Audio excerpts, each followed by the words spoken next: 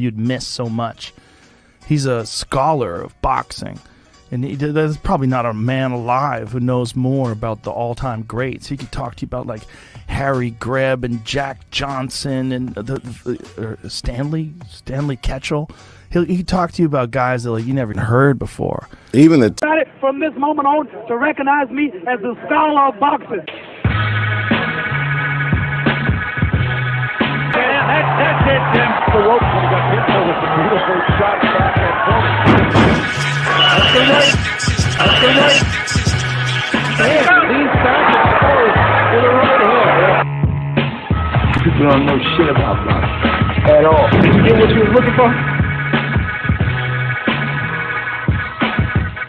This motherfucker don't miss. No, he's fucking good. That motherfucker don't miss, man. He's good. In the heat of battle, he don't miss. No. In the heat of controversy, he don't miss. No. The goddamn genius! Jesus of all Jesus, master of all motherfucking bastards. Up here with my boy Bo. Man, what's up, Bo? Man, Bo, this what the streets be feeding, bro. They be feeding, man. Look, dopest boxing content, bro. Non-relevant boxing content, all that shit, bro. That's crazy. What's up like that? Like, let me send it. Let me send the link out to the people's brother. I forgot to do that, man. That should have been the first thing I did. But yeah, man, the streets been feeding, bro. They don't be having they don't really be having a home to go to, bro. Like all these other YouTube channels, they fucking ass. They goddamn rookies, bro. They rookies in their coverage. They rookies in consuming the content, breaking down the content. They just fucking rookies, bro. God, and some of them had a nerve to have a fucking team. How you, bro? That's crazy, bro. If they got a team, they like the Looney Tunes squad. I'm like the Monstars, bro. That's crazy, bro. This shit is unfair, bro. This shit is unfair, bro. It's unfair, bro. It's crazy, man.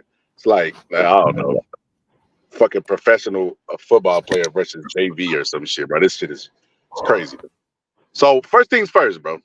Before we get into the Wilder coverage, bro, how do you feel about Deontay Wilder's performance, and how do you feel? What do you think should be the post career? Do you think he should go ahead and hang it up? You think he should listen to his mom? Go ahead and read it for me. I'm driving. Read what his mom actually said. Deborah told USA Sports, I texted him and said, son, we're having a party for you. You gave us the best boxing in the USA when boxing was dead. You've gotten older. You've ran your course in your journey. It's time to celebrate. He brought back boxing to the USA, and we enjoyed all those knockouts. I taped them, and I'm going to look back at them. We're going to laugh. We're going to cry, but we're going to be happy. Enjoy your life now. Teach other young men how to become a champion. Honestly, I feel like these are obviously words from someone who deeply cares about Wilder. And, me being a fan of Wilder, for coming up on half a decade now, I got to say that, honestly, I want to see Wilder hang it up, man. I really do. And it's kind of give and take, because in reality, I really don't want to see Wilder retire. But the way he's been going out in these last couple of fights, I don't have any faith that he could hold his own. You know what I mean? The way he went out against Zhang, even though I rewatched the fight wasn't as one-sided as I thought. The fact that he still got brutally knocked out by grazing punches, you know what I mean? The fact that he had gas so early, I just can't. I just won't be able to unsee that. And I think that people like Jared Anderson could even beat him in boxing matches now, and that's crazy. I genuinely thought he would starch Jared Anderson, but after what I saw last night, man, I don't know. I don't know if I could take him over Anderson. I don't know if I could take him over Hrgovic, the guy that just got knocked out. I don't even know if I could take him against the boss, let alone Anthony Joshua. So there's no way we see Wilder get a second title shot, man. And based off of that, I feel like it's time that he hang up the gloves.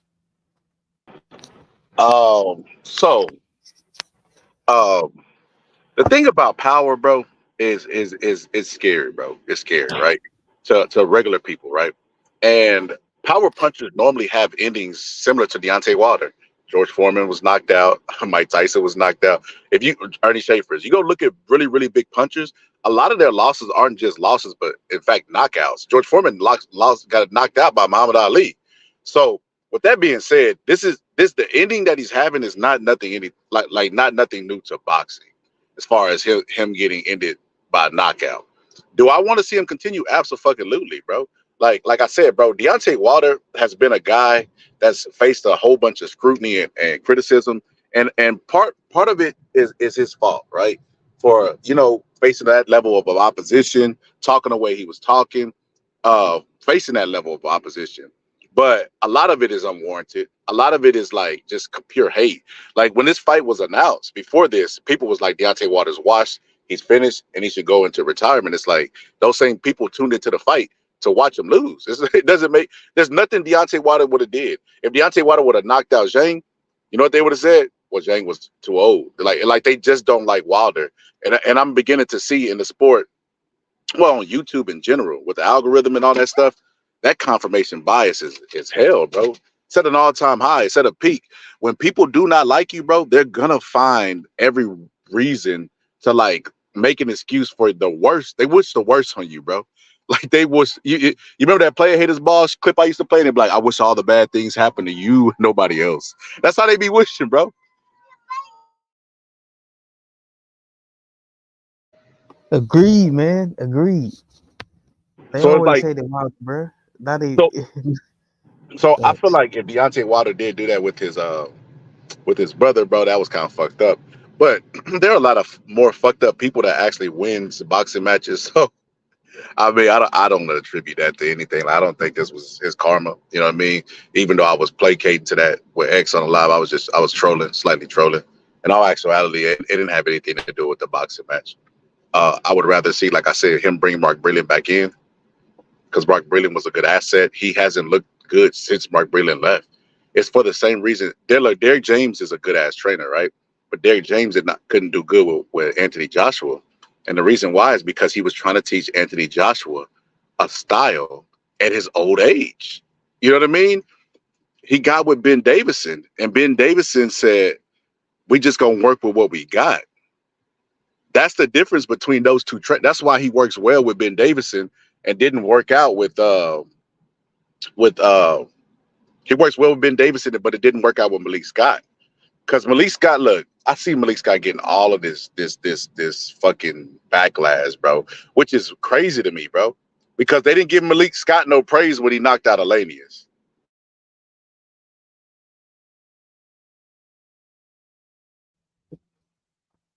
I ain't gonna lie, man.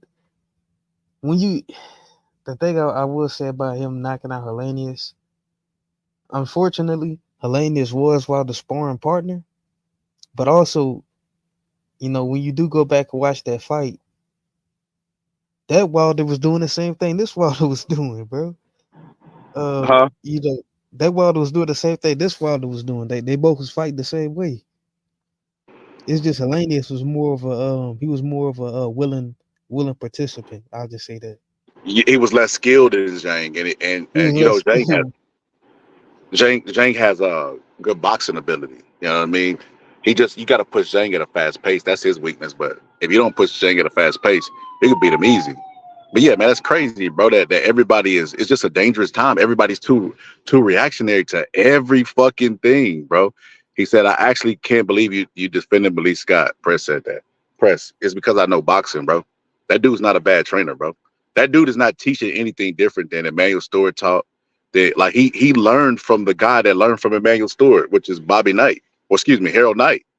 Like, bro, this is crazy. Like, he teaches fundamentals, bro. It's just that he caught Deontay Wilder when he was older, and he trying to teach him now, and it's already too late.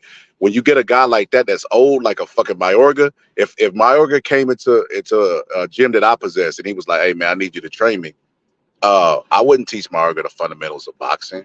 I wouldn't even tell Mayorga to stop smoking and drinking. He's did it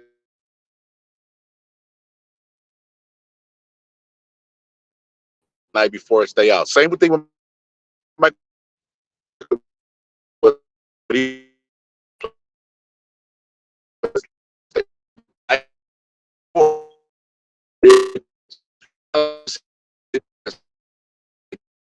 Hey,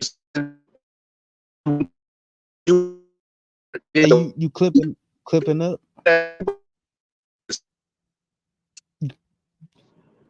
Shit, hold on. Can you hear me now? Well, now you good. Yeah, Okay. yeah. Now you good. I said, Michael Jordan. People think because he was so cold and disciplined that it was like that his entire career, and it wasn't. He like it was the opposite.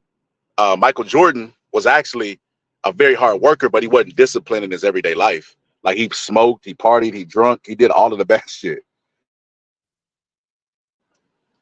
He would go out and drop 50 points, bro, after staying up all night gambling and shit. And I said Allen Iverson did the same thing. And one of his friends told him, like, hey, man, you know, if you took this shit more serious, man, you imagine how much better you would be. You would be doing this. So Allen Iverson, you know what he did? He tried that shit. And he said he had the worst game of his fucking career, bro. So it's like, even though placebo is just that, a placebo, that still is a real thing. It's real for you. So if I got Mayorga, he came to my gym, I wouldn't change anything about Mayorga, the smoking, the drinking, or any of that, because he was already too old. You know what I mean? Even his style was kind of like an unorthodox, like funny like style. So I wouldn't even change nothing about him. I would just perfect what he already did well and try to build up on it. And that's part of being a good trainer, or shit, a great trainer, right? He said that Malik Scott equals Emmanuel Stewart. Yeah, I think he'd be missing it, brother. I think he'd be missing the forest for the trees, Press. Press, you got to be 14, bro. I used to think Press was telling us the truth about his age. I gotta see some ID, Press. You gotta be 14, bro. You gotta be 14, bro. But nah, yeah. If great trainers are gonna build on what you already do well, and I think that's why Anthony Joshua worked so well with Ben Davison and didn't work well with Derrick James, because trainer for trainer. I mean, we already know fucking Ben Davison's not the trainer that fucking Derrick James is. It's not even fucking close, bro. I don't even think that's a if or a maybe, in my personal opinion. But the best trainer for the fighter is a little bit different, and I think Derrick James is not a better trainer for Anthony Joshua than Ben Davison, because Ben Davison is going to come up with a good game plan, and they're going to execute the game plan. It's not going to change his complete style and have him thinking in there. I don't know if you noticed. You remember when Anthony Joshua fought Helenius, how much he was thinking? He got the knockout, but he got criticized so bad because how long it took him and everything, right? But if you go back and look, Deontay Wilder was looking the same way against Helenius, ironically. And also when he fought Zhilei Zhang, he was thinking too much. He was on the ropes. He had his back to the rope. He was just doing a whole lot of fucking thinking, bro. And it showed. It showed. He was, because a lot of people say, oh, he's gunshot. He's gunshot. Like, nah, bro, he was thinking in there. I can see it in real time. They was like, nah, I think he gunshot. Then he goes and knocks out fucking Ngannou. And now they're like, oh, no, he ain't gunshot. He's back. He's back. It's like, nah, bro, he never went anywhere. He's back. He was just thinking in there. So yeah, man. I think the boxing world got to take a chill pill, bro. Y'all know I'm not one to sugarcoat anything. Malik Scott took a dive against Deontay Wilder. I was gonna show the clips today, but I was like, nah, why? The boxing world already shit on him, man. Don't add insult to injury. But yeah, he took a dive in that fight, and but that has nothing to do with his training career. There are some trainers who be like fucking Greg Hackett. What's Greg Hackett record? They like 0 and 145 losses or some shit like that, bro. But Greg Hackett, he knows the sport of boxing, bro. He just can't implement it himself. That's what the great, most of the great basketball coach, all that shit, is people who couldn't make it and perform at the highest level in the sport that they're coaching. So nah, bro, y'all gotta chill with that shit. Malik Scott is getting unfair criticism. If you want to say Malik Scott took a dive, okay, he took a dive, right? Well, I can work with you on that. If you want to say Malik Scott may not be the best trainer for Wilder, I might even agree with you on that. But if you're gonna say Malik Scott is trash, well, then that's when I'm like, bro, you don't know what you're talking about. You know what you talk about, and you don't know what you're looking at, man. That dude's not trash, bro. I think Mark Breland is a better trainer for Deontay Wilder for the reasons that I just laid out for Mark Ben Davison. Ben Davison and Mark Breland are gonna just teach you game plans on how to win the fight. They're not gonna really, hey man, you gotta do this, you gotta have your foot this way, you gotta hold this phone on this one. They're not gonna try to fix all that shit. So with that being said, there's been some controversy. Like I said, bro, I know y'all be waiting up for this, man. I know y'all. I gotta apologize right now for having a life outside of the YouTube, because I devote 14-hour lives, 15-hour lives, and I know y'all be feeding for the content, bro, because y'all don't be knowing what to believe, what's true, who's a credible person, and y'all be looking for a refreshing voice of reasoning, man. So I'm just apologizing in advance, man. But I'm here. We here. Me and brother, we here. So I seen people who were talking about this clip right here. Check it out. You see Malik Scott, he runs over and he hugs Zhilei Zhang's trainer. And people were saying that was treacherous and it was deceitful, et cetera, et cetera. And I'm like, what, bro? They be finding it there in every fucking thing, bro. They be finding it there in shit I don't even know nothing about, bro. I'm like, what? How you find the there in that shit? So they were saying that he was treacherous because he went and hugged Zhilei Zhang's trainer. But they so fucking stupid, bro. Zhilei Zhang's trainer is a fucking very underrated trainer. He's a really good trainer. I said this on numerous accounts. I never knew that he actually boxed himself. And he came up through the amateur ranks with Malik Scott. But if you see this clip and you hear these stupid ass YouTubers talk about deceit and all this other shit, you would think, oh man, that is deceitful. Why would he go and hug the trainer? But when you actually put proper context to it and you hear shit like this.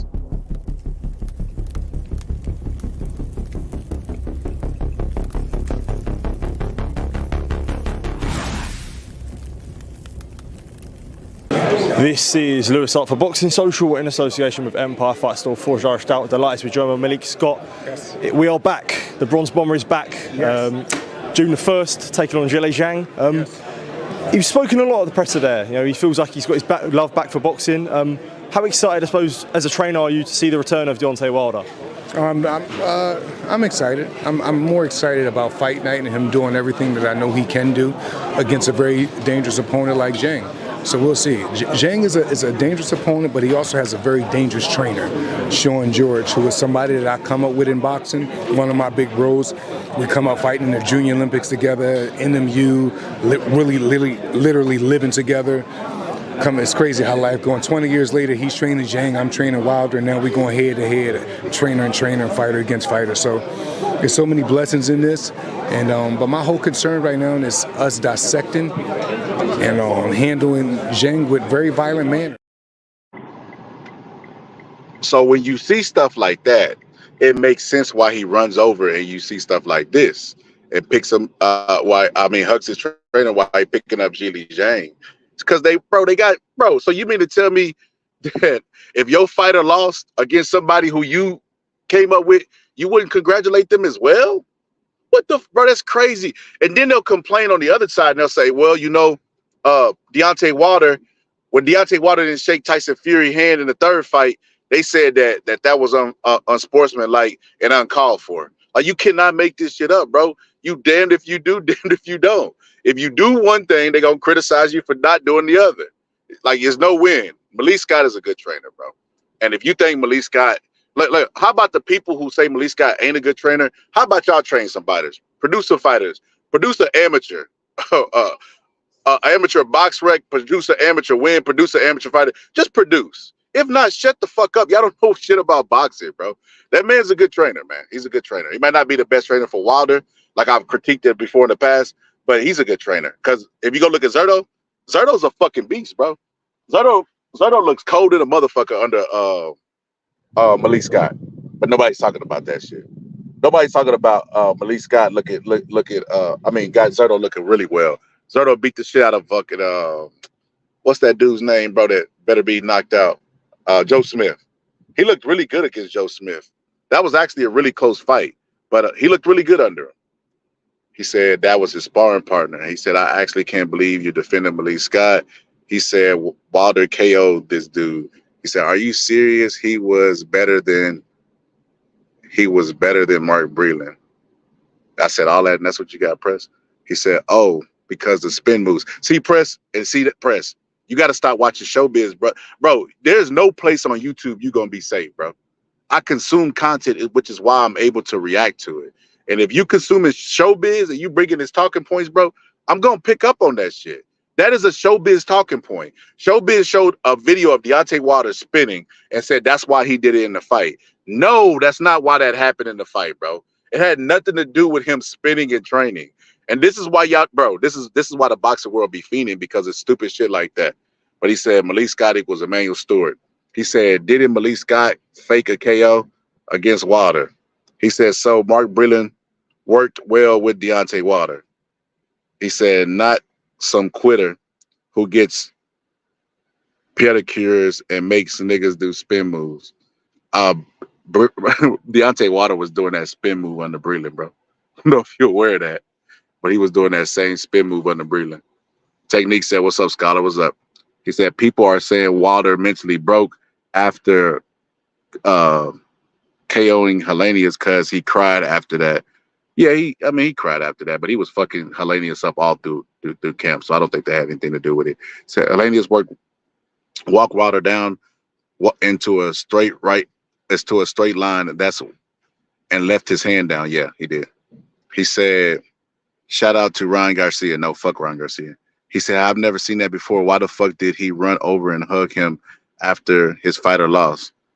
Well, I showed why. He said, "What if Wilder was to go with Sugar Hill and starts working out with Fury since they're on good terms? That'd be cool." Yeah, that wouldn't be that. I wouldn't mind that. He said he's fighting at a bum division. That's crazy, bro. That's crazy that he's taking heavyweight punches and you said this man fighting at a bum division. That's crazy. Hold on, give me a sec.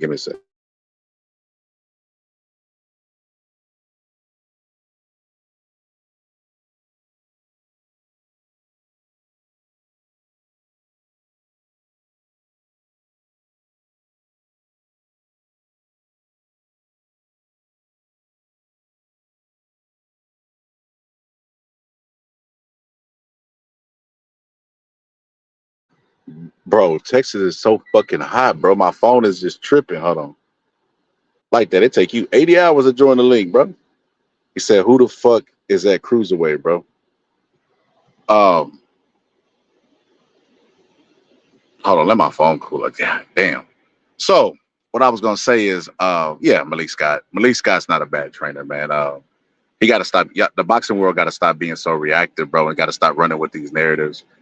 Press, you got to start running with the showbiz narratives, bro. Deontay Wilder has been doing spin moves since he got in the fucking game, bro. As a matter of fact, Deontay Wilder caught Zhang in that fight using Malik Scott, the bum trainer's tactics. He caught him a couple of times and dazed him. And it's so funny that people, like I said, once the result come out, it's like they forget about what happened before then.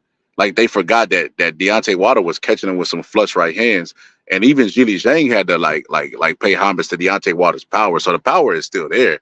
Just Zhilei Zhang got a hell of a chin, and Deontay Wilder was being too defensive, and that's what that style of Malik Scott has him doing. But yeah, Zhilei Zhang said himself that Deontay Wilder have power. Check him out.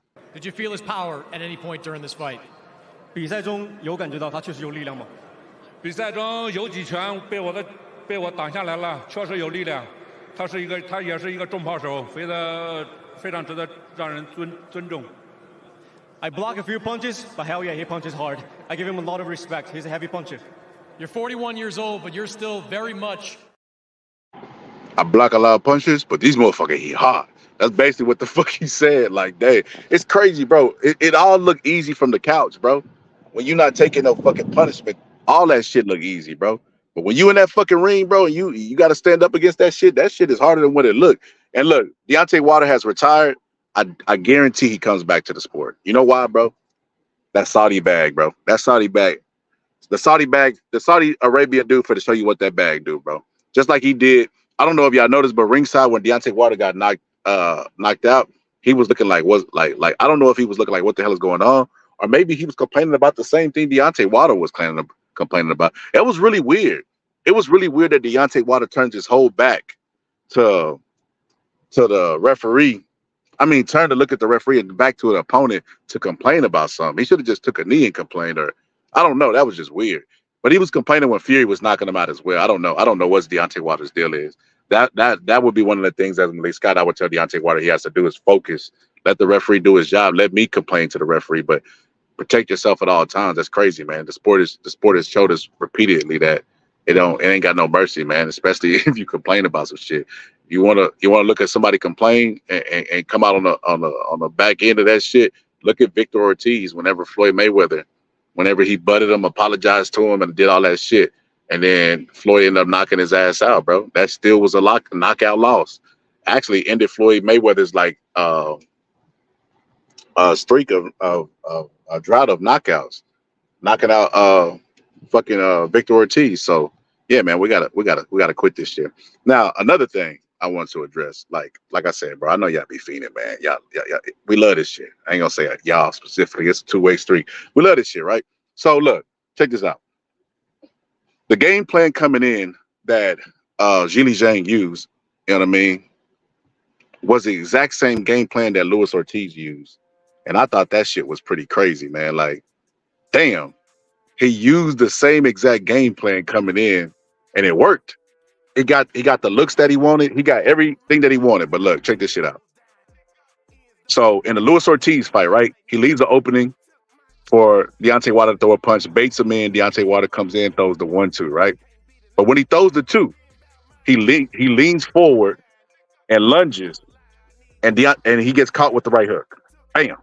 Catches his ass, right? That's the exact same game plan that Zhilei Zhang used, and it worked to a T, bro. That's crazy. That's crazy. I didn't think he was going to use that because Luis Ortiz is shorter. Deontay Wilder has to bring his head to him to sell out for that power. But Zhilei Zhang is shorter than Wilder, but he's still a tall fighter. I didn't think that shit would work, but he got knocked out with the exact same punch coming forward. That's crazy. What's up, Bill? Brother. If I wasn't here, it wouldn't be right. So I am here. This thing is about me. We will know, my brother. Hey, I'm gonna have to use that as a drop for you, brother. Ew, in the building, brother. Ew. We got like that in this bitch too. What's up, like that? There you go, cool for cool. There you go, Mr. Cool for cool. Like that is wrapped up with the paparazzi right now. He's taking pictures. He can't talk to us. Right now. He Hollywood now. He stopped, but like he fake humble. He be like, sister, I can't really get this picture. Did you get my good side? Did you get that one on that? The left side's the best. But sister, I can't be just taking no pictures. The one person ain't bigger than the show, sister. Oh, you need to salute that microphone you got like that and try to upgrade. You know you're getting that Saudi Arabia money. Go ahead and do it, bro. What you talking about? My mic sounding bad right now or something? Oh, I didn't know. We're trying to run a high quality show over here, brother. I don't want to have to kick you out, brother. I know you're Hollywood now and shit, brother, but brother, that mic you got, brother, is piece of shit. Yeah, don't get good service out there in the hills, man. You know what I'm saying? Oh, damn. You know it's bad reception in the hills, Scott. Different now. Different. The air tastes different, brother. Brother, fix that audio, bro. Does this mic work? Well then, fuck that mic. What's wrong with it? Like, you got to try what's going on. I'm just clouding, bro. Oh. I can hear you. Yeah. No, but with Deontay Wilder, though, bro, I think that his focus wasn't there because he kept, like, interluding to his brother every time he was trying to make a statement to the fans. And it was easy to read. You could see it. And he started being emotional. And then he doubted himself in that same speech. And I heard him. He was like, I'm going to give it my all, but I don't know. We'll see. Like, that wasn't Deontay Wilder 10 years or 7 years ago or nothing like that. Like, when you just had the example with him and Luis Ortiz, he was more active under Mark Breland than he is with Malik Scott. And he don't understand that. So, like you said, he's not going to retire, but that's just karma for fucking over his brother, bro. I was rooting for him to get that, get knocked out. So I'm glad. Good riddance.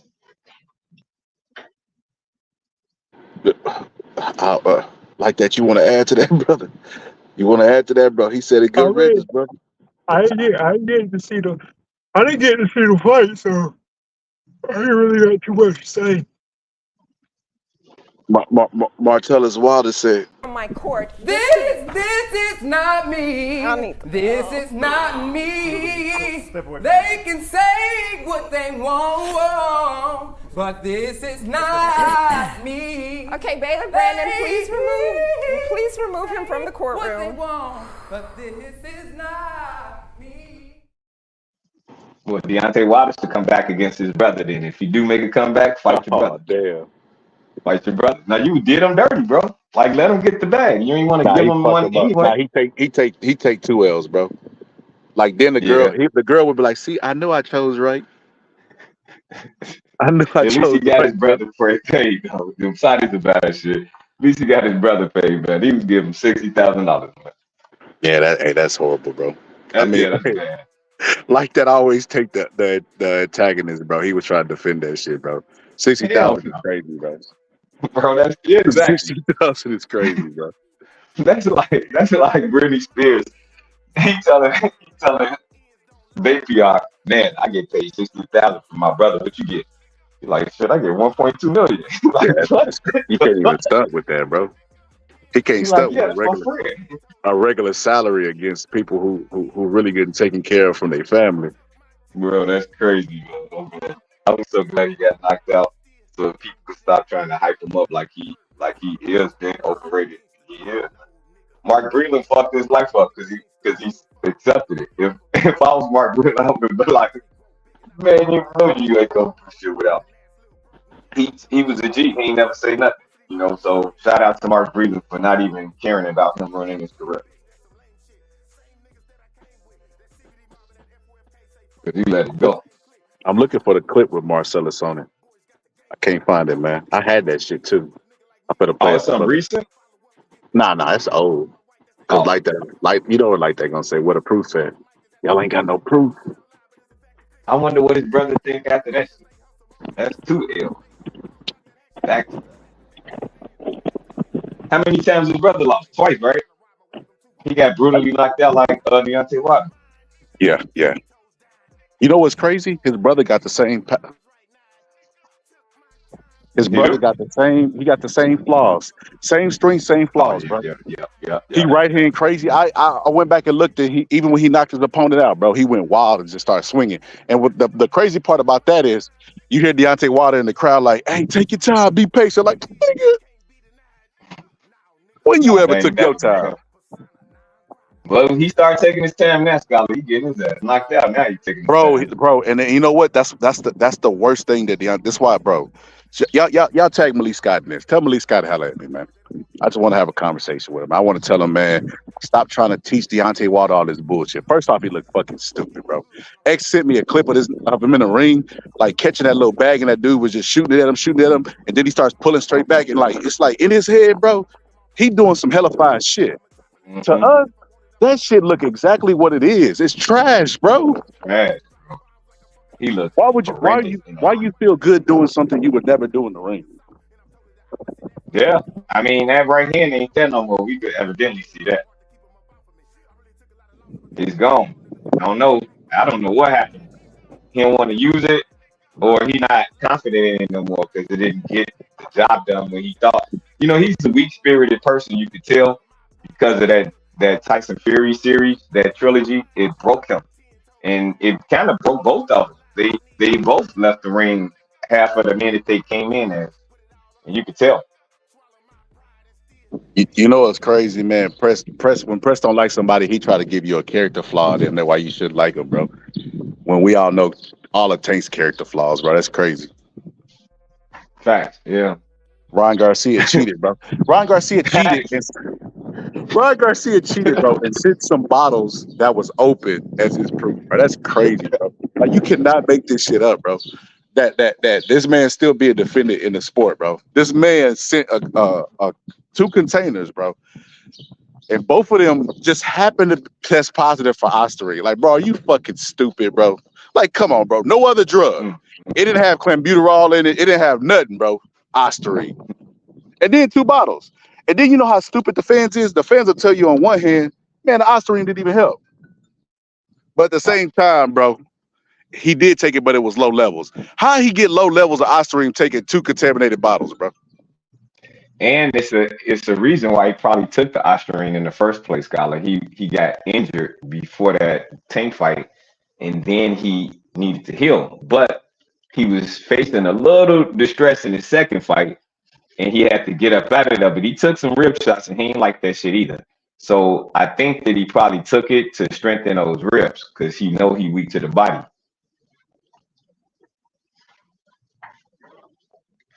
Think about it.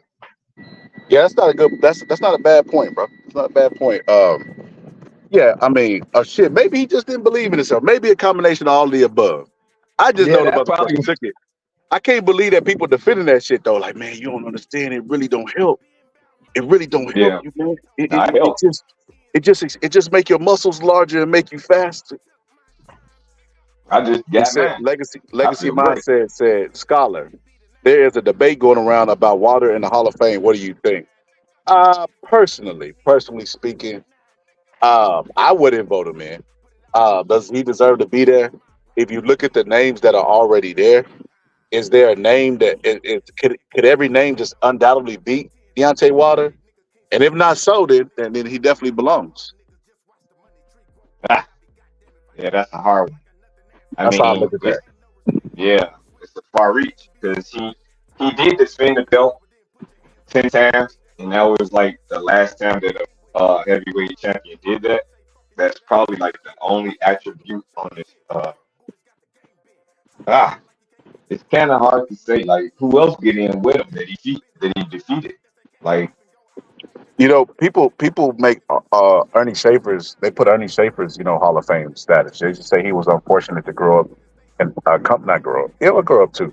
Come up in the time that he came up, and I couldn't agree with that more. But he never was champion. You know what I mean? Deontay right, Wilder, as crazy as it sounds, 11 title defenses, close to Ali. I mean, but we not even gonna say that shit. That was what his fans was hollering. We know better shit than that, bro. Ali was defending undisputed. He was defending one title, and then he sat on the mandatory for 2 years and didn't defend it. But that's neither here nor there. We're not talking about that. Deontay Wilder, as far as Hall of Fame status, I would say throw him in there. I mean, I wouldn't vote personally for him because I feel like the Hall of Fame is just getting crowded. I talked about this before, like how the NFL is their Hall of Fame is an exclusive class. They have the heads there, they meet, have brunch. It's like some Illuminati level 3, 33rd Mason Gus type shit, where it's exclusive to them. I feel like boxing should get more towards that.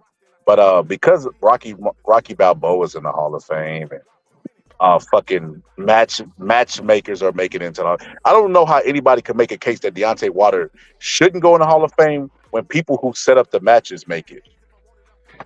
yeah. But I mean, during the time period, the last 7 years, or I even say the last 10 years of his career, it ain't really been a lot of elites at the heavyweight status, except him and a couple of other ones that's probably gonna go to the Hall of Fame too. So you can't really say that he's not a Hall of Famer when he kind of gonna be he's gonna be there because the other one's gonna be there. Like Alexander Usyk gonna be there, Tyson Fury gonna be there, and Anthony Joshua gonna be there. So he's gonna be there. Yeah, I mean, when people make these conversations, they gonna do the press. Who did he beat? Huh? Fucking Buck. They gonna do their thing. Right. And I look at it like, you gotta base it at the time, man. He was one of the top guys at the time. He beat everybody that was in front of him until he ran into Tyson Fury. He had 39 knockouts and 40 fights, some crazy shit. He had a high fucking KO ratio. And people say, oh yeah, he knocked out bums. But it's crazy, bro. The people that say Wilder knocked out bums, I'm not saying the fighters were all-time greats, bro. But I don't think y'all have ever been in the ring and had a fight, bro, because it's not easy to knock somebody out, bro. That's not an easy thing to do. It's actually pretty hard. It's harder than what you think. Yeah, it is. Bro, Yeah. Anybody who sparred know that shit, bro.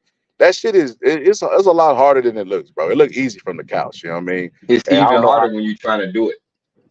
Exactly. I don't know how old people is, bro.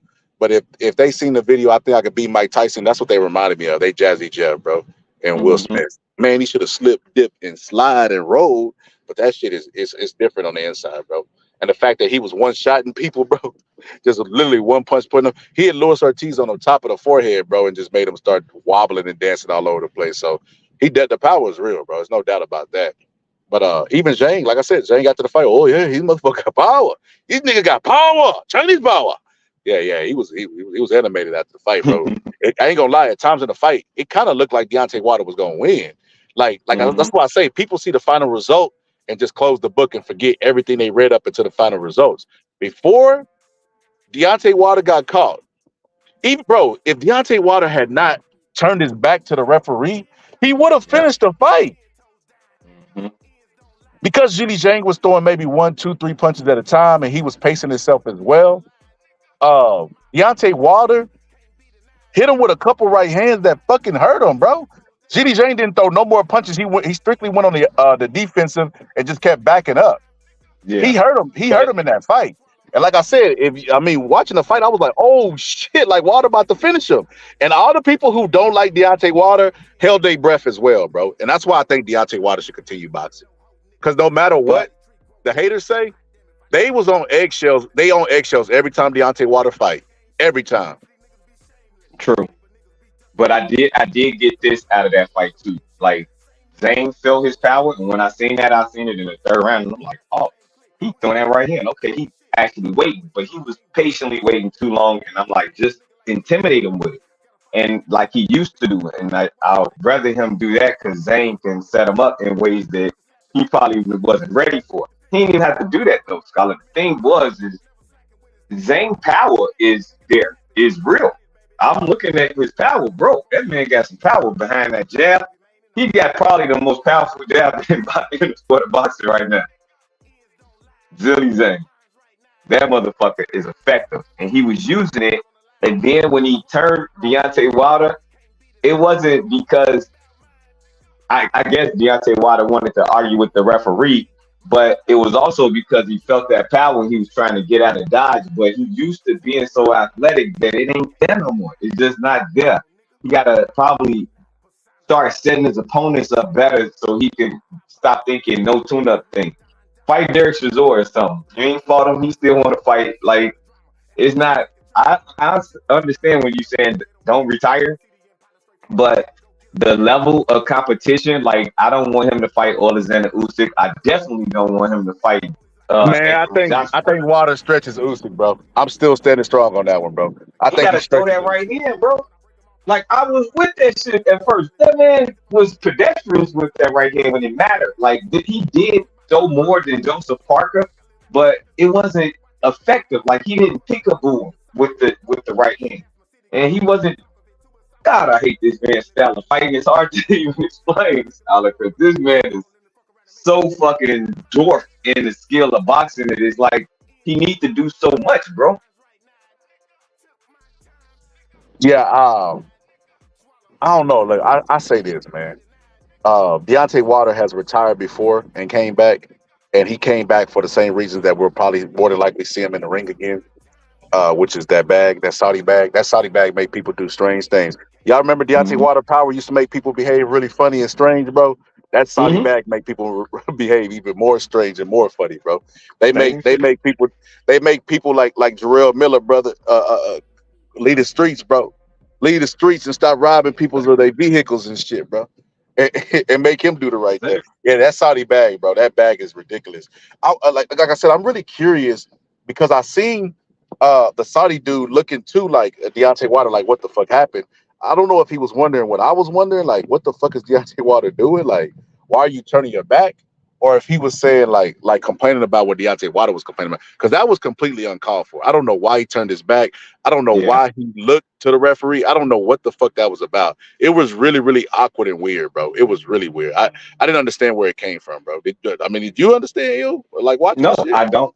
No, I was asking, what the fuck is he doing? This is my thing. And then he got dropped, and I'm like, stupid is and stupid does. Bro, we done seen too many fighters turn around and get dropped that many times for this man to be that far in his career and don't understand, never turn your back on your opponent. That is and he a heavyweight, bro.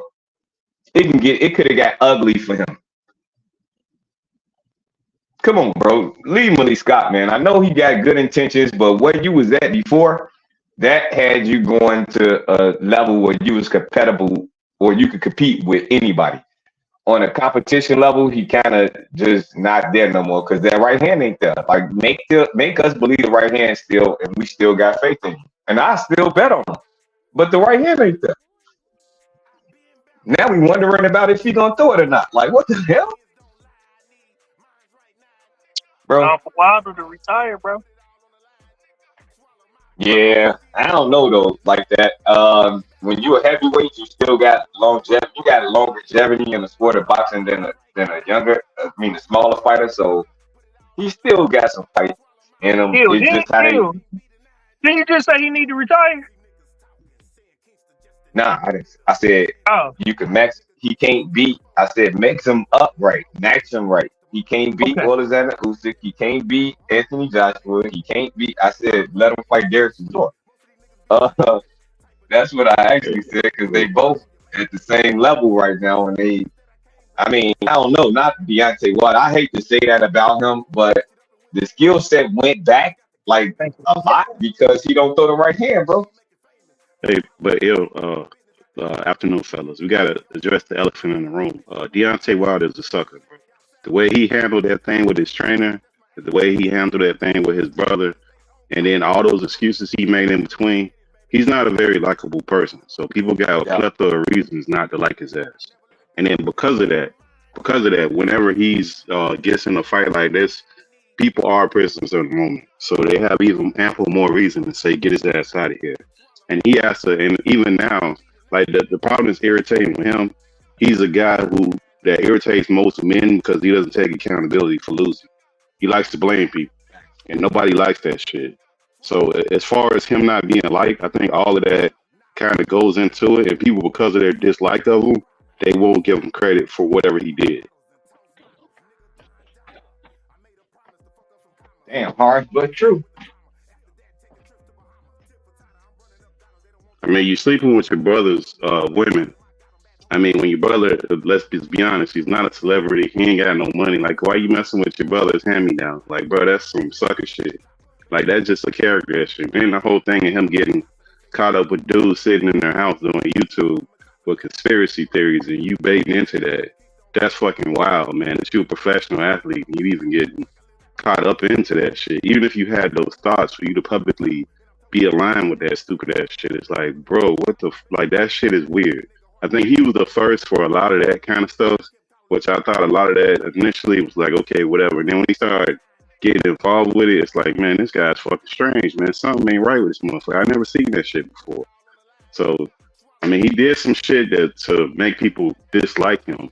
And mentally, I don't know what kind of part of that plays inside of his brain that he's even participating in that kind of shit as a pro. And especially with his skills falling off. He said, I don't dislike the man outside the ring. I can only critique him in the ring. Man, so I say this. Last time Pittsburgh T, you wasn't on there, Pittsburgh T. Brother, like that. Hey, basically, if y'all listening out there, y'all meet like that, do not bring your children, if they of age, to date, 21 and over, or your wife or your cousin or any of that, because like that gonna shoot his shot. He gonna be Steph Curry with this shit. No, I just don't think y'all don't got any real proof, bro. Damn. Proof of what? He didn't deny. There's no real proof. It's no real proof that Wilder slept with his brother girl, bro. Speculation. He didn't deny it. He didn't deny it like that. Exactly.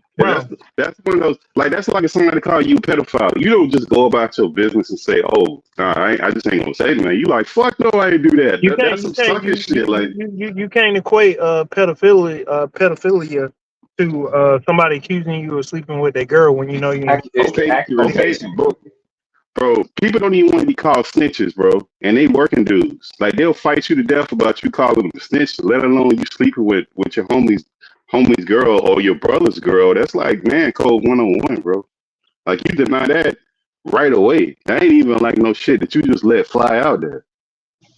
People deny shit all the time and be guilty of it. That's what I'm saying. Like, that's why I feel like y'all just get in that realm of just talking, because it's like people deny shit all the time and they be guilty of it. So like people that don't deny stuff all the time, do they be innocent? That the person that never deny nothing, is that person likely to be innocent? Most times when people, I mean, it depends, bro. Give me an example. A lot of times when, bro, you can watch a crime show and see motherfuckers saying like, bro, I did not kill that motherfucker, bro. I swear to God, nigga, I was at the park. No, I'm saying they never said nothing, because Deontay Wilder denied. He said nothing. Yeah, that's the opposite. That's the guy not saying anything. You missed what I'm saying. Him denying it doesn't alleviate, like, it doesn't change the fact if he did it or not. Because we see crime shows where people deny doing the crime, yet they somehow did the crime. Right. So Ryan I'm not Garcia. exempt. Ryan Garcia. So, He's a Exactly. public figure yeah, though, like Ryan that. Garcia Like is the that. perfect case. So that's what I'm But saying. he's a Like but he's a denying public it don't. figure like that. He's a public figure. Like you wouldn't let shit go out there if you're a public figure and that's how you make your money. You just want to let people say crazy shit about you and you I say mean, look, nothing. all haters expose themselves, so it's best to leave it alone, bro. Man, I everybody mean, ain't no hater, man. That dude is sucker, if a man. nigga accused me of sleeping with his girl, bro, like, and I know I ain't did that shit, I ain't saying nothing. Okay, all right, like that. Cool. Let's just say you correct. Let's say he didn't do that like that. He still fired his trainer when for no reason off some sucker shit. He still went with those whole conspiracy theories and all that craziness with Fury on some sucker shit. He still came in there and got his ass whooped on Black History Month on some sucker shit. I mean, at least this shit didn't happen in Black History Month, bro. Like, we got, like, there's too much evidence to prove that the guy has character flaws, man. The way he fired Brennan was really fucked up. You're right. That last part, like all the other shit you named, you're right. But that cheating shit, I mean, I ain't seen enough. I personally haven't seen enough evidence. He didn't I mean, but cheat. you put all the He backstabbed his brother. He's a backstabber, not a cheater. I don't know about his girl and what type of relationship they got. Yo, But he showed up to the fight with a different girl, so it might be some bro. I feel like where there's smoke, there's fire like that. You gotta ignore a lot of shit, bro, to ignore that. He not with his girlfriend anymore. His brother not fucking with him. He was losing hair and shit due to the stress of this whole situation, bro. And then we got like Deontay Wilder calling and trying to make up and make amends with his brother. It's like, come on, bro. Like, how much evidence do you need? yeah. Well, I mean, what you mean, bro? I mean, him trying to make amends. All right, let me show you what I mean. I think I got it. Hold on. Ain't nothing you going through has been worse than what I've had to do and go through. You don't want this shit, and you done proved it to me. So with that being said, I'm done with you and your career. Don't ask me nothing about no boxing or none of that shit. And like you said, you'll get it on your own. So good luck with that. Ain't nothing you going through. As I'm sitting driving down that road, my spirit hit me and it told me to tell you this message. And my heart said, I love you, brother. And I always have your back.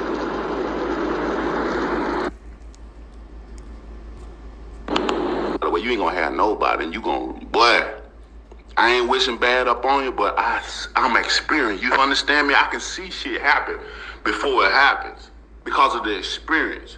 And if you hit rock bottom, that's gonna be it, bro. It's gonna be hard for you.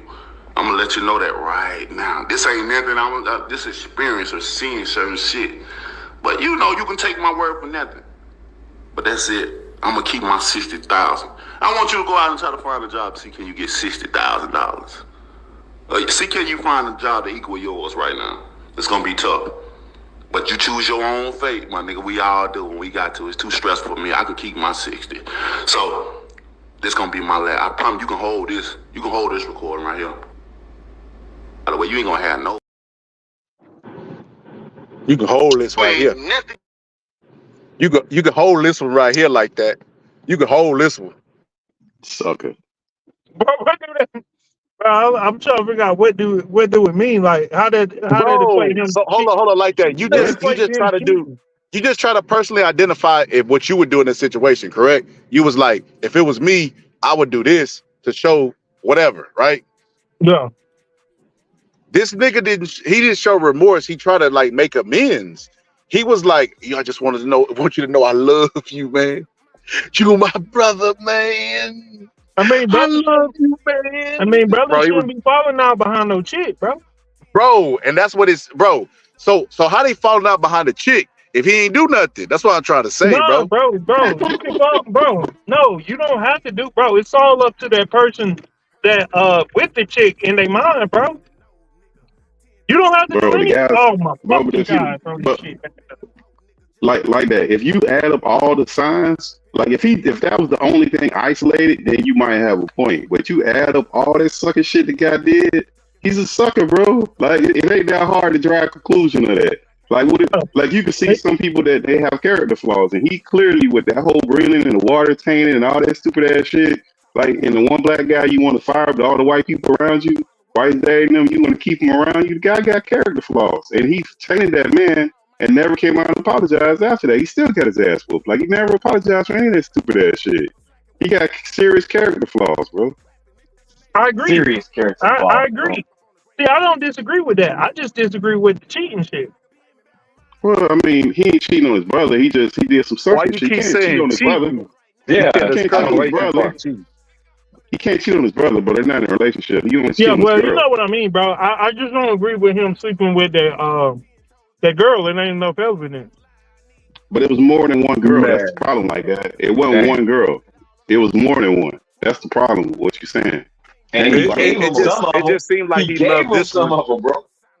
He loved Nah, this bro. one. Like this was his main. It sounded like Waddle did Right. it before the past, but he wasn't tripping. And you know what's Right. crazy? The most crazy part about that is Waddle's like, I'm gonna keep my little 60. It's too stressful for me. Like, nigga, what? Damn. That's crazy, bro. This your brother, bro. This ain't somebody from YouTube. You know what I mean? This your brother, bro, and you gonna keep your little 60. You good luck finding a job. I ain't wishing nothing bad on you, except for the shit that I'm wishing bad on you right now. Right. Nobody's Exactly. gonna like you. You have nobody left. He did the Harpo shit. Who gonna want you now, huh? You're black. You're ugly. Man, Hey, that's You what I'm can't saying. get her. I wish Bro. you don't get her. I hope you don't get her. That type of shit. But that's why Facts, it's bro. easy for people not to like the guy. That's he draws in a lot of hate that I can see why people don't like his ass for multiple reasons. The shit he did, bro. He broke a lot of man codes with all that sucker shit he did, bro. Well, he arrogant for no apparent reason. Like he the newly, like, you know how people that got money say that they shouldn't have never let you get money, no matter what color you are. Or people that just got rich, like you can tell you newly rich, like you could tell he newly got introduced to being admired or somebody believing in him, because he is arrogant for no apparent reason. He be having these feelings, bro. Like the spirits be talking to him. He Dr. Umar, bro. I'm telling you, the man that lost his fucking mind. I mean, but you can be arrogant though. I don't even think that's problematic. I mean, I think most great or people that get to a certain level, they're all arrogant. It's just But the they character good. shit that he They did. good though. They Yeah, but good. it's- All so of the arrogant you gotta be arrogant. Like even a regular ass man, just go a black man walk out here in this world, you gotta be arrogant, bro. Like that. Like I don't even go to the whole thing of you trying to be humble, because if you become humble like the way that people want you to be, you'll be a weak ass dude. The dude at the work will be slapping you upside your head, driving your truck, taking your truck. The dude will come in the back door and bump your wife. Like you can't be a weak ass dude out here. Like that, I don't even care. It's the character stuff that you do on the other end, and that And money that's- only accentuates what you have. So some of these dudes, once they get money, all of this stuff right here, it starts coming out when you got character flaws. Exactly, because that's a false sense of arrogance that you never supposed to have, because you don't deserve to act like that. You deserve to be the person that Deontay Wilder talk totally different though. Pittsburgh TC Deontay Wilder talk like he the people's savior to this day type of man. So he's the same dude that actually want to speak to us and talk to us about our history and don't know none of it, and remind us about how hard it is to be a black man and all of that stuff when he treating his family so wrong. So the arrogance, I mean, that's what I'm not who we are, like the people on this panel, not how our arrogance are or is. It's his that he didn't deserve to get to that point with it. I'm not saying success. I'm talking about to the point that he forgot about where he came from. You don't deserve to do that. You only deserve to remember where you come from and make your people and your pastors great. You know. But yo, they all do. Even look at the college athlete that like he had it so hard, and he been in the AAU pampered, went to college pampered, hardly went to class, got in trouble, everybody covered up. Then the guy became a pro, and if he's any good, he got a whole team around him pampered. Like there's a lot of arrogant people that just they can be arrogant because of the situation, and I say all that to say that those people always act like they had it so hard through the whole time that they've been playing the sport. People been looking out for them and covering up their BS. Like that happens in most sports. I get that part. I get that point. It's just that's the what I sucker was part meaning. on the other end. Yeah. Outside of Deontay Wilder's skills not being up to par, like I said, he's one of those guys. And see, he had the right mindset, bro. when Deontay Wilder used to get made fun of for saying, look, you got to be perfect for 36 minutes. I only got to be perfect for 2 seconds. He wasn't lying, bro. Deontay Wilder he would be losing the fight. And in 3 seconds in the 12th round, knock your ass out, bro. Like, I don't know why Malik Scott got with him and was like, hey, man, throw the jab like this, move to your left, do this, hold the phone, 360 reverse twist, all that technical, analytical, biblical shit. That shit is not working, bro. He's too old. He's already been doing this his entire career and getting away with it, and he didn't see any need to change with it when he had the ability to make the change. So why are you trying to teach it to him when he's old and set in his ways? Give him a good ass game plan to land that fucking right hand, and let it be that, bro. Like I said, man, I gotta tag Malik Scott, bro. I gotta talk to him, bro. Like, Malik Scott, you're doing too much, bro. I know you want to teach him the fundamentals of boxing, but that ain't it, bro. Teach him a good game plan. Huh? I don't think it's Malik. No, I think it's Wilder. I think Wilder believed if he would have been more technical, he could have beat Tyson Fury. Nah. Yes, that's true. But that's the reason he brought in Malik Scott. Because Malik Scott used to be in the camps anyway with Mark Breland and teaching little things here and there. And I think Wilder was like, the things he taught me was good. I should work with him full time. So now he's trying to implement the sweet science of boxing. It's just like, bro, the sweet science is not you. That's not even why people hate you or like you. The reason why people hate you or like you is because they feel like you trash and you're beating fighters that are better than you with the bomb. And the people that love you get to live vicariously through your bomb. You have power, bro. They get to go out there in your bomb squad sitting on the couch. You know what I mean? So why would you change what's working, bro? I don't understand that, bro. I don't understand the need to want to change. That beating that Tyson Fury put on them changed them, bro. It's evident, bro. I hear you. Right. No, I don't disagree. I don't disagree with you. I just disagree because with it's all fight. Go ahead. No, go ahead. No, I was gonna say all athletes change, and they could be winning and they change. Look at RG3 when he went and played for the Redskins and got with that coach. He didn't win. Him and his dad was telling the coach he didn't want to run no more. He was a passing quarterback at that point. Like all athletes at some point. Yeah, but I mean, he didn't run. He didn't want to run at all. He just wanted to stay in the pocket. Like, that's just crazy. Like some of them always want to change their identity because they get there. Certain people around. I don't know if it's the people around them. I have no idea what it is. But you see certain athletes that have a spectacular year, and then the next year you're like, damn, what the fuck happened to that dude? But he's not doing the things that he was supposed to be doing anymore. They always get those camps sometimes.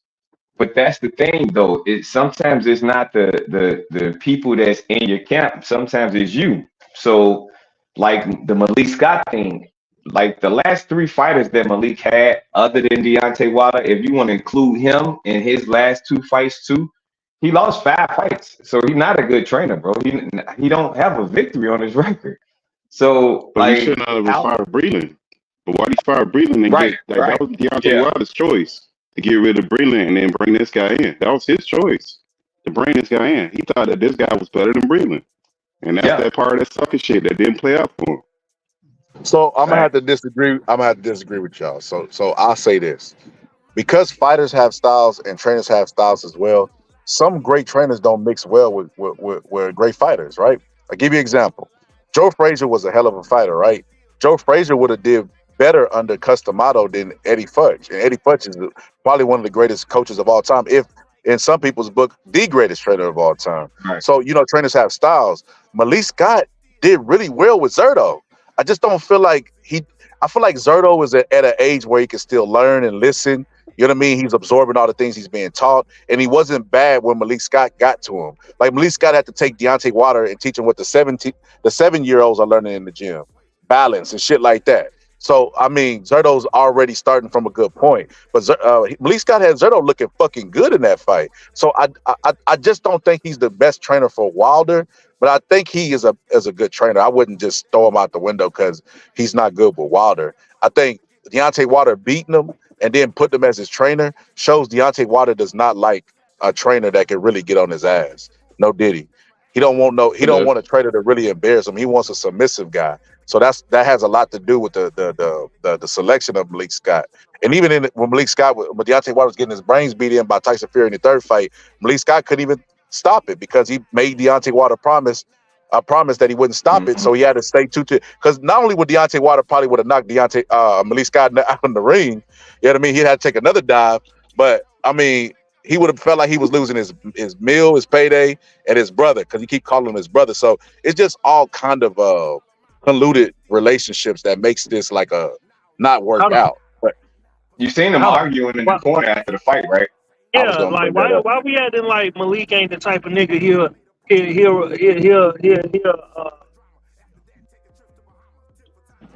before he run from a nigga, he'll lose the fight. So like let's not think that's no whole ass nigga. Hold up, you finna make me. You want me to show it? Hey, you gonna show me some proof, bro? Show him the phantom punch.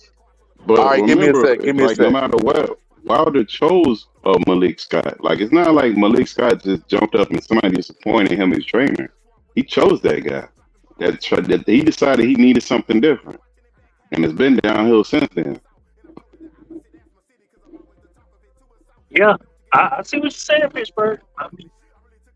Yeah, he chose that guy, and every fight that he's had with Malik Scott, we keep saying, "Oh man," we were like, "Oh man, we got to give him time." I mean, this, that, and the third, and we made all these excuses for him. When we seen Fury in the middle of that trio, that trilogy, change his trainer and change his whole strategy and beat the hell out of Wilder.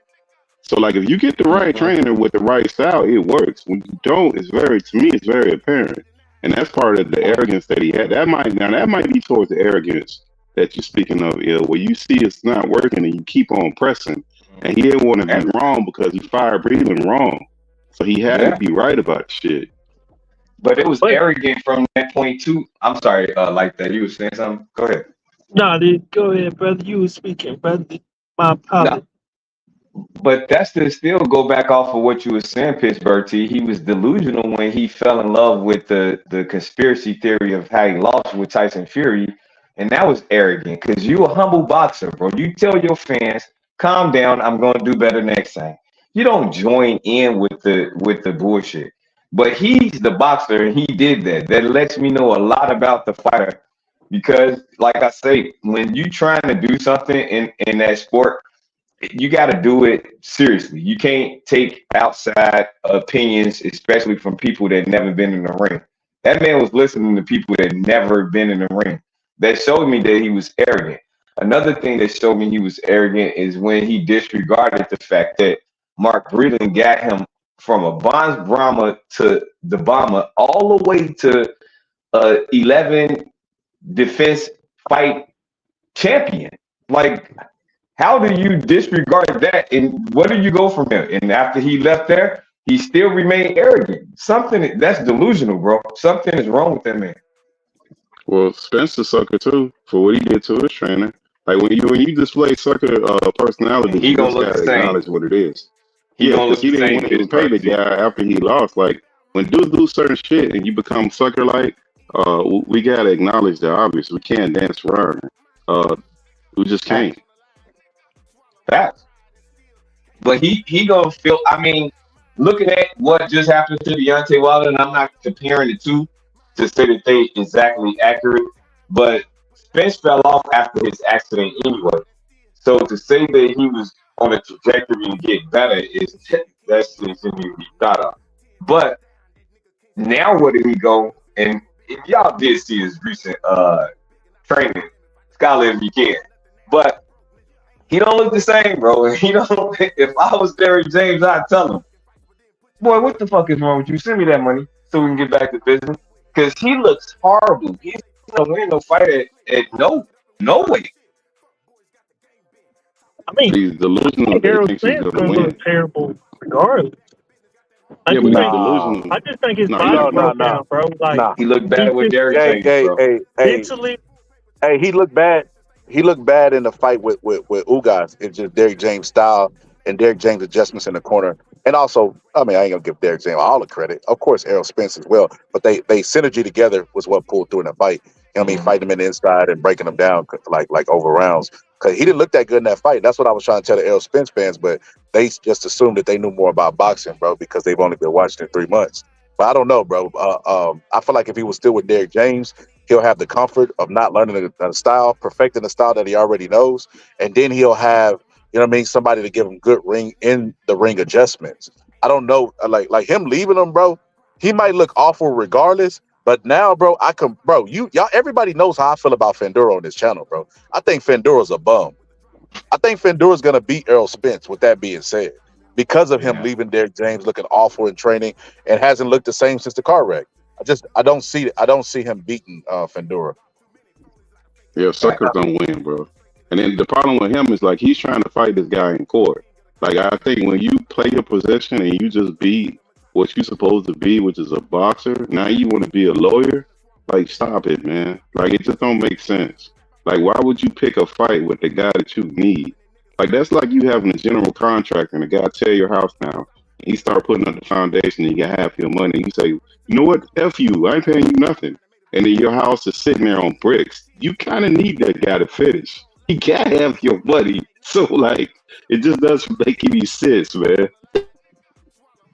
But you gotta remember this is the same man that said, I come from men where if we got an excuse, we ain't gonna give you one, then he gave you one. So like Errol Spence just be out here talking, bro. Like I think Errol Spence is worse than Deontay Wilder, bro. I just think Deontay don't got enough sense to not say like the fuck shit. Like Errol Spence got enough sense not to say the fuck shit, but I think he like on that same level of fuckery, bro. It's just Errol Spence is more reserved. He like it's kind of like how Boosie. Remember how Boosie used to seem like the realest nigga ever till he started sitting down with Vlad, and then it was like, bro. Like until he started sitting down with Vlad, and then it was like, oh, bro, you one of these niggas, bro. Yeah, but you try to measure the level of suckerism, bro. A sucker is a sucker, bro. Like you can't. Oh, it's levels of suckery, bro. It's like, I mean, no but you, no, yeah, but no I don't. Yeah, but I don't fool with suckers, bro. If you a sucker, you just avoidable, bro. I don't need to figure out what level of sucker you are. No Diddy for like that saying levels of suckerry. Yeah, it's levels, man. I'm telling you, man. Like like bro. You gotta work with suckers, right? But it's some suckers that's like so bad, like motherfuckers started trying to figure a way to get them up out the door type. You get what I'm saying? Like it's levels, like it's just sometimes it could just be like, oh, that motherfucker, you know what I'm saying? But sometimes the suckery just be so sucker-ish that you gotta like, you just gotta, sometimes, you know how that shit go. No, but if you're a sucker, all suckers have potential to do the worst, to be the worst sucker. That's just it. That's just it. Some just presenting. I don't think people got limitations to their suckery, bro. Nah. If you a sucker, I'm telling you. Look, bro. I don't mean suckers that got it. If you push the sucker up against the wall, and he got to choose, you got to watch out. He gonna do whatever he can to get out of that corner, bro. And that's just any sucker. It's just that sucker you dealing with that might be lightweight. He ain't got nothing that's threatening him. Let him get something threatening you. He gonna grab you and push you right in the way because he's a sucker. I mean, I don't know, bro. I don't saw some suckers, man, stand 10 toes down, brother. Can't be a sucker standing 10 toes down. I'm telling you, bro. Like it'd be like a switch one, bro. Like I don't see the nigga take his charge, bro, and don't say nothing. But all jokes aside, man. I mean, look, bro. I don't think people like you just can't throw a jacket on a person because they may have a sucker move here, a sucker move there, bro. Man, regular people don't have sucker moves, bro. Like regular men, though, that's not no shit you have, bro. You can't put no suckerism on a regular ass dude. There's too many dudes that's not suckers for you to put some sucker shit on them, bro. That ain't how that go, man. Like you can have a disagreement, but some sucker shit, nah, man. Huh? My bad. What you was saying? Nah, you can have a disagreement with somebody the way they move. Like me and yo can disagree about some shit, but it ain't gonna be no backstabby sucker stuff, man. That's like when you have character flaws like that, you can't talk your way out of that, bro. Exactly. Those things are apparent, bro.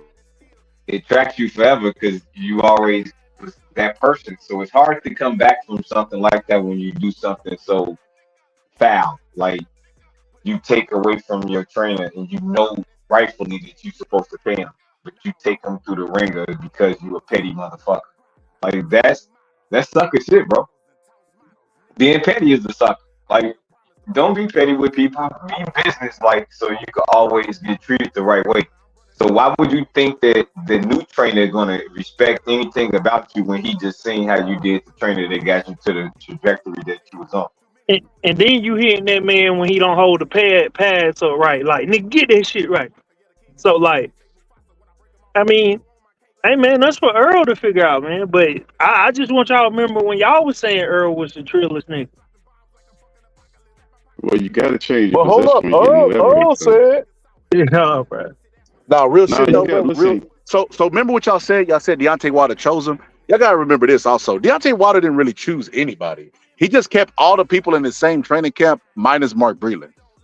So he still had Jay Diaz. He still had because if you go back and look all the way to the Luis Ortiz fight, he still had in the corner Malik Scott. Malik Scott was still there giving suggestions. He was even holding pads and mimicking Tyson Fury's style. So he's always been a trainer in the corner. He just moved into the head trainer spot and demoted Mark Breland. But so like that. So you asked about Malik Scott, right? So let me give you a little history. And I hate to do this, bro, but I gotta keep it real, man. I think Malik Scott is a good trainer. I've already said this on numerous occasions. As a matter of fact, people criticized him for him hugging Jane's trainer, but they don't realize they both fought and came up together. Like, I think he said they used to spar as well. Why wouldn't you do that? So if men like that both train fighters and our fighters are fighting each other, and this fighter wins and I go up and congratulate him, y'all gonna be like, oh, Scholar, why you do that? Oh, you suck as a trainer. But then when Tyson Fury, they say that he wore the magical gloves and he had the magical OJ glove and all this other bullshit, right? And Deontay Wilder said, I still don't respect you after the fight. Y'all say that's poor sportsmanship. Which is it, bro? Do you want a nigga to be like, fuck you, it's wartime, I don't give a fuck what you do and what the outcome is? Or do you want somebody to congratulate them? It doesn't make any sense, bro. He damned if he do, damned if he don't. You got a point with that, Scholar, but he's still trying to fire Breland in the way that he So fired. look, I say this though, Pittsburgh team. Breland, not being in the corner, I think is a mistake. But hey, he's a man. His mistakes are his to make, right? I could just only give my critique on my station. I don't even know if he watched my station, even though a lot of people watch. But I don't even know if he watched my station particularly, right? But the Malik Scott stuff as a fighter, and here's the weird thing about boxing. When you're a fighter, bro, and you're younger, you're physically strong, mentally weak. You may not be weak completely, but you're weaker than you're ever going to be in your life. Like, you're going to only get mentally stronger as you grow through your trials and tribulations. And that is the most trolling shit about life ever, bro. That when you're physically capable of doing the shit, strong as an ox, life tells you, I'm going to make you mentally weak. You look at George Foreman. George Foreman that came back was way more mentally strong than the George Foreman that was knocking Ken Norton out early, knocking Joe Frazier around like a basketball. You look at that type of shit, and that's the thing about life. So I look at a guy like Oliver McCall, who cried in his championship rematch fight with Lennox Lewis and didn't live up to the potential, only to train his son and go back and beat the dude that knocked his son out because he was more mentally strong and had the fundamentals and had the ability to relax inside the ring.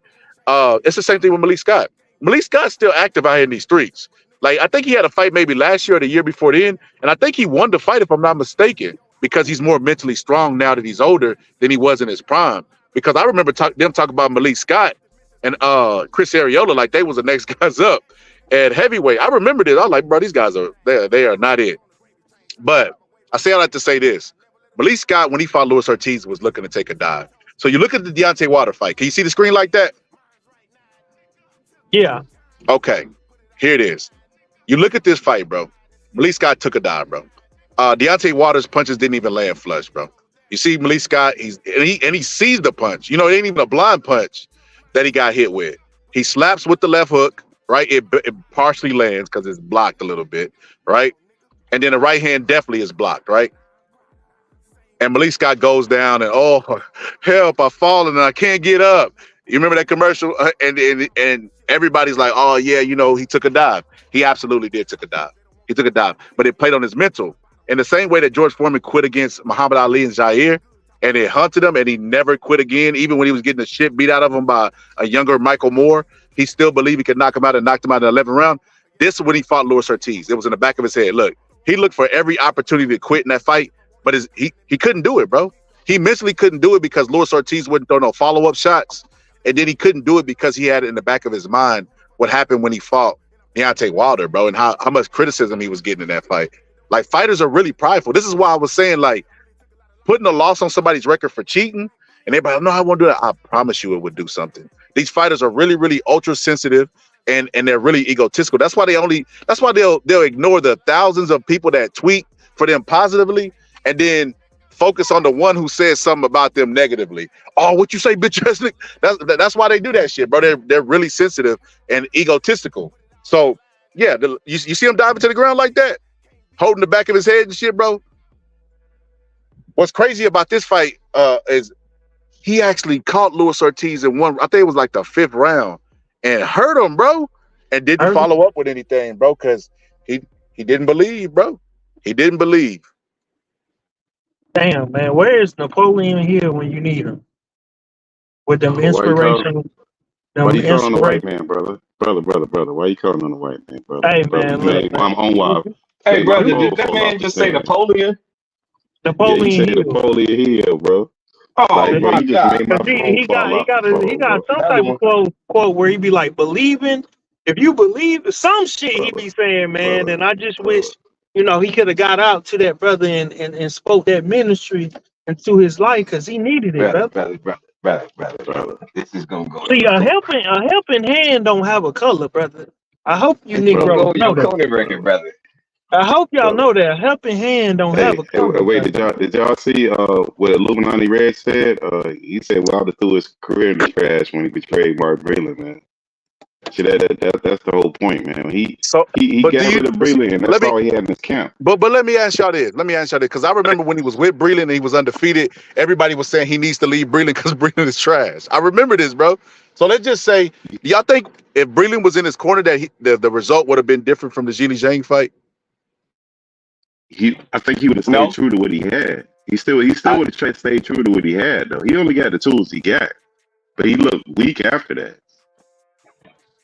It wasn't Mark Breland. It's Deontay Wilder. That trilogy did a lot to him, bro. And I'm looking at it. He timid on that right hand, and he was very athletic.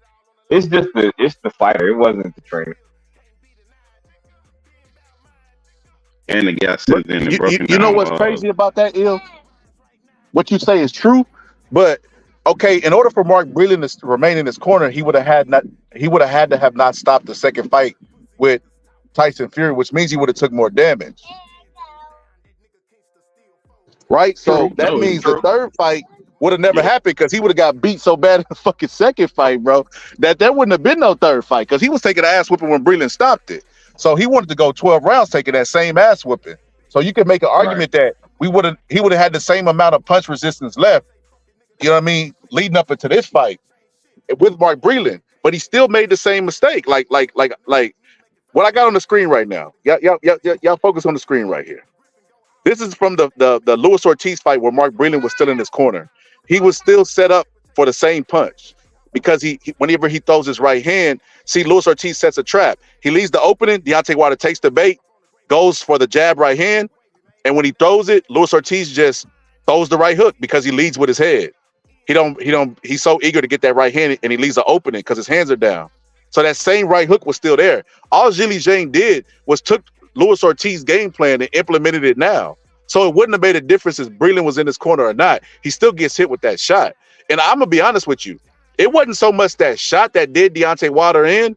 It was him turning his back to complain, which he would have done if Breland was in his corner regardless. Like, so I don't think, bro, he could have had Emmanuel Stewart against Zhang and he still loses that fight.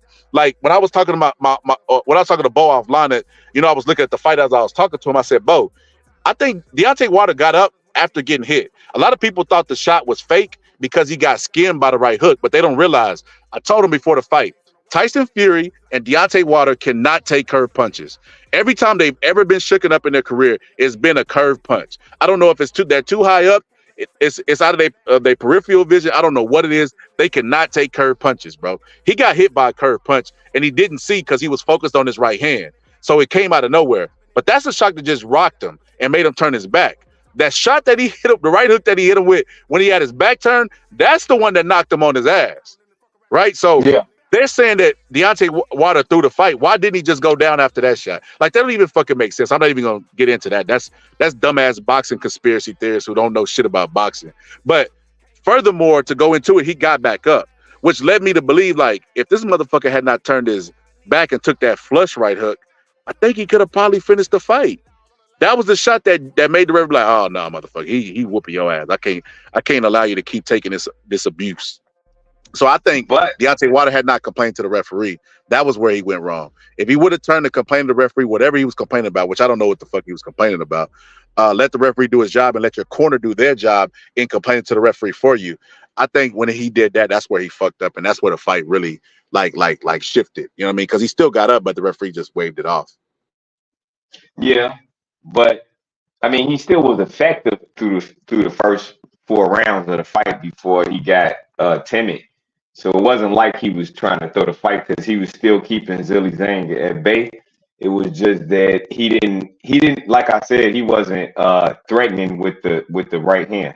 Like, you could use that right hand as a jab too. If, like, you remember Scholar in Pittsburgh to y'all, you remember when George Foreman would throw the jab and he'd throw a hook right after the jab with the same hand because he knew he had that type of power.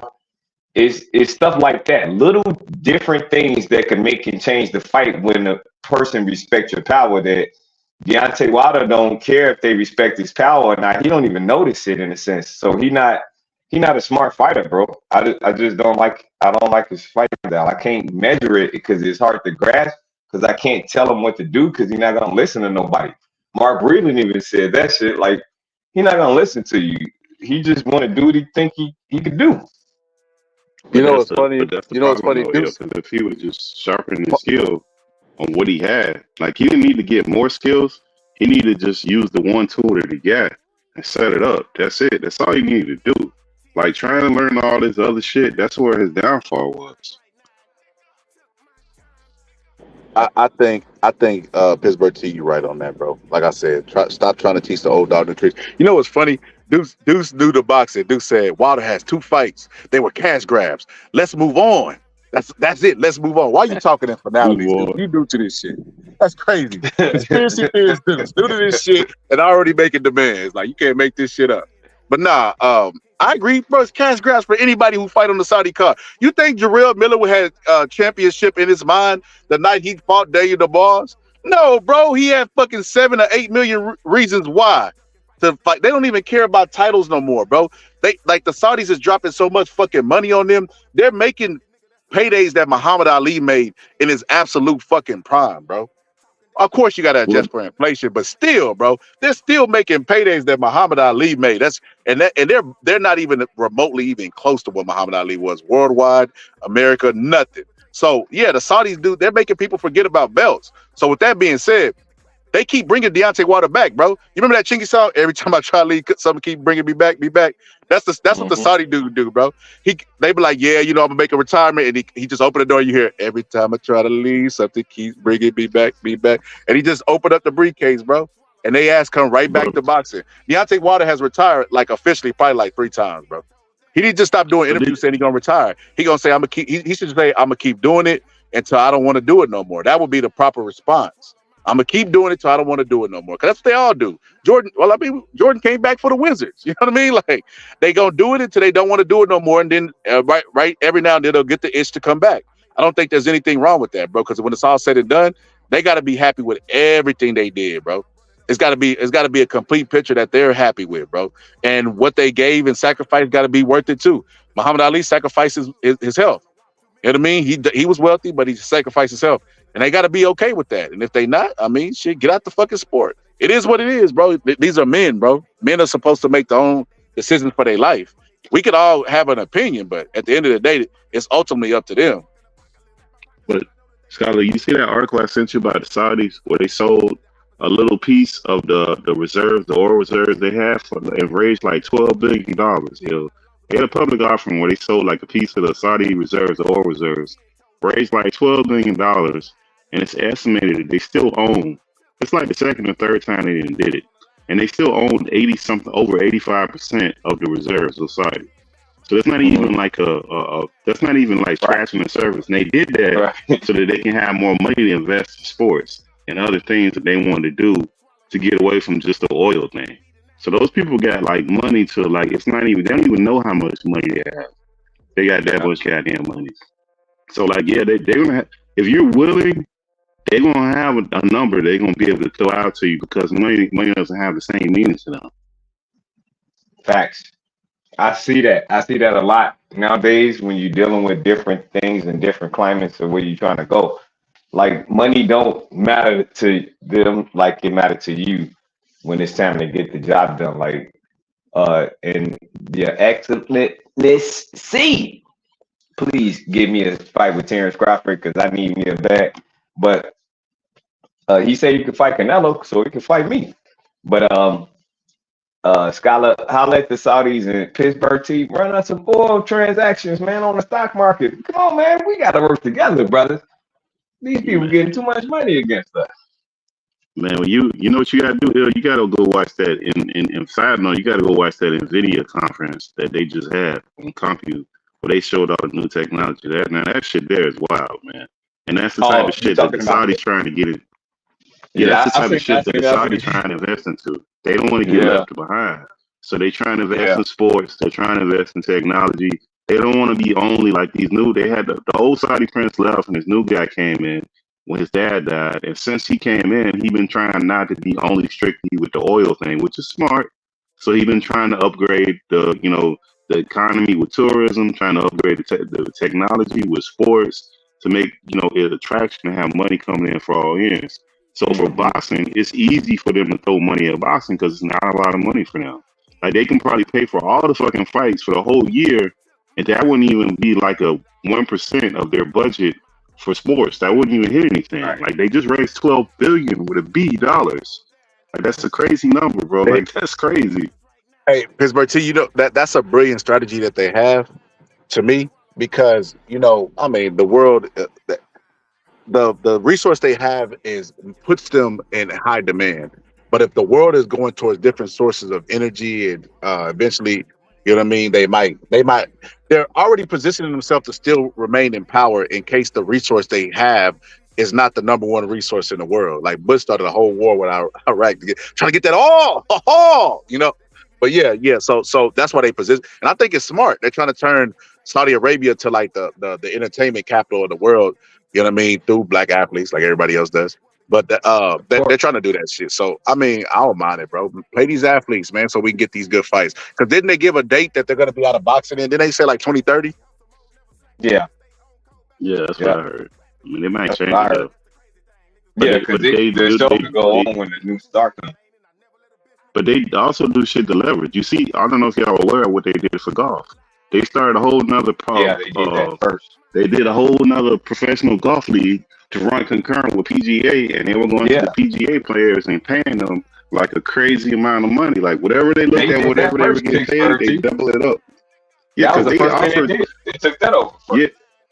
Yeah, and they had a lot of players. Like some of them didn't go. Like they went and offered Tiger Woods $1 billion. $1 billion for him to play. He didn't go because he was Mr. Moral guy. But they're able to pay that one player $1 billion, bro. And then what ended up happening is the PGA couldn't do their tour because they didn't have all their players. So they had to make a deal. At some point, they just said, fuck it, you got us. We got to make a deal with these guys to be able to continue our business because they got too many of their players. So that whole thing, they end up, at the end of the day, they end up getting in golf. They had no choice. Yeah. Forfeited. In boxing, next. But see, the trajectory on boxing is infinite because it's the only sport that'll probably survive longer than all of them. Because it's always going to go back to a gladiator moment. That's why the UFC tried to compete with boxing, but there's no comparison. You can already do the math and the numbers.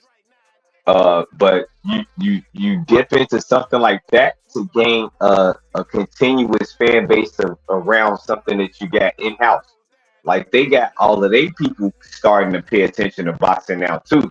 So it's starting to be a little bit more global, and before they take their hands out of the pot, it probably be more lucrative to stay in it because of the new talent that's to come. I still see that the Olympics is going to do their thing in the 2028 Olympics. There's a lot of talent that's going there.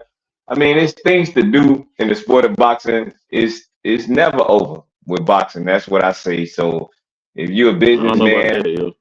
I don't know about that, yo. I wouldn't 'Cause they think still so. I running off. don't think so. They still running off that same business model from the '90s, bro. Like name another company that's running off an old business model like that, and they still successful. They still at the top, or they still profitable. Like it don't exist. We seen Just Sears, boxing. JCPenney's, all of them, man. But they always complain about they not making money. And they having problems shopping these deals, man. So like they got to change some of this stuff, bro. If they want to keep this sport around, they're gonna have to change it because that pay-per-view crap. Like you're hard pressed to get a family man to spend $90 on one fight for one event and make that rational when he could just stream it. Like it just don't make sense. So they got to change that model. And then this is the only sport where they can have a bad business model and then blame the customer that they losing money. Like I never seen nobody Sears didn't blame his customers that they went out of business or JCPenney or Radio Shack, none of them. Like that's Yeah. not the customer's fault. That's your fucking fault. You need to change what the fuck you doing. But So they that's gotta what change that shit. introducing, right? And that's with introducing the old times. Like you know how people like the movie, the cinema industry, Hollywood. They go back to make retro movies to make it relevant to the new fans, so they can start buying into it. Like Marvel had a research from the '90s from all of those fans, and then they brought it back to they fans and their children because they're gonna bring kids. So these are more tickets and stuff like that. They reinvented a way that was just on regular television. But what boxing needs to do, in the sense of what you saying, Pittsburgh T, is transform it back to the way it was and put it back on regular television, so it could be one of the highest viewed sports events of that night or events of that night. Because put certain boxers in the ring that night nowadays, that will probably eclipse a lot of different regular programming that you get, but they don't put it on those channels. They only put the retro fights. The PBC and Showtime still do those fights because I still got all of that stuff that I can see, and they advertise it, but it's not like ABC used to do. It's not like CBS used to do. It's not those primetime local channels that everybody has in the nation that get the bells around. That's the problem. Yeah, but that's kind of antiquated. Like the problem with boxing, like there's a guy, one of the Golden State Warriors owner, Shamath Palpatilla. He's notorious for bringing companies public. Indian guy. Well, that guy helped bring Facebook to market from private to public, and he's got a whole YouTube where he talks like at one of these colleges for like 2 hours and how they brought Facebook forward and how they made it popular. And like that new way of doing things and the way they did it. Like, I don't think that we kind of understand that stuff enough to understand how they can make money. But the problem is there's enough people running around that they can actually get those great minds to figure stuff out. Because the way that they're doing it in the old way, they can't do that anymore. They're going to have to, like, they can make money. They just can't do it this way because it doesn't make sense. And when the Saudis get tired of this shit, and if they ever say, fuck it, we pulling the plug, boxing has a huge problem because they still have a revenue problem. It's like the WNBA, it's the same shit. So they got to figure it out why they still got the interest of the Saudis. Because if they ever pull them away and they get them disinterested, boxing has a huge fucking problem. Yeah. Well, we still got the same entities though. Like, I understand what you're saying, Pittsburgh T, but like, it will have to still be a form of boxing because that's the only sport that get people attention when everything else get boring. Like the summertime should be owned by boxing, but they don't control it. It's just marketing too, with strategy and strategic movement. Like sometimes when you in a position of business and you have other entities that's stressing you out and you got a gang of shit going on, like boxing promoters usually have, then they need to search for other entities and try to work with other promoters. But they all consistently, since the 70s, like back in the 70s, they worked together. But now the change is they don't work together no more. So they don't have that conglomeracy to go to a network and say, we all bringing the same product to you like Bob Arum did ESPN. So it's kind of, and he he don't. Well, everybody had a part in boxing, as far as I can see. Like Bob Arum produced talent, and he developed young talent. We know he usually come up from lightweights, featherweights, welterweights, middleweights, and stuff like that. And then if he can grab a heavyweight, he'll hold on to him like a Jared Anderson. But he really not focused on that. He basically just focused on marketing that next guy for the changing times. And he used to be that futuristic thinker in boxing, but now in the sport of boxing, they all against each other. So it's no conglomeracy to present the message to a local.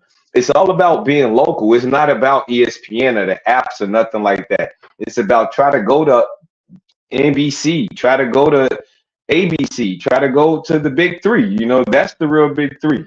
So you go to them, and then you could have Saturday morning fights like we used to see, and Tuesday night fights when it was pay-per-view type fights. Like it was a real big fight, but it'd still be when the average Joe was at home getting prepared for work the next day, but he wanted to enjoy himself. Now the world is different. Everybody works different shifts, and it's kind of congested on how we do things. So you want to fit boxing in consistently, though. And that's why you got all of those boxers that's sitting on the bench, put their ass in there. So everybody can fall in love with their own favorite boxer and support the sport of boxing like they do the NBA. Nah, but it'll, like, you know, as far as they go, I think it'll happen naturally because money drives them. Like companies always say what they ain't gonna do until they start losing money, and then all that shit they said they weren't gonna do, they start doing that shit. But that's just the way it goes. Yeah. As long as shit is good and people profitable, they never gonna change. Once they start running out of options, then they have to change. I think the Saudis bring in a different. They prop them up in one sense, but then it's good for us, the fans, and it props them up. Eventually, all this shit gonna have to change. Like that Netflix shit that they were trying to do, that's great for boxing because it brings it up to modern speed with the streaming. And when you watch it on Netflix, you ain't got to buy shit because Netflix is just a subscription. You pay for your subscription, you in there, and that's it. You done. You got it right there. Now that's another. Yo, Pittsburgh T, that's what they got to do, bro. I was just on my homeboy George's channel, and George was telling me how fucking the Zone has went up even more. They even stopped giving discounts. They used to give you a discount on the pay-per-view. Now they're charging you full price, bro. And I'm like, that's insane. Remember they said they was gonna give us free boxing? It turned from free boxing to discounted boxing to nothing, bro. That's crazy. Yeah, but that's because like all media platforms are having problems though. So it's not boxing is the smallest of all the media companies. Like they're all having problems. Like it's not exclusive to boxing because they're smaller. PBC because they're smaller. Too. It was on CBS and it was free at one point. Like you didn't have to pay for it. Like and then ESPN too. Like all you have to do is have one of those subscriptions. It's the same thing, but like what you said, Pittsburgh T and Scholar, like y'all right. But that's the thing, like, but if you create all of those entities, the biggest entity is fucking Netflix. So why not try to go for the gusto and get it local so they could buy out because Netflix can do whatever they want to do. Like Amazon Prime got CBS, right? And they got sports, all of the football and all of that stuff. They even streaming basketball. Somebody got the finals right now going, and it's like, why can't boxing participate in that activity? Because everybody capitalizing on everything. Yeah, but you need all them old guys to buy out. You need all them old dudes that's in charge to die out, bro. That's what you need. Right. That's what you need. That's what I'm saying. That's what you need. Because look, like the problem is like you ever notice like public companies, what public companies do, they have a CEO in charge, the guy who appears to be in charge. But that guy can be fired by the board, he can be voted off by the board that they have. Hell, they fired Steve Jobs from fucking Apple, kicked his ass out of there, told him get the fuck out of here. Then when shit went wrong, they brought him back. But the thing is I say all that is because they'll shake it up to get the change. When there's no board to fire you, when there's no shareholders to hold you accountable, and you're in charge, you ain't gonna fire yourself. Like you gonna do the Deontay. Most of these guys do the Deontay Wilder. They blame everybody for themselves. They fire everybody around but themselves. So in some sense, these are private entities, and private entities do that a lot, unfortunately. Yeah. So Yeah. so Pittsburgh T, I didn't get you an ill on this. I didn't even get like that on that. So what y'all think about the shit that's going around the internet saying that Malik Scott is a trash trainer because he went over and congratulated the other trainer? I don't think it matters. Yeah, I don't think it matters. I don't think it matters. What's the difference? He still lost. That's sportsmanship.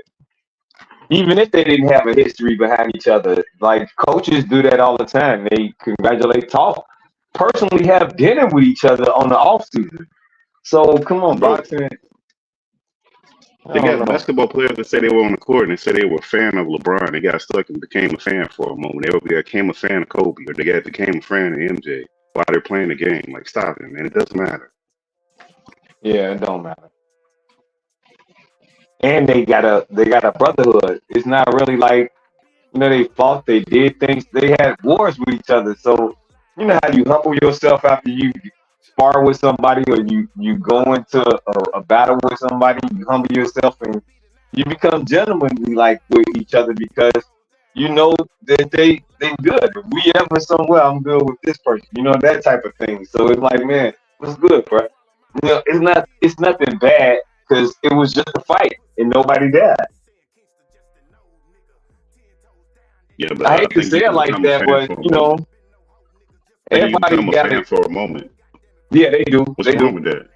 What's wrong with The that? sad part about it is it was over. It was over, bro. It's like, you remember how they criticized the Pistons for walking off the court when MJ and them finally beat them? It's the equivalent, bro. It's like, what do you want him to do? I hated them for that though, bro. That wasn't cool. The year before, Mike and them shook their hand, even though they was dirty as hell that year.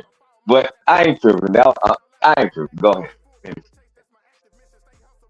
I hate Scotty. But I understand what you're saying. It is the same equivalent, but that's the same sportsmanship that I like. Like, if you don't shake my hand, all right, well, we're going to keep beating your ass until you shake my hand. And if you'll never shake my hand, I don't need your handshake. We won. So it could have been the opposite way around, and people probably would have took it bad. It's just the point that they was brotherly like in the moment, which made people feel awkward about my favorite guy got knocked out. Because you got to keep in mind, these people love Deontay Wilder too behind closed doors. So they got a feeling about everything you do. But Malik Scott did the right thing by embracing, because I ain't never seen Coach Ford, Captain Ford, do that after him and Ryan Garcia Daddy fought, after him and who did Tank fight that Calvin Broly. Bullet and Calvin Ford shook hands and they was cool after that, bro. Facts. And you know what's crazy?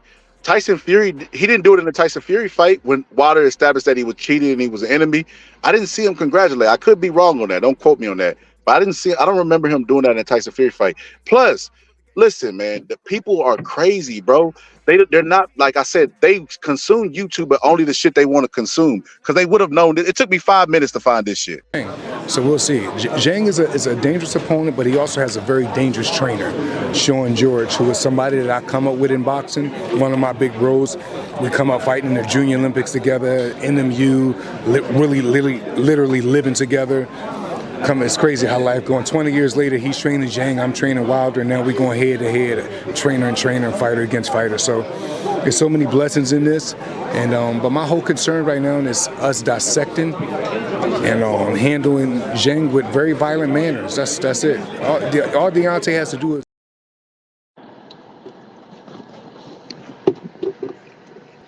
Took me a couple minutes to find that shit, bro. And they out there, I'm so disgusted in Malik. Can't believe he did this. This is crazy. First they say Malik Scott is trash, but then they say Wilder's trash at the same time. So if Malik Scott is trash and Deontay Wilder's trash, what do you expect to happen? Them to get together and make a glorious gold nugget? Like, what the fuck? That's crazy, bro.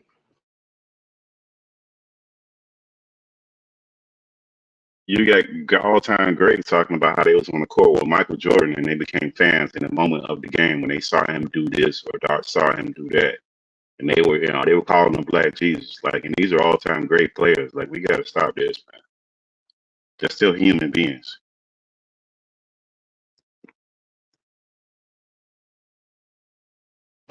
That's crazy though. Like I said, the level of scrutiny that he gets, they just don't like him, bro. You know what I realized with all this stuff, bro? Celebrity worship has always been really high. And I think I hear some people say I don't support Trump, but I like Trump these times. But I think that what they mean by that is they just love celebrities, bro. Celebrity worship is at all-time high. Like, if you're a celebrity, you can get away with anything if you're charismatic, bro. They was giving Bill Clinton a Black Pass card, bro. So it just showed me that, like, saxophone.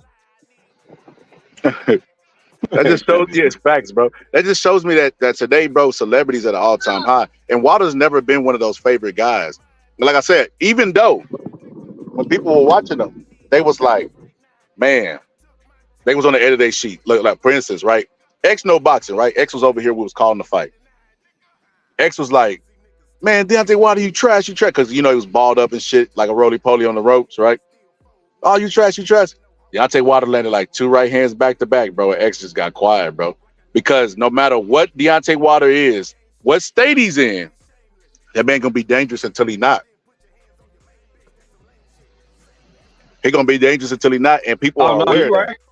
So it's like, with that being said, look, I said it before and I say it again. Styles make fights, bro. People say that shit, but they don't realize what they saying. Like, fucking Daniel Dubois, bro, just showed that not everything is a foregone conclusion, bro. That man matured overnight and made Hergovich become the one to be the quitter, even though he had built up a reputation of being a quitter. So it's like, with that being said, everything not being a foregone conclusion, and Styles making fights, is there not a style out there that Deontay Wilder can beat? I feel like Zhilei Zhang, well, I don't feel like, I know. Zhilei Zhang is way bigger than Usyk. Usyk has all the belts. Do y'all think that Usyk could just melt Deontay Wilder? Nah. But he got to be active with that right hand. Like, he's not the same guy. Like, I don't see the same Deontay Wilder as Luis Ortiz that I see against Zhilei Zhang. Like, it ain't the same dude. I want that guy to come out, or even Joseph Parker. That actually came to fruition when I seen that fight, and it made me understand that maybe he went through too much against Tyson Fury and equal for Tyson Fury. After that, they had soft tuna. They didn't really challenge themselves to the limit, because when they did get into tough combats with some comfortable opponents, they kind of failed, and you could tell it's from that trilogy. I just think that's what it's from. I don't really blame a trainer. Both guys look defeated at this point. So let me ask you and like that this. With me showing y'all the clips of him and Deontay Wilder versus Malik Scott, you think he took a dive? Who, Malik Scott? Yeah. Or Deontay Wilder? Oh, hell yeah, Malik Scott did. You seen that. What you think like that? Because you was like, hey, we ain't gonna act like he ain't the one that, you know what I mean, don't care about no ass whooping. He said something like that. I mean, I just think Wilder got power, that can penetrate through the glove. Man, if you don't fucking stop. So we'll see. Zhang is a. He could have hit him so hard. Point out the power. No. You got the screens. Point out the power. Give me the breakdown. Because I'm looking at it. I don't see the power, bro. I'm driving right now, so I can't really. I see a slap. I see a left hook slap. And this is the first round. This is where he's fresher than he's ever been, bro. And then the other punch don't even land. He just duck his head down. The punch don't even land, bro. Look, you can see it. It didn't land. It never touched his face. It just broke open the guard, but it never touched his face. I mean, bro, look, man. Sometimes in life, man, things don't look out. Hey, nigga, anytime a nigga say sometimes in life, he finna say some bullshit. Nah, bro, I'm telling you, bro, like, it can look like it didn't do this, but, like, most likely he probably did flop. I mean, like I always say, man, these boxers be whispering in these fighter ears, that are supposed to be lower tier fighters or fighters that ain't supposed to win. Bro, And I that's think not like, what happens, bro. They not bro, whispering it. You sound yeah, like Deuce Times with that silly shit, bro. yeah, man, I'm telling you, bro. He whispered When in fighters his take ear. dives, you know what it is, bro? They're diving because of the amount of pressure that's put on them to win the fight, and they don't believe they could do it. So it's easier to take a shot and pretend to be weak than it is to be strong in front of people. Believe it or not, and like you would think the complete opposite, right? But I'm like Customato used to always say, bro, the devil comes, bro. He comes in at times and he lies to you, bro. He tells you lies. He tell you it's easier to just quit, bro. But it's like the hardest thing you'll ever have to do in your life because you got to live with it forever. And it's on video. Your family's watching, bro. Like, Malik Scott can't even raise his voice at any other fighter because they'll be like, nigga, you wasn't doing that shit in that water fight, man. Nah, just playing. Nah. But nah, real shit, though. That's Yeah, hilarious. people think it's easier to quit, bro, but it's actually harder to quit, bro. And I think Malik Scott quitting that fight. I don't think it had anything to do with Deontay Wilder's blazing power because the right hand didn't land and the left hook was just a slapping shot. It was definitely enough, even if he did get dazed, to get up, but he just laid on the ground. Like, he might as well just laid on the ground and rolled his eyes in the back of his head. That would have been a better acting job. But yeah, he threw the fight, bro. He threw the fight. Like I said, in the Luis Ortiz fight, he was looking to throw the fight again. Just Ortiz didn't give him a reason, bro. Ortiz kept hitting him, but it was just one shot with no follow-up shot. See, he just diving to the ground, flopping. Like, he wanted to quit. But like I said, Malik Scott at this point, bro, his boxing career didn't work out, but I think he's a hell of a fighter. I think he's a hell of a trainer, bro. What Foot say? Hell of a fighter. Hell of a trainer. I think he's a hell of a trainer, bro. Like, it's some things that he do that people just don't notice. Like, a lot of people was talking about, you know, look at Devin Haney.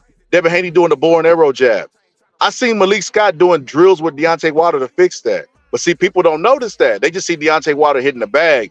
They don't know what he's doing. I know this shit. Like, I study this shit. I do this shit. So Malik Scott he getting an unfair rap in boxing, bro. But he getting fighters, like I keep telling you, Scholar. The problem is he keep getting fighters that already have their style. And he trying to change their style within, like, show me him with a new fighter, because Deontay Wilder lost, Gerald Washington lost, Herkovich lost, and I forgot the other guy. He was on the undercard of that Herkovich fight, and he lost too. And I'm like, damn, I can see what he's doing, Scott. I truly can. I was looking at the Helenius fight, and I'm like, Deontay Wilder looked good. He looked like he willing to bait. Like, he reminded me of Tank in a sense, like how Kevin Ford had him to anticipate that punch so he can automatically react fast enough to catch it. He did this, and I'm like, oh man, Malik Scott on his way. So, and with the Tyson Fury fight, like the last one, like it was good enough to say that, damn, he did look better in the third fight than he kind of did in the first fight to me. That's just to me personally. But to say all of that, with that being said, like you say, I'm saying that he gotta start from the ground roots of boxing to show his skill, because as a trainer, because when you get these guys that develop, you gotta be experienced to redevelop a person and analyze them for what they doubts are about themselves, for their confidences in themselves. It's other intangibles to boxing that these trainers don't kind of know, that I know it, like, still to this day. So it's like I see it and it's like, damn, he got the skill, but he don't see the vision. Like, don't take everybody just because they being offered to you. That's the thing. I don't know. I say this, you know, they keep dropping the bag on him. He gonna keep staying in the sport, and eventually, I think he might strike gold. I feel like it's more of a chance of Deontay Wilder becoming heavyweight champion again than it is Zane. So wait, I mean, but what happened to Tyson? Like, Mike Tyson, like, you can't keep losing to this caliber of fighters, bro. Like, eventually, bro, Zhang like, ain't that. No. But Zhang ain't that caliber of fighter, bro. Zhang's good, bro. Like. Okay, let me put it like this: if Zhang fought Tyson Fury tomorrow, you think Zhang is gonna get like washed by Tyson Fury? Hell no. What about Usyk? I don't know. I don't know. I ain't gonna say wash, but it might be a easy Zane fight. got some pop though. Man, I think power. he'll beat the shit out of Usyk. Zane got power. He got that he got that change your man type of Bro, power. I Like he want to can. see that. I ain't gonna lie, I want to see that fight, bro. Only because I can see both of them doing some good things. I can see Usyk landing the shot that he landed against Tyson Fury, even though to be southpaw versus southpaw, and then I could also see Zhang catching Usyk, bro. And Zhang throw really short punches, bro. So bro, that'll be a good ass He fight. throw I'm a not gonna lie short to you, bro. jab, Scholar. He got this short jab that's amazing and it's effective. I mean, that's like I say, he got probably one of the strongest jabs in the sport of boxing. He can knock you out off a jab, bro. He did it to Joe Joyce. I mean, I want to see Wilder retire, man, because I just feel like if he gonna keep losing, bro, he's just disrespecting himself and disrespecting the sport. But see, like that, let me tell you when you contradict yourself. The hypocrisy, man. The hypocrisy. Let me tell you why, bro. We can't be in a sport where we say, man, you can't throw these fighters away because of losses, bro. And then he lose. He not, bro. This ain't fucking Helenius. If Helenius beat Wilder, okay, hang it up, Wilder. Like, hey, there's no hope, bro. Right. There's no hope, bro. You losing the calibers like this. That was a equivalent of Kevin McBride. But when you really think about it, I heard Teddy Atlas and a whole bunch of people shitting on Zhang, bro.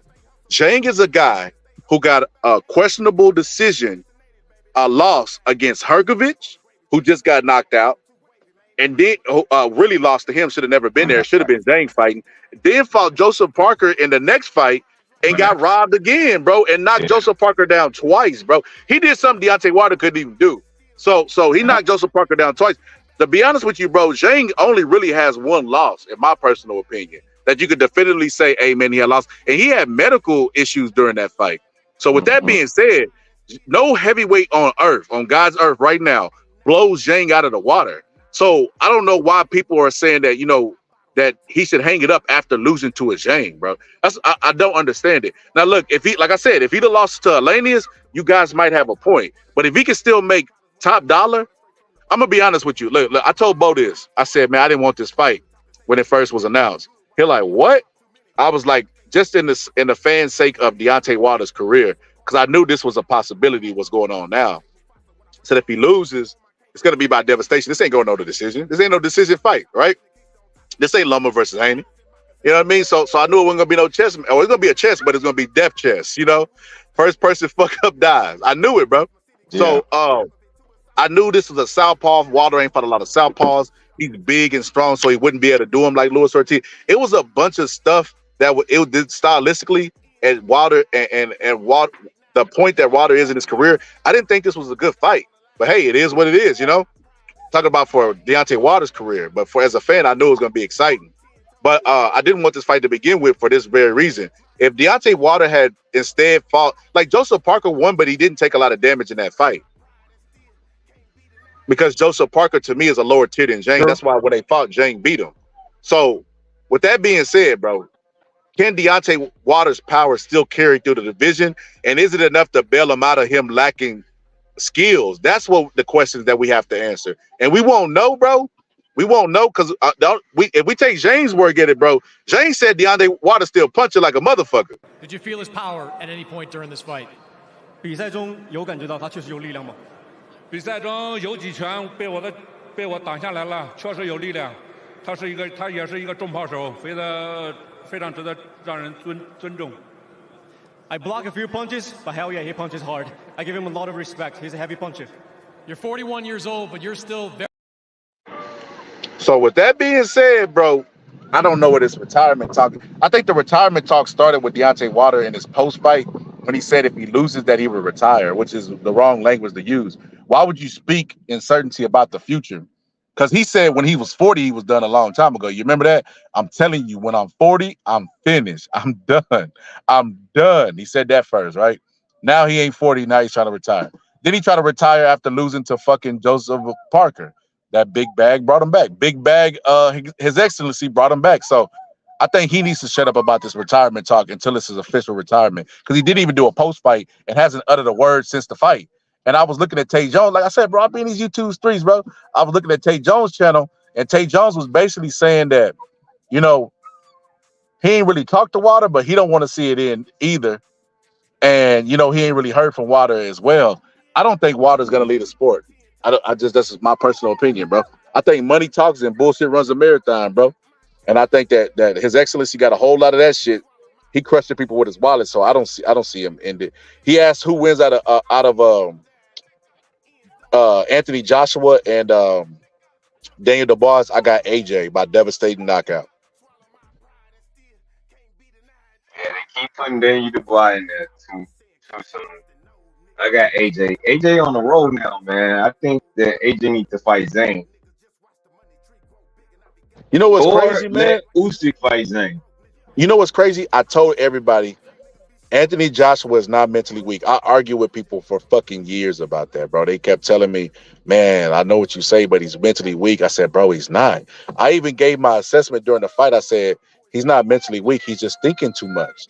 He's in there thinking. Yeah. They told me I was wrong about that shit, bro. And then, lo and behold, he has one fight. Oh, he's back. Otto Wallen. Oh, he's back. He's back, man. He's back. See, let me tell you the genius about careers and the lack of media spinning that the public has. This is why people love my channel so much, bro, because I call it like it is. I understand how media works and operates and functions, right? So with that being said, Anthony Joshua was working with came to Texas. He didn't even like Texas, you know, coming from the UK to Texas. He didn't like Texas. People was clowning on him because he had a mattress and he was shadowboxing the mattress. They're like, why the fuck is this motherfucker beating up on mattresses? But Derek James was trying to teach him a completely different style at his old age, and it just wouldn't work for him. You got to work with what's already there and build upon what he already has. And that's what Ben Davison is doing. But when he was working with him, he was doing a lot of thinking. I said it. Everybody was like, nah, you don't know what you're talking about. That guy's just mentally checked out. He ain't there. So then he fights Otto Wallen. Otto Wallen's only famous for his loss to Tyson Fury, where he cut him. And a lot of people felt like the fight should have been stopped and he should have won on points. But that's what he's famous for, a loss, right? Anthony Joshua knocks that guy out. They say he's back. Then in his very next fight, he fights another person that fought Tyson Fury, right? That guy knocked down Tyson Fury. Anthony Joshua gets in there and knocks that guy out. Now Anthony Joshua is the #1 heavyweight in the world for fighting a guy that's famous for a loss and a guy that was MMA in his second debut fighting in boxing. And those two fights, now Anthony Joshua is the #1 heavyweight in the world and people want to see him fight Tyson Fury. That's the power of marketing and spinning that Eddie Hearns was aware of, that not a lot of people's aware of. And all it takes is Deontay Waters to do exactly what Joseph Parker did. Joseph Parker, when he got knocked out by Joe Joyce, he had 2 fights against some unknown people in some saluted fucking bar in Canada or some shit, and knocked those 2 guys out. Deontay Waters goes on the streak. Go ahead. If Deontay Waters goes on the streak of knocking out 5 people straight, bro, and then comes back and beats a legitimate guy, they'll say he's back as well. That's what I was saying. Like Tyson Fury did knock out Derek Chisora, fight Derek Chisora. You could fight Gerald Washington. Oh, he already fought Gerald Washington. You could fight Gerald Miller and get your leg back from all of that shit that he did. It's a lot of options for him. I'm not against that. It's just he needs to go back to the drawing board, bro. And it's really back to the way, just look and study film. And I don't know what he feel personally in himself, but if he can't get back to that body, then he needs to try to fight a way that, like George Foreman changed his fighting style when he got older. Floyd Mayweather changed his fighting style when he got older. Parnell Whitaker even changed his fighting style when they got older. It was just those type of fighters. I just don't think that he's a smart fighter, and there's nothing that a trainer could do for you. Like, say we in the ring, bro, and you know that you smarter than me, but I got skill that you don't got. But it's nothing that my trainer could do to prevent me from being a victim of what you got in store for me, what you train to counter whatever I got going on. Deontay Wilder didn't even put that into fruition with Zhilei Zhang. He just turned around. Bro, I don't know what the fuck that is in the sport of boxing. Never do that to anybody. Anybody that's fighting right now, please never do that in the sport of boxing, or it would probably change the trajectory on your future.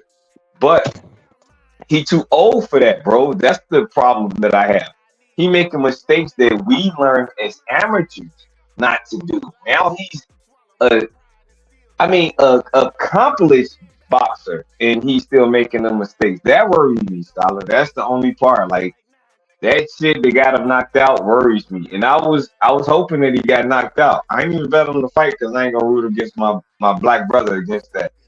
Shout out to my black brother. But I ain't gonna root out and rule out the fact that he got that right hand. But it's not the same, bro. It's just not looking like that dude. That's why I want him to be matched up with individuals that have talent that suffice his confidence. You see what I'm saying? Like, if they talent can suffice his confidence, then he could be more knowledgeable about what he can do. Like, when he had a fight with Hellenius, he should have came right back and fought somebody that wasn't in the name bracket that he was looking for, but was a good enough name that he could still get the victory on because he's still on the confidence streak. He didn't need that. AJ did it right. He didn't do it right. AJ actually fought people that he knew he could beat, or the promoter knew he could beat. Nobody that's promoting Deontay Wilder at this point, because there ain't other promotion, right? So they're not promoting him to win the fight and be successful to build him up. They're just putting his ass in the ring, and it's not good. It's not looking good. Can I be honest? Go ahead, be honest. Look, bro, I would get in the ring right now and fight Wilder, bro. I couldn't think. No, you wouldn't. No, you wouldn't. No, you wouldn't. Brother,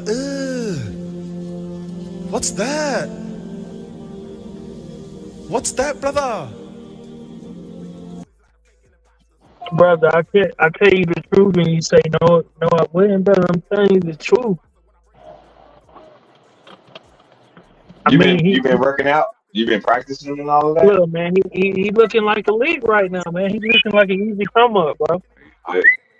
He looking like ain't no lick, bro. He looking like a league right now, bro. And I ain't say he need to retire. I said they need to move him right. That you want to support your brand, like if Don King had him, I bet you he'd build him back up.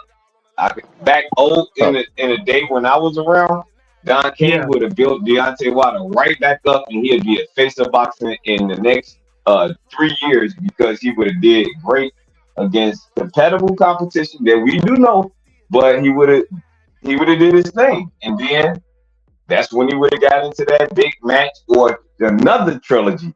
Like, fighters back then was totally different from now. Like, you could build this dude back up, bro. Just think about it like that. You could build him back up. He got too much. It's too much morale around him. Well, look, I just want to tear him down a little bit before he get built back up. That's why I say right now I would get in the ring with him, man. He just looking like a come up, bro. Well, I mean, shoot your shot, man. Y'all about the same size. Go ahead and you want Scholar to train you? Like easy pickings, brother, and you know I hate for my to let my food go to waste. So bro, you know, if Scholar train you, I'm gonna be your strength and conditioning coach. There we go. So hey, let's get paid, Scholar. Man, hell no. First off, knock his ass out, bro. Man, y'all got me fucked up. I'm not finna get Malik Scotty. They gonna be saying, once he get knocked out by Wilder, they gonna be saying, man, look at the trainer. Why would he even take this fight? I think like that. Man, get out of here. Like that could lock himself in the bathroom and take 8 bottles of Ostarine, bro. He could get all the Ryan Garcia. He could go to Ryan Garcia's bathroom cabinet, bro, and take all of his bottles with 8 contaminated Ostarine products in there, bro. No, and still wouldn't be able to beat Deontay Wilder. No, I'm the strict and conditioning coach, bro. I can't afford my reputation to be tarnished. I'm ill, bro. I'm gonna need that drop. Ill, brother. Bro, I'm trying to tell you, brother. You gotta know. You see, bro. Like I'm telling you, bro. We can go in there, work some magic, bro. Easily get our name to the top. Like he'll just be thinking, I'm one of his one of his tune-up fights, bro, and go in there and put the beats on him, bro. Nah, this is what I'm trying to explain to you. Like that, people are underestimating Deontay Wilder and talking about his retirement, but they not looking at what he had in front of him, bro. Bro, that's insane, bro. Like he lost to Zhilei Zhang, bro. That's what I'm Zhilei saying. Zhang, bro. If you rated him, bro, he's probably what? He lost to Parker too. But Parker's not no bum, bro. Bro, I'm telling you, bro. This is what I'm trying to tell you. Like that. This is what I'm trying to tell you. He beat Zhilei Zhang. Parker beat Zhilei Zhang, bro. A good year of training, bro. A couple fights, bro. I'm telling you, bro. All right. Bro, So look, this is what I'm trying to explain to your crazy ass, bro. We'll get that guy out of the sport of boxing, bro. I hear you. But this is what I'm trying to explain to your crazy ass, bro. Is he did take losses, right? He's taking losses. But if you go look at Muhammad Ali record, you go look at Sugar Ray Leonard record, you look at Mike Tyson record. There's two things that's consistent, right? Punchers always have knockout losses because they open up with power, and when you open up with power, you open for power as well, right? George Foreman lost to Muhammad Ali. Muhammad Ali was a good puncher. Well, he's a hard puncher as well because he was fast. He threw punches you didn't see, but he wasn't devastating, and he knocked George Foreman out, right? And George Foreman had a hell of a fucking chin. So this is not nothing new. Mike Tyson losing to Kevin McBride. It's who you lose to, right? Like I said, they're gonna always lose in their career to knockout losses if they're a puncher more than likely, right? But it's who you lose to. When Tyson lost to Kevin McBride, he had lost before that to Danny Williams, right? But he said it was an injury, and he didn't say to make a big deal about it, right? It was when he lost to Kevin McBride. That's when he was like, oh, okay, all right, now it's time to hang it up. Kevin McBride's a fucking bum, bro. That's whenever he was like, that's when he had a realization moment. I feel like him losing to Zhang is not that realization moment. It's Zhilei fucking Zhang, bro. Zhilei Zhang is top 4 heavyweights in the world right now, bro. Hold on. Just because you ain't had the realization yet doesn't mean like that ain't what you need.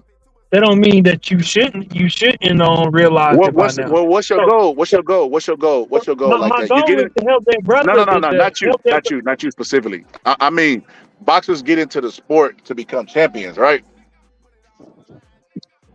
Right? I mean, some of them want the money, bro.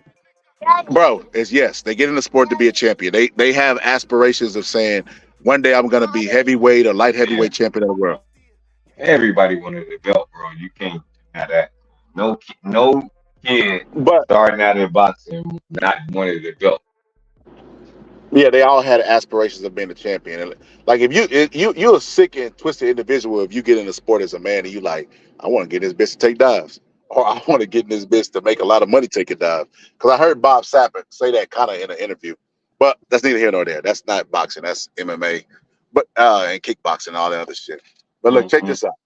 With that being said, bro, the heavyweight champion, undisputed champion right now is Usyk, and I asked myself, is there a scenario where Deontay Wilder could beat Usyk? And I'm like, yes, bro.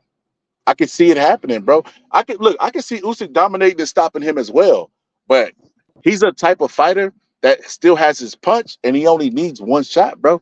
I think he's become too calculated, and he's got out of the mindset that got him to where he was, which is you got to be perfect for 36 minutes, and I only got to be perfect for 2 seconds. And that used to be his motto, and it was true, bro. Luis Ortiz Luis Ortiz has more won rounds against Deontay Wilder than Deontay Wilder has against him in 2 fights, and still lost because of that power landed and found a home eventually, bro. So all he has to do is be perfect for 2 seconds. Malik Scott has took it away his 2 seconds, bro. For those 2 seconds, you know what he's doing now? He's thinking instead of trying to land.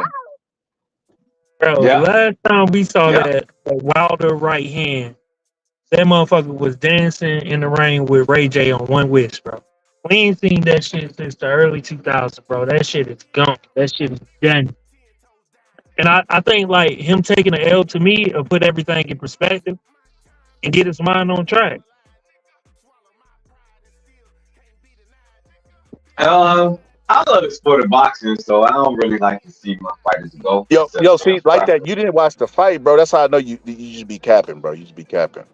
So if you watched the fight, you would have known, bro, that there was times in that fight, bro, where Deontay Wilder gave us what he always gave us. Because like him or dislike him, bro, Deontay Wilder is an exciting fighter, right? like regardless of his skills. I think his lack of skills might actually add to him being a better, like being an attraction, right? Because it's theater, right? You see, like we go to the movie theaters, we see the bad guy start off, ha, nobody could beat me. He gets super strong, and then finally he goes, the enemy, he's stronger than the enemy, but the hero, but the hero rises to the occasion and then gets the job done. It's the same thing in every movie. That's the same premise, right? Deontay Waters give us that in boxing, bro, where he could be losing the entirety of the fight, bro, and then all of a sudden, bink, you know what I mean? It's all she wrote, bro. And bro, I remember watching the Luis Ortiz second fight. I didn't even see the shot, bro. Like, it was like fast as shit, bro. It was like Luis Ortiz was just winning, and then bink, you see sweat fly off his head, bro. You're like, what the fuck? I don't understand. Like, if we looking at the replay of what just transpired with Deontay Wilder and Zhilei Zhang. Okay, in the transaction, Deontay Wilder forcefully threw a right hand, and Zhilei Zhang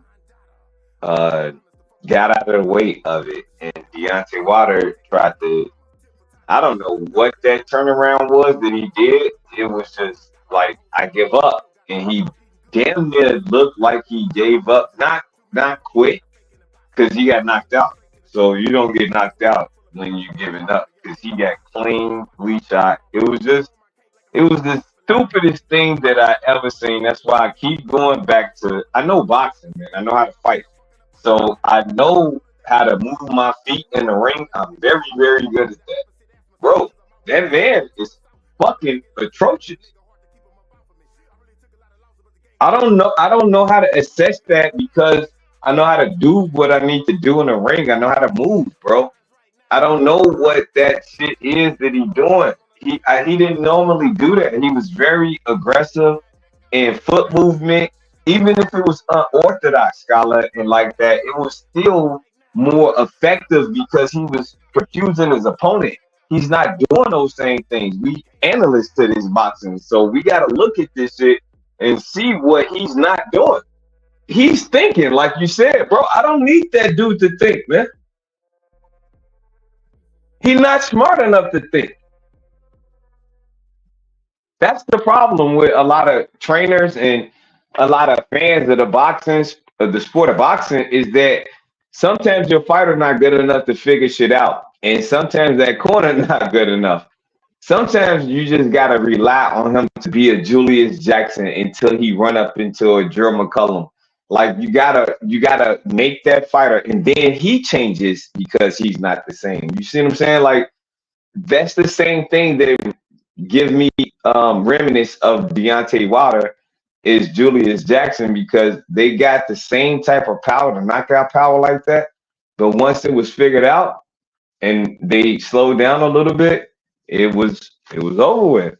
And I'm looking at that, but I do see how you could build him back up though, like that. That's what I'm saying. Build your fighter back up to give him confidence. The craziest part about this is Deontay Wilder is an American heavyweight, bro. This is crazy. Like, okay. All the people who are American in the chat, shout out to my boy Boxing Fan and those who ain't. But this is what I don't understand, right? To the people who are nationalists and, I love my country, America. They're so biased when it comes to America. What other heavyweight right now stands the best chance of getting the belts back? Because we haven't had an undisputed in 25 years, and before then they were non-Americans. So why do y'all want to see Deontay Wilder lead the sport, and who's going to replace him? Facts. But no, I agree with you with that Alexander Usyk thing. He can be undisputed champion as soon as he get that. If he throw them hands, like if he get wild again, be wilder. Be wild as fuck. Like, do something that confuses the shit out of that man. And like he used to do, bro. That man he knocked the motherfucker out and spin after that, bro. Like, that was magical when I seen that. Like, god damn, this man is special. Okay, he can't box, but he know how to strike when it's needed. Like, I mean, that's the sport of boxing, though. You strike when it's needed. But if you count him out with that, then say that he don't got power no more. Say that he ain't got it no more and all of that. But George Foreman, I mean, it's a lot of people that show you that You still got the talent and all of that, but I think Alexander Usyk weak to the body. I think Deontay Wilder is patient. I don't think Alexander Usyk got power that's going to affect him. And maybe it probably do now because of how he had damage. But I think that I don't think Alexander Usyk want anything to do with that right hand. Once he found that confidence again by building him up, give him a year. Let's do a year. And I'm telling you, if he stay consistent and try to get 2 fights within this year to get to Alexander Usyk, I'm talking about Derek Chisora and what is the other one? The other dude, Dillian White. Dillian White and Derek Chisora should be his next fight. What about you, Scholar? What you think? I think Jared Anderson would be a good fight for Wilder. Oh shit! He's right for the pickings. He's baby. He's another heavyweight fighter. Baby? Yes, he's another heavyweight fighter who a lot of people think he could use the strategy that AJ used to tell everybody that he's not mentally weak and he's back. All AJ did was beat all the people who gave Tyson Fury trouble, which was Otto Wallin and an MMA fighter on his debut, Francis Ngannou. And when he knocked those guys out, they said that he's back. If he goes and beats up the guy who got famous for being Tyson Fury's sparring partner and knocks him out, he could tell everybody, I told y'all, man, I'm mentally back. I'm right. I'm violent. I'm this, I'm that, I'm blah, blah, blah. And they'll believe it, bro. Because everybody has short-term memory. It don't matter what you did, just what you did lately. The last thing they remember is what they're going to make their judgment off of. They have no ability to go through the archives. So with that being said, I want to see him fight Big Baby and knock him out. Because they were talking about that fight before this fight. I still want to see it. Yeah, no, I even want to see Deontay Wilder versus AJ. I just need to see it because I thought about it. That was our dream fight. Remember that? Like it was supposed to be bigger than Bud and EJ. So I still want to see that fight. I think he still got something left in the tank. I think that he showed me some adamancy when he lost the fight. Like he felt responsible for something that he did wrong, which he did, and he know that. And I don't know, like you said, if the fight didn't go that way, if he never turned his back, he still was a 50-50 fight, like it was always thought that it was going to be in the get-go. So, and he still got the same power. I just think Zhilei Zhang is an effective opponent for anybody at this point in their life. And if he fight Alexander Usyk, it'll probably, because he's strong like that too. I can see that now. After the latest fights that he fought some hard-headed motherfuckers, and he went toe-to-toe with him and held his own. He ain't been knocked out by nobody. So, I mean, he a tough opponent, man. So let Deontay Wilder go his way. I think if he beat Alexander Usyk, which he got a great chance, I think that he got a 70-30% chance due to the fact that he got, like I said, if he do the fighting style, Scholar, like I'm telling you, like be wild, like Wilder used to be when he fought Helenius or something like that, or he fought Jermaine Stavern or something like that. Like, be that type of dude. Remember that Deontay Wilder, bro? Like, that was a whole nother character from what we looking at. And we experiencing a dude that I don't understand why he's so slow now and why he's so docile.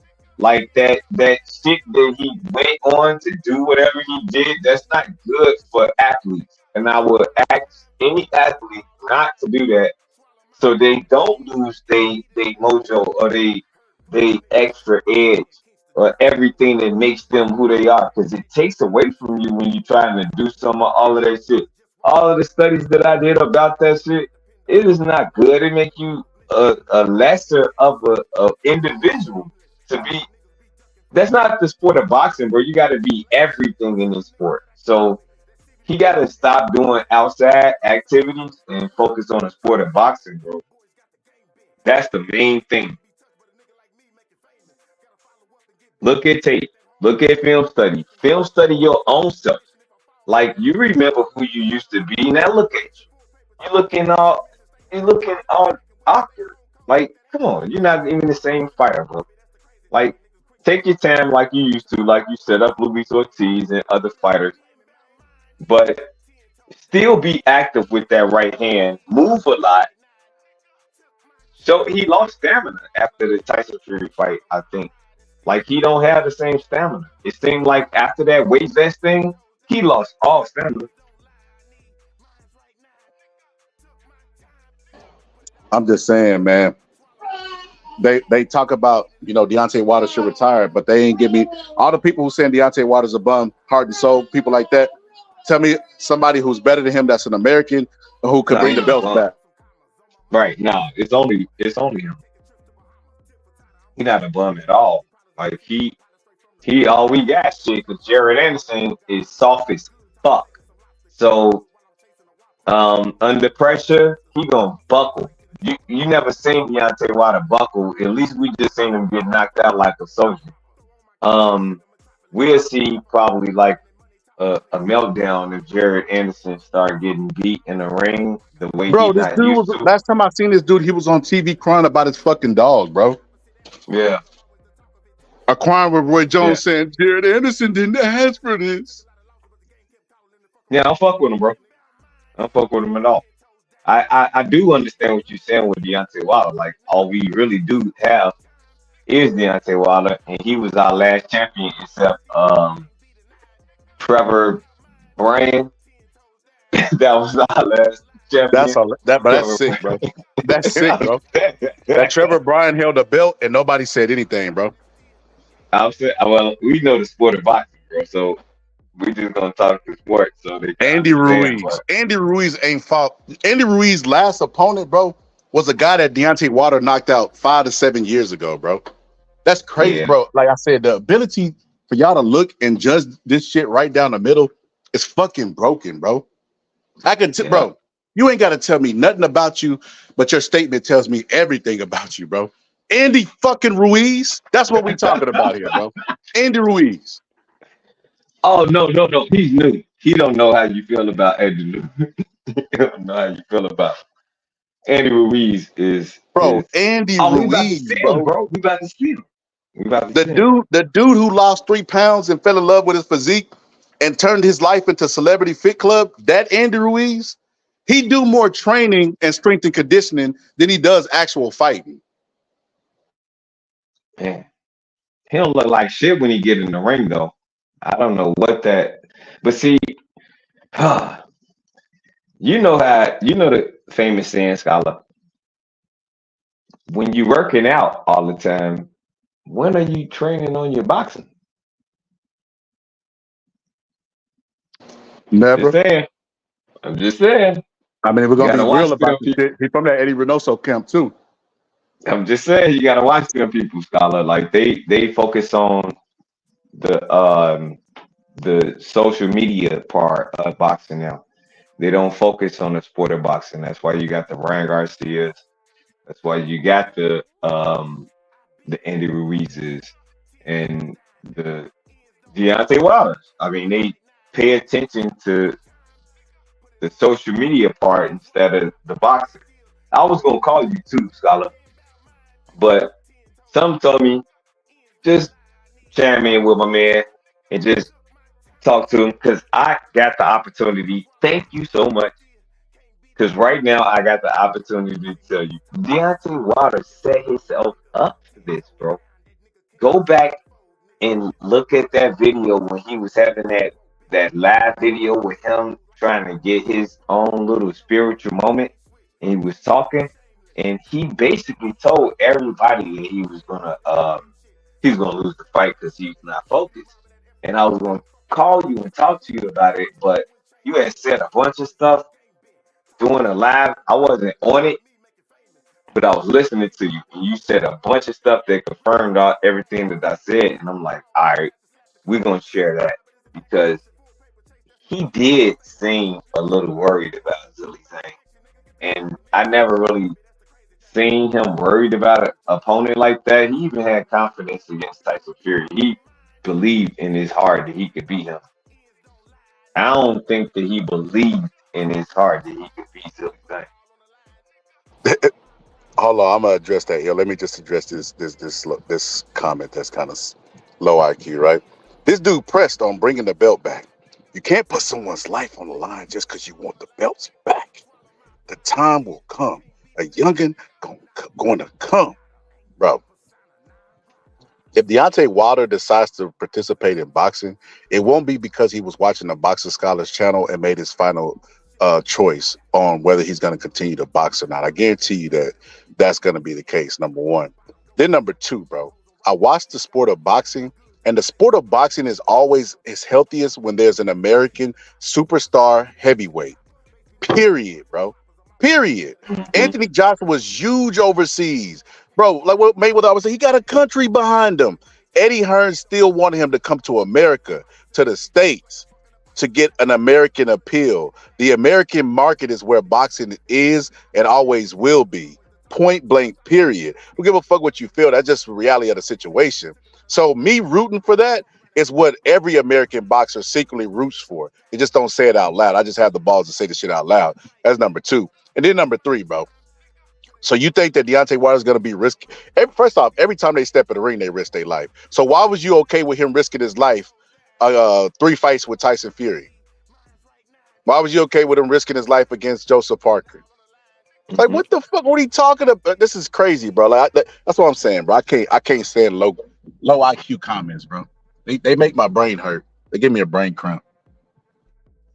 Hey, but Sean Connery, to reply to what you were saying, people need to watch all of Wilder's fights to witness his aggression and raw ability. I understand that, and I was just explaining to everybody in the chat and Scholar and everybody on the panel, like, we all know his true form of who he is, his raw ability, but he's not showing that aggression and that violence that we looking for, like Malik Scott was iterating when he was trying to explain what he want to do with him. I'm just saying that I know that, and I know if he was my fighter, then we'll go back to a lot of basics, but with a lot of speed, accuracy into the punches instead of just focusing on something new. Because why train a pony to do a new trick when it already know how to do the best one? So I don't need that. I got a mindset that I know if I see him in the form that he needs to be, just improve the form.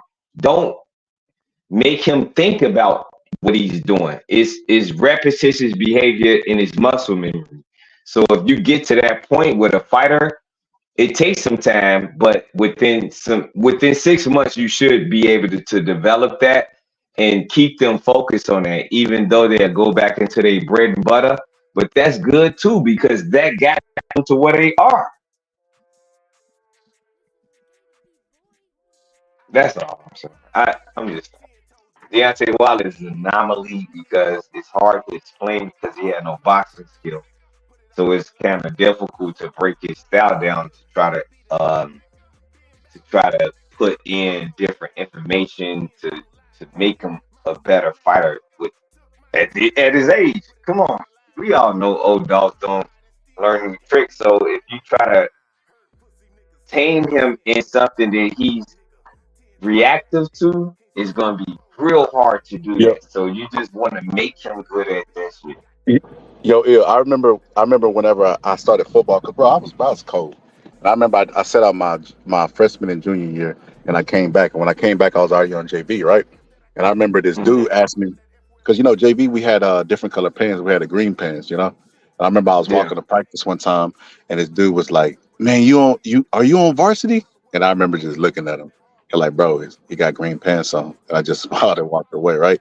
I feel like that's what I'm gonna have to do with this guy right here, bro.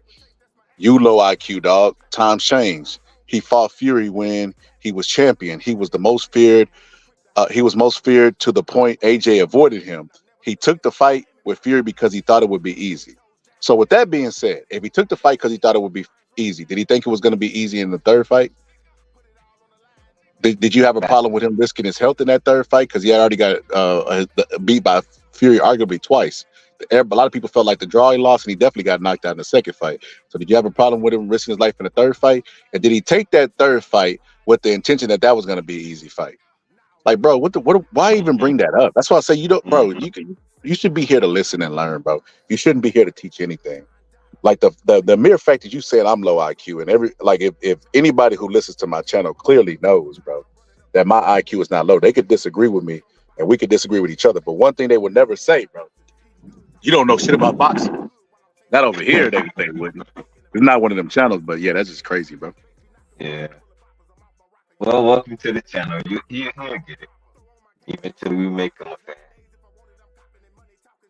But yeah, as far as Deontay Wilder, bro, hey, Con Legacy Mindset, they knowledgeable than the motherfucker too. That's why I love my bro. I wish I could put I wish I could put my chat up against somebody else's. Like we do like how they be having like them little war games and shit where like they move in, they take over territories, where like we have a territory and we gotta answer rapid fire questions about the history of boxing, like fast enough to where you can't use Google. They give you choices, maybe like 2 seconds.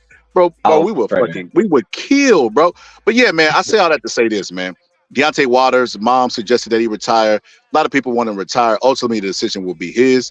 Me personally, I don't think America has anybody else. And if he wants to continue to the sport, I believe he can be champion. I'm not going to be dishonest because I want Deontay Wilder to take punishment as the low IQ person suggested. I think that he still has a legitimate chance. Long as he got that bomb, bro, there's nobody that walks through him. As a matter of fact, Tyson Fury beat the shit out of him beat him in the first fight and got a draw, then knocked him out in the second fight and still was knocked down in the third fucking fight. He hit Zhilei Zhang with a couple shots that Zhilei Zhang thought like, oh, this motherfucker can punch. The only thing is he didn't land it in the Parker fight, but Parker's a lot lower and stayed low to the ground. That's a different thing. That was more of a stylistic thing. But everybody who Deontay Wilder touches is gonna feel that power. Not everybody gonna be able to stand up to that power, bro. So with that being said, can Deontay Wilder? Okay? If I gave you $100 and you had to put it on Deontay Wilder versus Usyk, would you put it for sure that Usyk's gonna win, or would you hedge your bet? And if you would hedge your bet, that means that you believe what we all know. Deontay Wilder got power, bro, and you never can rest until his power is dismantled, which is when the final bell rings. You done knocked him out, or you done went 12 rounds with him. Until then, he's always dangerous. And it's Usyk, though, so I'm not even thinking about a knockout.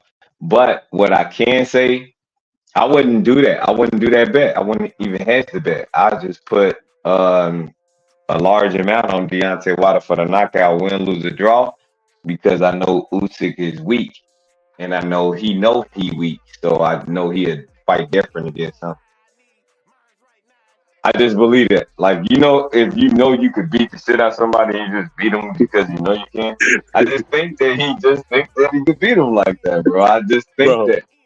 Fucking Legacy Mindset said the knowledge here is top notch, and our fearless leader is the boxing scholar. That's fucking.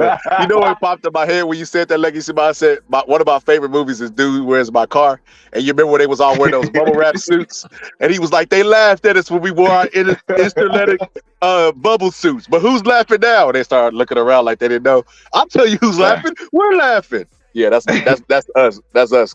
Legacy Mindset. Damn. Shout out to the scout. He was fighting for the belt, like for real. How dense are you, bro? This is crazy, bro. Yeah. I aren't Jesus. You disrespect me. I aren't Jesus. What? Hey. I don't know. Like I said, bro. You want me to drop the link for you to pull up? You want to pull up? Welcome to the scout. You want to pull it up so you can put? So yeah, let me drop the link so you can pull up, bro. I guarantee you ain't gonna pull up. Cause I'm gonna stop reading your comments, brother. I don't like that you from the chat where it's safe, where you can Google some shit. You have time to respond. I want to put you on that clock, see what you really know about boxing. But man. What are you saying? No, well, they get it. They get it, scholar. That's why they amuse themselves, because they gotta challenge themselves. How could you challenge yourself and you don't challenge yourself against a scholar? Or somebody that's ill about the status of. So you probably got to be somebody to be over here. So I appreciate everybody. Scholar, I appreciate you. Ladies and gentlemen that's trolling or that's live. Our regulars, everybody. Love y'all, man. Keep doing y'all thing. So this is the craziest part about the sport of boxing, bro. Like I said, bro, like sometimes I can't even wrap my mind around the stupidity that comes out, like the conspiracy theorists water through the fight. Like there's easier ways to throw a fight. Well, look, Coco, you're not gonna hit the link. So what I'm gonna do right now is I'm gonna go ahead and put you down in timeout because you're telling me to calm down. Free speech, bro. We allow free speech over here, bro, but we don't allow free trolling, brother. That shit gonna cost you, brother. And you're gonna have to be a member to do that. So what I'm gonna do right now is I'm gonna put you in timeout temporarily just to show you that I got the power and I'm not afraid to use that shit, brother, like Hitler. But I remember this when Mike Tyson walked away from the sport of boxing. His very last fight, they threw shit in the ring, bro. Like threw sodas at him and shit, booed him and whatever. Then there was like an ESPN poll. I still got the screenshot of that. And the ESPN poll, they said Tyson should just go ahead and lead the sport of boxing. It's not for him, et cetera, right? And they hated Mike Tyson, right? They rooted for Lennox Lewis to beat him, all of that shit, right? Mike Tyson like walked off into, what do you say, oblivion, obscurity, oblivion, and all that shit that he was saying, right? So Mike Tyson left the sport. They loved him. They didn't realize they loved him when he was boxing. But when he left the sport, I be goddamn, they missed Mike Tyson so much that fucking 20 years later, they would be saying he should fight Tyson Fury for the heavyweight championship of the world, bro. And this motherfucker was 53 years old at the time. Like, you cannot make this shit up, bro. It's like people don't realize, bro. Like I said, bro, when Michael Jordan was playing, not everybody loved Mike, bro. Like there was a lot of people that loved Mike, but a lot of people equally hated him, bro. Same thing with fucking Tom Brady, bro. So with that being said, bro, I'm not saying Wilder is the equivalent to those, even though he was a champion. I'm saying that, bro, just try to be a little bit consistent, man. Let's not just root bad on him because you don't like him because he said he want a body. Bro, ain't that what you want out of your fighter? First, Deontay Wilder say he want a body, and they criticize him for that. Then when he come back, talk about peace, love, and blessings and ayahuasca tea and all that other stuff, they like, oh, I can't believe this. That man lost his killer instinct. It's like there's nothing he could do. And because I'm on the outside looking in, what's going to happen is this. Deontay Wilder's going to finally lead the sport. Because I watched after Tyson Fury knocked him out the third time, he left the sport, and people kept clamoring for him to come back to the sport, bro. He didn't even want to come back. Yeah. They built him a statue and everything, bro. Yeah. So I watched that shit, and now that he's back to the sport, they want him gone again, bro. Oh my, like I can't take it. This the behavior of a woman, bro. Leave, motherfucker, leave, and then you pack your bags. So, oh, she's just gonna leave me now. Didn't they want AJ to retire when he threw the tantrum? Didn't they want AJ to retire when he threw the tantrum? Fags, bro. Went back on to beat the shit out of people. Like, bro, man, and that wasn't even that long ago. When AJ was outside the ring, bro, like, fuck this and fuck that. And his dad was like, hey, no, fuck you too, father. Bro, that wasn't that long ago. They were like, oh, man, AJ's the poor sport. He should lead the sport. Right. Now, all of a sudden, AJ back and they want to see him fight Tyson Fury. Like, you can't make this shit up. Oh, it's amazing, bro. No, I get a kick out of it because it's delusional topics and analytics of boxing. They don't know what the hell they're talking about because they ain't feeling it. Like when you have feelings and opinions about a boxer in his career, it's because of your trajectory thought of. It's not because of the sport. Like you just hold Mike Tyson up for grabs. But oh no, Scholar, there's more.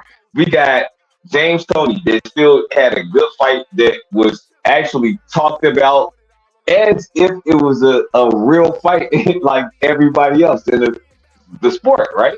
Then you would have somebody like Roy Jones and Mike Tyson have it up and mix it up, and then that do historical numbers in our current times. And then you would have somebody like who was the other fight, Scholar? It was Anderson Silva versus Jake Paul.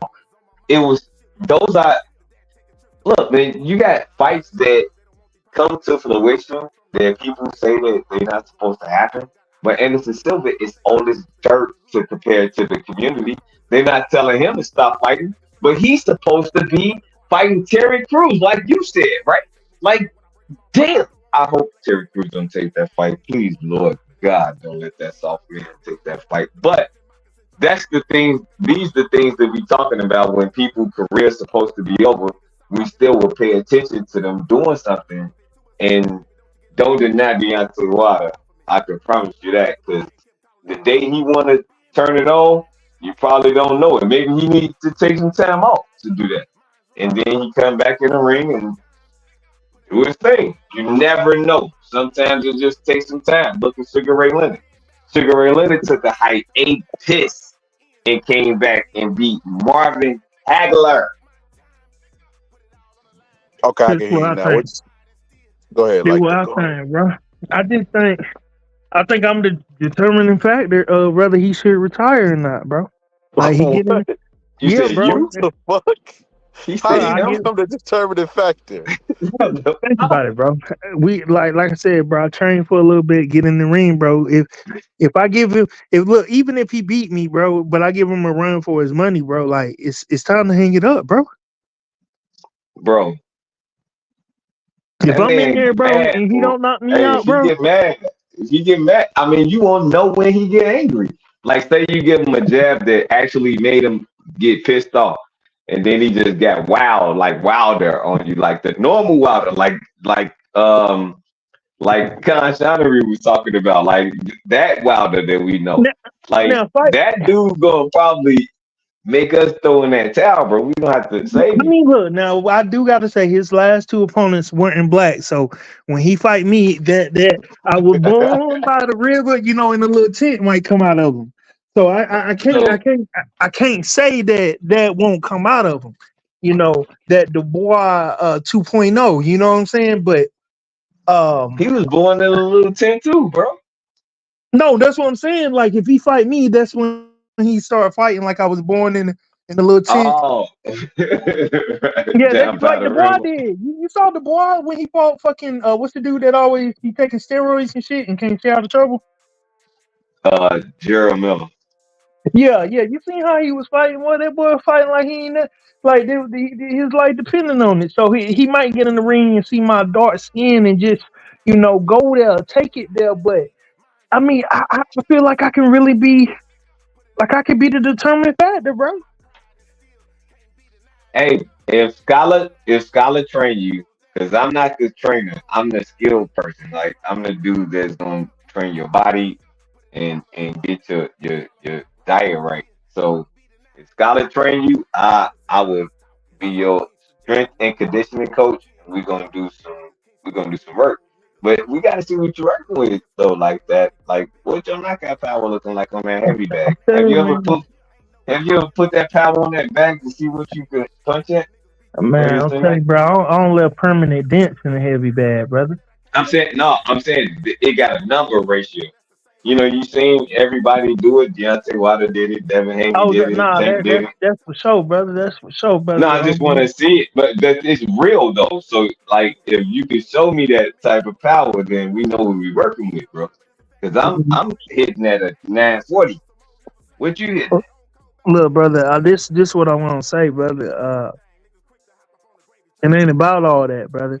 We could just focus on the task at hand, brother. And then I just really feel like I could be the determining factor of whether Wilder need to, go ahead and get up out the sport, or if he still got reign within him, bro. But it can decrease, though. I do know that. So it look like his shit don't decrease, bro. Yeah, it do decrease because I did start hitting at a 908 like lately because I ain't been taking care of myself. But it's okay, brother. I gotta get back into my thing though. But when I get back, I'm back at that knockout power. Go ahead, Scott. Y'all hear me? Yeah, you good. Okay, I couldn't hear. I didn't know if y'all could hear me now. Like that is fucking hilarious. Like that. You know how they always say Deontay Wilder ain't fought nothing but bums, bro? If he fought you, they would just say he ain't doing nothing but fighting bums again. No, but see, I'm not gonna get knocked out. Hold on, like that. Let me ask you this. You've been in the gym before, right? Yeah. You spar, right? A few times. Is that shit easy to knock somebody out, bro? Because people making it sound like, oh, he knocked out bums. Nigga, I could literally go take a bum that's panhandling on the corner, drop $20 in his hand and say, all right, get in the ring with this guy who's saying it's easy to knock people out, and they wouldn't be able to knock him out, bro. That's why I've been chewing gum lately, bro. I'm getting prepared, bro. I'm telling you, bro. I should have gave him my damn secret, Scholar. I should have gave him my secret, Scholar. Bro, I Niggas already was knew getting that, ready bro. to I knew party that with through Diddy. watching Floyd, bro. I already knew that through watching Floyd, like all the Oh, 24/7 and all access. He'd just be chewing on the gun.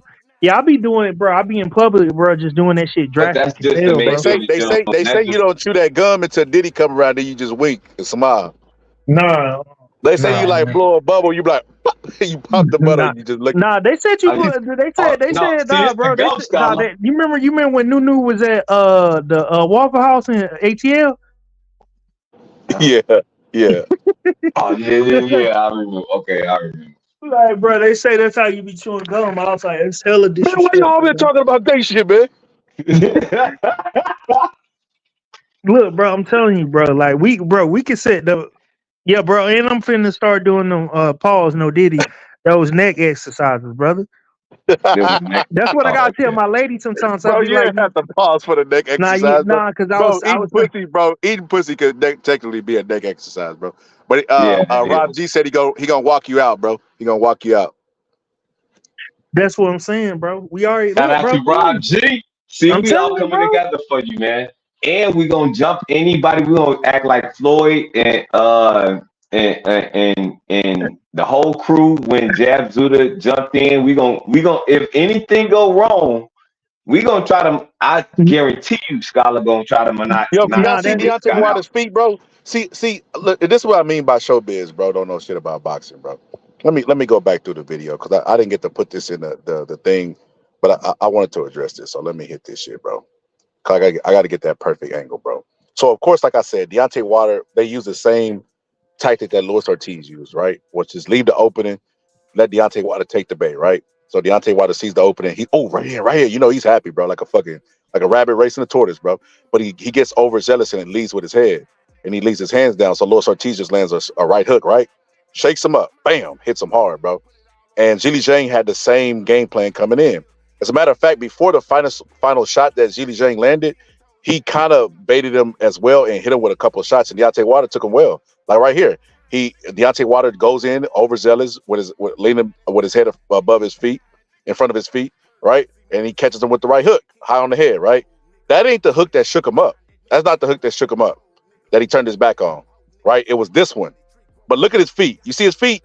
Like he's off balance. He's trying to catch himself. And then he starts walking, and then he looks at the referee. If he don't look at the referee and he's able to rebalance himself, he'll be okay, bro.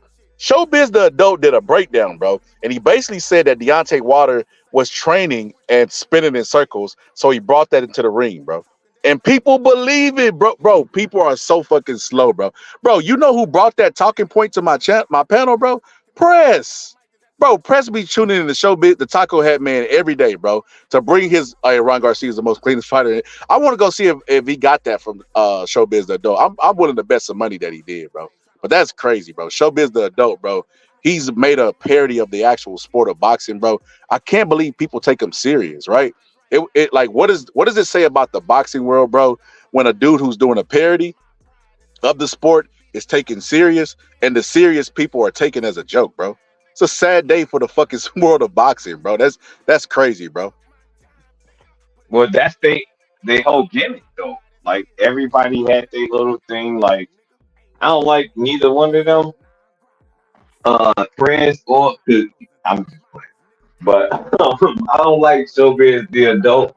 I don't like Blue Blood. I don't like Fanon. 78 cool because he keep it a buck sometimes, and he can't stay in that mode because he can't really do it. I don't know why, but BFTV, he's another one. Like these guys, bro, they are stage clowns and like they false propaganda for the sport of boxing. That's why you need proper content to spit the real shit. That's why y'all gotta honor the Scholar and the channel and listen to the information that's being taught to you. Because if you don't, then you would make bad bets.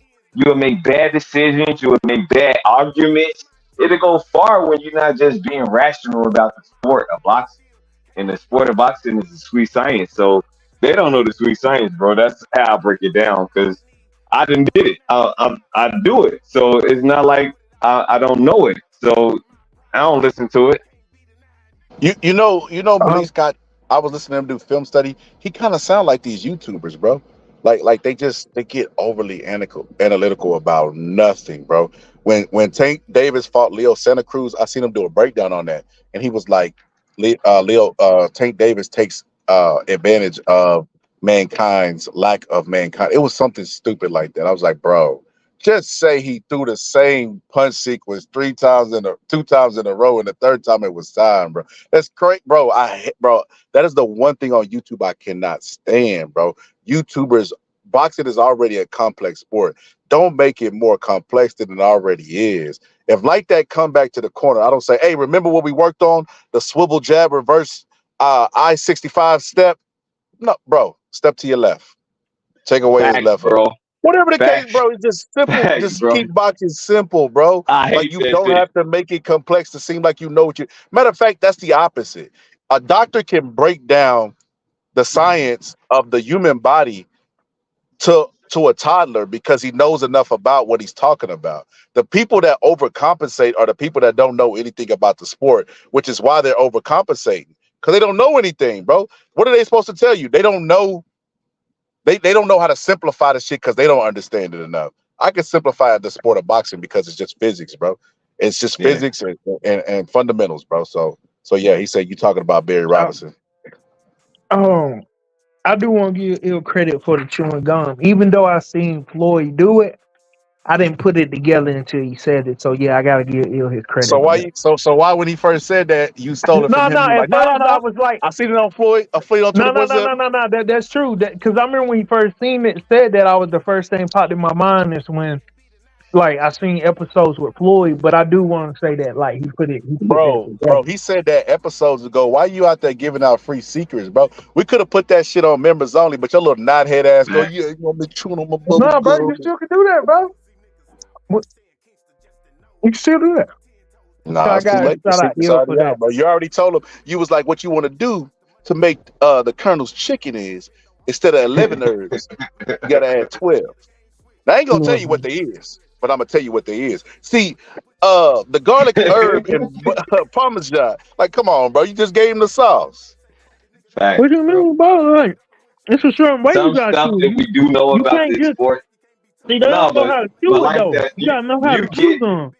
But you get knowledgeable about this nigga sport. Just say you gotta know how to chew gum, bro. This nigga ain't just say you gotta know how to chew gum. You gotta know how to chew it at the cow. You gotta chew it like a cow, or you gotta chew it like a deer. Which one you gotta chew it like? Because we herbivores, but we carnivores because we gotta have meat because we gotta be actually efficient in this. See, look, and then Gus gonna give away more fucking secrets. Let me delete this comment, Gus. No. He gonna give away even bigger secrets. Now he telling the real sauce. Now I'm gonna start giving seminars on how I'm gonna start teaching people how to chew gum, brother. Bro, please do not drop content on how to chew gum, brother. I'm gonna think the other way about you, brother. No Diddy. So look, this is what I want to say. I want to say this, man. Boxing fan, you gotta take that credit card. I know you kind of young boxing fan. You gotta take the credit card, bro, just like you would in Fortnite and spend that 99 cents. It's in the chat, bro. We dropping some stuff like that on members. Man, boxing fan, we need you to join this goddamn the secrets man. of boxing, bro. You one of us, man. Yeah, I got maybe like 4 videos on ice. I ain't gonna lie, I've been going through a little bit of something, bro. So I ain't been dropping them lately. You know what I mean? But I got them on ice, bro. Just taking the seat. I'm gonna create another tier and just take all the videos I got on Patreon and put them over here because those are more in depth. You know what I mean? So, but yeah, man, we teach the sport, bro.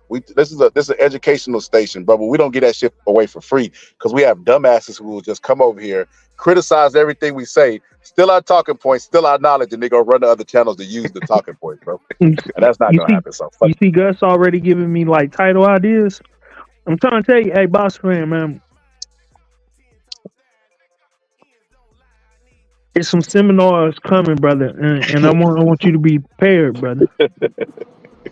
Hey, Gus, you gotta come on here and talk to me, brother, because you dropping a little bit of knowledge that I just want to share with you. Hey, put in the private chat. You remind me of me when I was a young guy in the sport of boxing. When I was trying to figure things out. So, Gus, you can't start dropping dimes like that, bro. Put in the private chat what Gus said. The one that you deleted. I'll tell you off air, bro. Okay. And make sure y'all get that sugar free going too, brother. Man, nah, bro. Don't write your No, teeth out, it's brother. actually the gum that make you chew. If you chew the gum for 20 minutes, it gives you it. Oh, I activates. forgot. Gus is in Florida catching fucking frogs and shit. Yeah. What are He you went doing over in there with the Florida? Gators. He went over there. Hey, got a little business to take care of. Gus, how you getting in Florida, Shout Gus? out, Gus. You got family Hey, down give there? me some of them. Gus got them pythons, man. I need some snakeskin boots. Gus, go on, hook a brother up. Send it through Scholar because you got the plug. So run the magic, man. It's the family going on over here. Yo, shout out to shout out to what you say? Hell nah. He said hard work pays off. What's that book called? You doing the 4-hour work week, brother? Gus, you doing the 4-hour? Gus, I ain't heard you chew no gum since I knew you, brother. I know you ain't really taking boxing serious. And we gonna need you to stop smacking on this live too, brother. That's what we gonna Did need you hear you what he to said? do. What he say? He said he heard Gus chewing no gum since he met him. He know he don't work hard.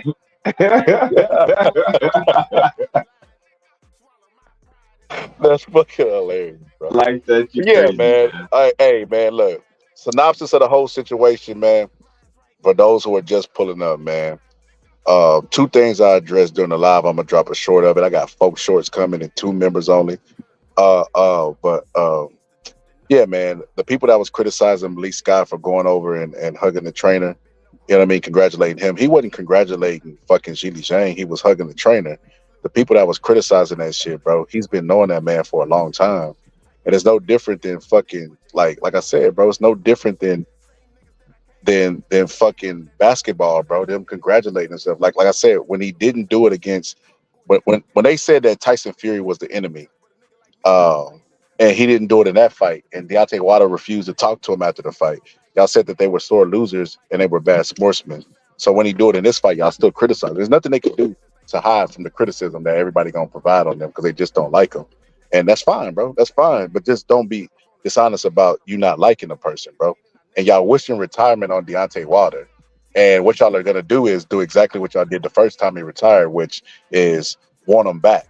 So we are building statues and fake clapping for him and shit because you want him back in the sport because y'all don't appreciate him when he's here. That's the thing about people, bro. They only appreciate you when you go. We know this about that's society, bro. A dude to get in a relationship with Beyonce, bro. What did Jay-Z say? I'll fuck up a good thing if you let me. Please let me alone, Becky. That's real shit, bro. It's like people want to appreciate you, bro, when you're at your height and you're dominant. And I made this point, and because I use Drake as the punchline, people just didn't catch that shit, bro. That ain't just Drake, it's anybody, bro. When you remain dominant, you know what I mean, for a long time, people start rooting for your downfall, bro. They get tired of people talking about you. What Boosie say on Vad? They become hypnotized by hatred, Vad. Hypnotized by hatred. Boosie said that shit by accident. And then Vlad liked it, and the nigga just said it the entire interview, bro. That was like his one thing. It wasn't even relevant to the topic. They were like, all right, Boosie, time to wrap this shit up. Hypnotized by hatred, Vlad. But yeah, man, people become hypnotized by hatred in the words of Boosie, man. And they start rooting for your downfall, bro. And that's where Deontay Wilder is in his career, bro. He don't even got a title, bro. And people are still tuning into his fights to wish the bad for him. When the fight got announced with Zane, they said Deontay Wilder's washed. He doesn't even deserve a Zane fight. I'm like, wait a minute. Zane has never been a title holder, doesn't even have a title. How are y'all spin the narrative that Deontay Wilder doesn't deserve the fight? Like, it doesn't make any sense, bro. Like, I just scratched my head, bro. I scratched my head because that's all I could do at this point, bro. Okay, so I hold that to say this. We have that as that it's the dividing line between fans, between the ones that's on the side of Deontay Wilder and the ones that's not on the side of Deontay Wilder. But we got other fighters that's just like that, though, Scholar, and like that. We got Adrian Broner right now. He's fighting this week. This is his week. So is he done if he lose to Vladimir Klitschko? No, Bro, no, AB is AB another ain't. one. AB AB different is though, another bro. one. Bro, ill. Fuck it. God, let me hit the drop for goddamn ill. Intelligent, very intelligent point, bro. Very fucking intelligent point. I gotta search all the way down for this one, bro. But Ugh. Brother, ugh. What's that? shout out to ill for the good point. Adrian Broner, bro. Every fucking 3 years, bro, the Grim Reaper shows up, bro, taps AB on the shoulder and say, "Hey, AB, your career's over, Playboy. Did you miss the memo?" And as much as people say AB sucks, his career's over, he doesn't let his hands go, blah blah blah blah blah, they still show up to watch Adrian Broner fight, bro. Adrian Broner's going to be Facts. still selling tickets out at 50 years old, bro. As Facts. washed up as they say he's, it's the same thing with Deontay Wilder. I wonder what those two fighters have in common. I don't know. I can't see what they have because we're just ordinary people. But nah, bro. But all honesty, bro, they always trying to kill people's career, bro. It's like if you dislike a fighter and you're still tuning in, you don't think his fans are gonna still tune in to see him fight? You don't like him and you're tuning in. So, bro, this is why I always say in the sport of boxing, there's a thin line between love and hate, bro, because it's true. The people who hate the person that they claim they hate consume them more than the people that say that they love them. Yeah. But that's the nature of the sport. And regardless, because the sport is so harsh and it's brutal. So it treats even the fans brutal because we could pay for fights and order for fights and all of that stuff, and it could be canceled or postponed or something like that. And then we have to be in a limbo about things that have to happen, but that's not fair to the fans. But that's one of the only sports that ever do that. If any other fan notice that basketball do not do that. Football do not do that. The rest of them in the categories in which they fall do not do that. Only boxing does that. So it's kind of hard for a fan to be invested, and I understand that. But when you know the sport and you understand it the way you do, you want to keep your people around so they can get an opportunity when things are not going right in the sport of boxing. Because it goes through limbos like those other sports don't. So it's like, I love the sport, bro. This is what I do. I fuck with it. So if people don't understand that you have to be consistent with the sport, that means when your fighter is not on his trajectory that you predicted him to be on, then you still got to humble your own self, fucker. Like, why didn't you want to do that? Like, it's not hard. You are the problem. So if boxing get the fans right, I think we the boxing be right because we support the sport. Win, lose, or draw, we still support our I fighters. ain't gonna tell that lie. Bro, I'm never gonna financially support the sport of boxing, bro. It's No, too I ain't much, saying bro. financially, bro. No, I ain't say that. I ain't financially. Okay, you talking about just in general. Okay, I definitely ain't put my wallet. Bro, if I buy every pay-per-view for an entire year, I probably would spend $2,000 to $3,000, bro. No, but I pay for them. I pay for them, but people come over my house, bro. Like, people be coming over my house to help me with all of that stuff. Like, I ain't paying for all of that shit by myself. Like, I make sure that they don't see it without a skip. So, if you want that, then you gotta come pay me. Yo, So check this out, bro. Check this out, right? I'll pay for a fight, man. We know you's a sucker, bro. I sold you some Italian ice, brother, and never got the I ain't ice. You still sorry waiting. about it. If the fight is Something you worthy want. enough to be paid for, I'm Something you gonna want. pay for it. You'll pay for the Yeah, product if they give you what you want. So, but this is what I'm saying, like that.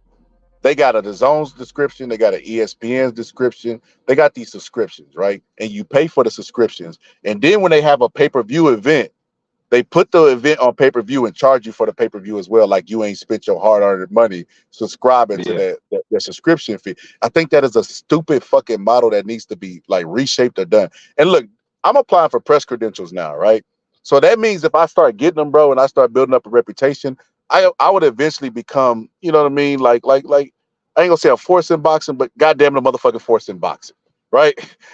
I would be stupid to get up here and criticize people for not buying the fights when I apply and get them for free. Would you think that, like, if I turn around and start wagging my finger like that after being on illegal streams would like that. Like, hey man, you gotta start paying for this shit, man. What's wrong with you?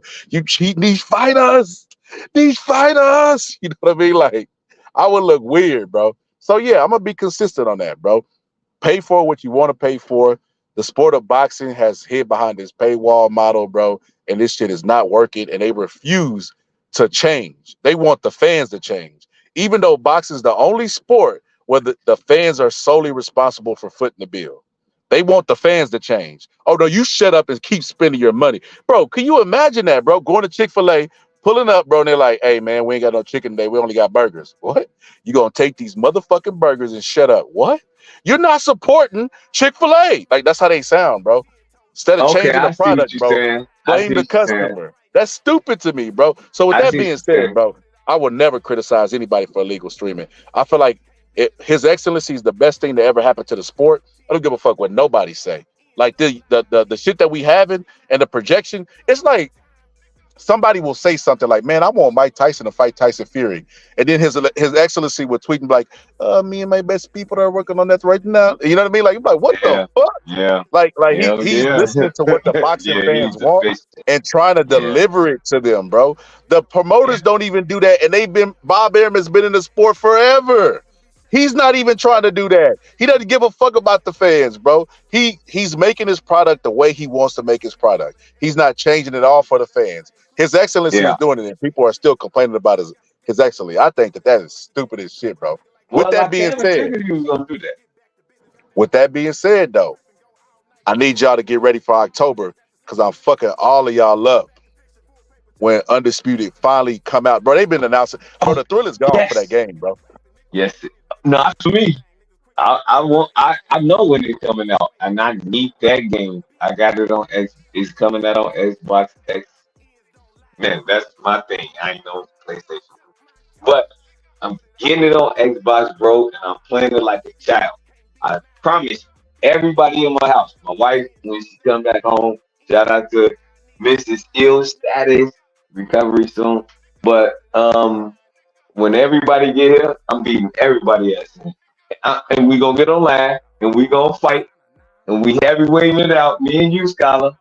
Cause you said you're gonna beat me at David the Busters, and when I get there, what game you good at though? Cause I ain't good at all of them. So we gonna have to talk about that, but that's another story. But yeah, I'm gonna beat you like that. Rob G, everybody that's Karma. I really want you to jump on so I can beat you up. Really want you to jump on. You've been trolling me for a long time. Nah, she's been trolling me for a long time, and I want to fight her on the game. Nah, but I don't play games though, bro. Shout out to Karma. I don't know, bro. I might get it. I might get a game console. It just Look, we got A-Rap money. We fucking with Scholar, bro. Look, he ain't send you the llamas yet? Nah, bro. I don't know, bro. I mean, I ain't a big game. Llamas, man. Get them right, Scholar. Send them llamas. Nah, I ain't sending no shit. His mouth too fucking smart. What? His mouth too fucking smart. Man, Scholar just sent me some phoenixes and unicorns, boy. I'm blessed. I'm highly favored. I know. Oh, they said Ryan dropped a new song. I've been taking iStream, bro. I'm taking iStream. I'm dead serious. Yeah, they say he addressed like the PEDs and him not cheating and. Oh, did Ryan Garcia drop a song where he addressed all the things that we already know he did? Amazing, bro. I'm definitely finna run to my local fucking YouTube search bar and search that shit up immediately, bro. Bro, I don't give a fuck, bro. I don't give a fuck about Ryan Garcia, bro. He's a fucking cheater, bro. And I think that anybody that supports him is less than half-witted. A half-witted person is a genius to them, bro. Like at this point, bro, it's like he keeps coming out with more evidence that supports that he did what exactly. It would be like finding 2 bloody gloves on OJ's property, bro. Like I mean, on the property with OJ, and they both fit OJ's hand. Like, what the fuck, bro? It's like, it doesn't make any sense, bro. Ryan Garcia sent the bottles off to be tested, bro, for Osterine, but they were open already, which means he could have put the Osterine inside the fucking bottle and sent it off. Instead of going to where he purchased it at, he didn't even show receipts where he purchased it at, right? Instead of showing where he purchased it at, and then they go do an investigation at the place, he sends 2 random bottles with contaminated pills of Ostarine in them. What are the odds of that, bro? It didn't have clenbuterol in it. It didn't have no other drug in it but Ostarine, right? And then it's open. It's like, bro, you cannot make this shit up, bro. Like, it's like he's trying to prove his innocence, but proving his guilt more and more and more, bro. By trying to prove his innocence. It's like, it's crazy, bro. And you know what happens every day I wake up? Showbiz the adult, bro. Detective Showbiz is defending him. Hey, man, y'all just don't understand. This guy's a genius. This guy is this. This guy is that. Oh, man, he sent the hair sample off. Bro, he's reading statements from this guy's lawyer, bro. That is crazy, bro. They ain't provided no evidence. As a matter of fact, him and Victor Conte are in an all-outgoing war right now at this moment on Twitter, bro. And this is how you know people are stupid and biased, bro, on YouTube, right? Nobody's covering it, bro. I only seen Ring IQ cover this, bro. No other YouTube channel, bro. Any other Twitter battle. Shakur is famous because they read his tweets live, bro. Anybody else, bro, if Canelo has a positive test, they run into Victor Conte. What happened, Victor? Oh, Canelo's innocent. Well, let me use Victor Conte. He's credible. When Victor Conte says that Ryan Garcia is more than likely guilty and he's having an all-out war with him, bro, they never mentioned the tweets that's going back and forth. And Ryan Garcia brought Victor Conte into it. Victor Conte is always the go-to cheater because he won't shut his fucking mouth about cheating. This situation, Ryan Garcia drug him into it by mentioning his name, right? And then they're having a back and forth, and nobody on YouTube is covering it, bro. But y'all want me to watch a documentary from a YouTuber, bro, who doesn't cover boxing about the sport of boxing. Like, bro, you can't, bro. This should give me a headache sometime, bro.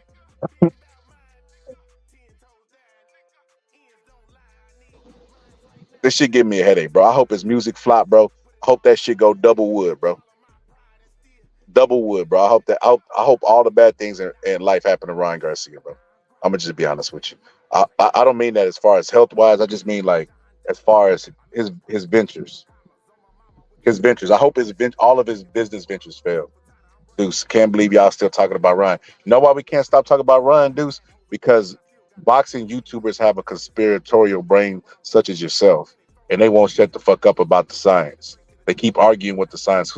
Ryan Garcia is going to be a forever topic in the sport of boxing because, number one, he was already popular with his social media presence. And then number two, you have people out there who assume that they're smarter than conspiracy theorists such as yourself. So we'll never be able to stop talking about it. So that's why we is what we is, dudes. That's why we still talking about Ryan Garcia, because we have press pulling up, spamming my chat with the documentaries, videos that Ryan Garcia is innocent, and always every live saying Ryan Garcia is the most cleanest fighter in boxing. So press is the victim of those conspiracies that we always talking about, the anti-science shit that we always talk about over here. So that's why Ryan Garcia is he's gonna forever be a topic at hand. But the most shocking part about it to me is, like I said, if this had been Devin Haney that tested positive, they would have did an interview the next day with Victor Conte. Victor, what did he take and what does it do for you? Well, you know, he took blamerenatine. Blamerenatine basically makes your quadratic lymphatic system hyperactive drive go, and it increases your blood cells, and everybody just goes crazy. Oh, Victor's so smart. Oh, I love that white man. But now all of a sudden, bro, I can't put my finger on it, but they are silent than a motherfucker when it comes to this Ryan Garcia shit, bro.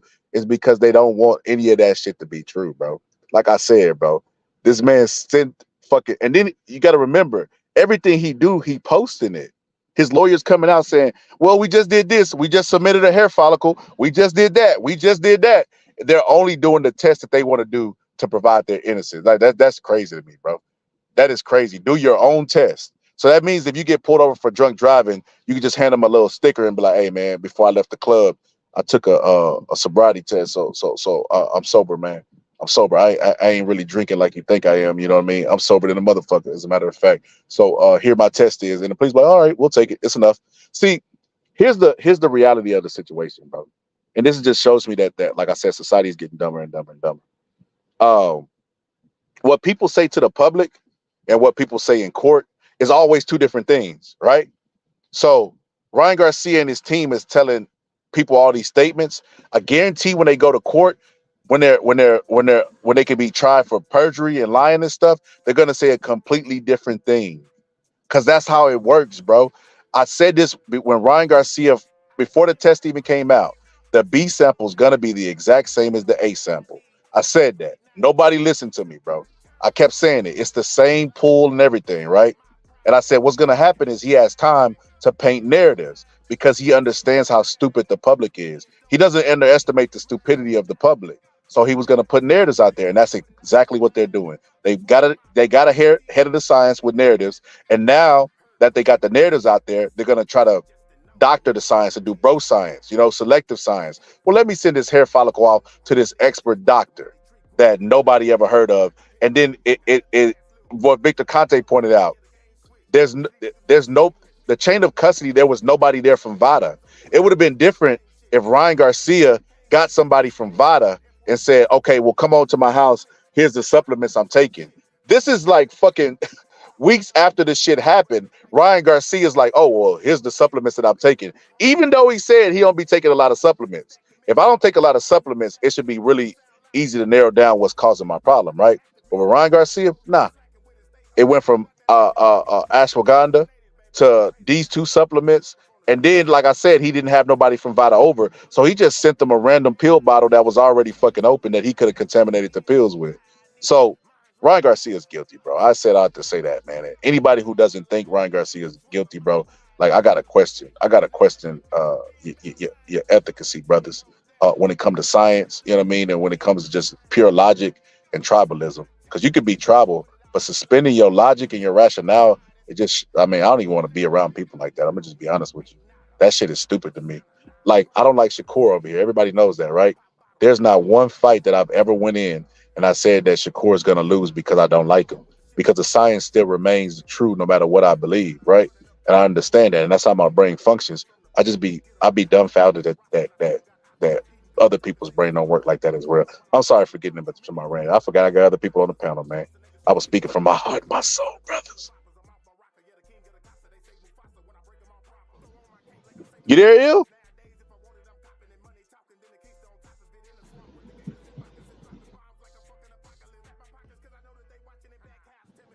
Can y'all hear me, man? Please don't tell me don't tell me I've been talking all this time. Hold on.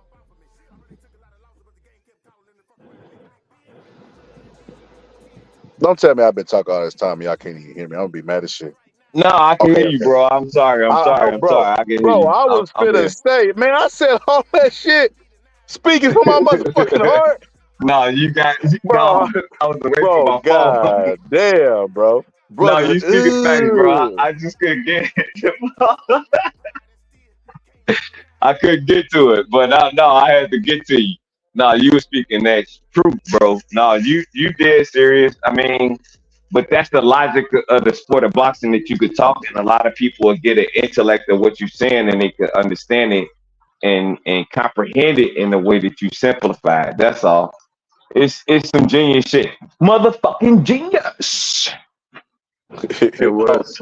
It's a good thing we got commissions and we don't have to listen to these dumbass fans with all these stupid ass theories, bro. That they don't listen to none of that stupid shit these people talking about.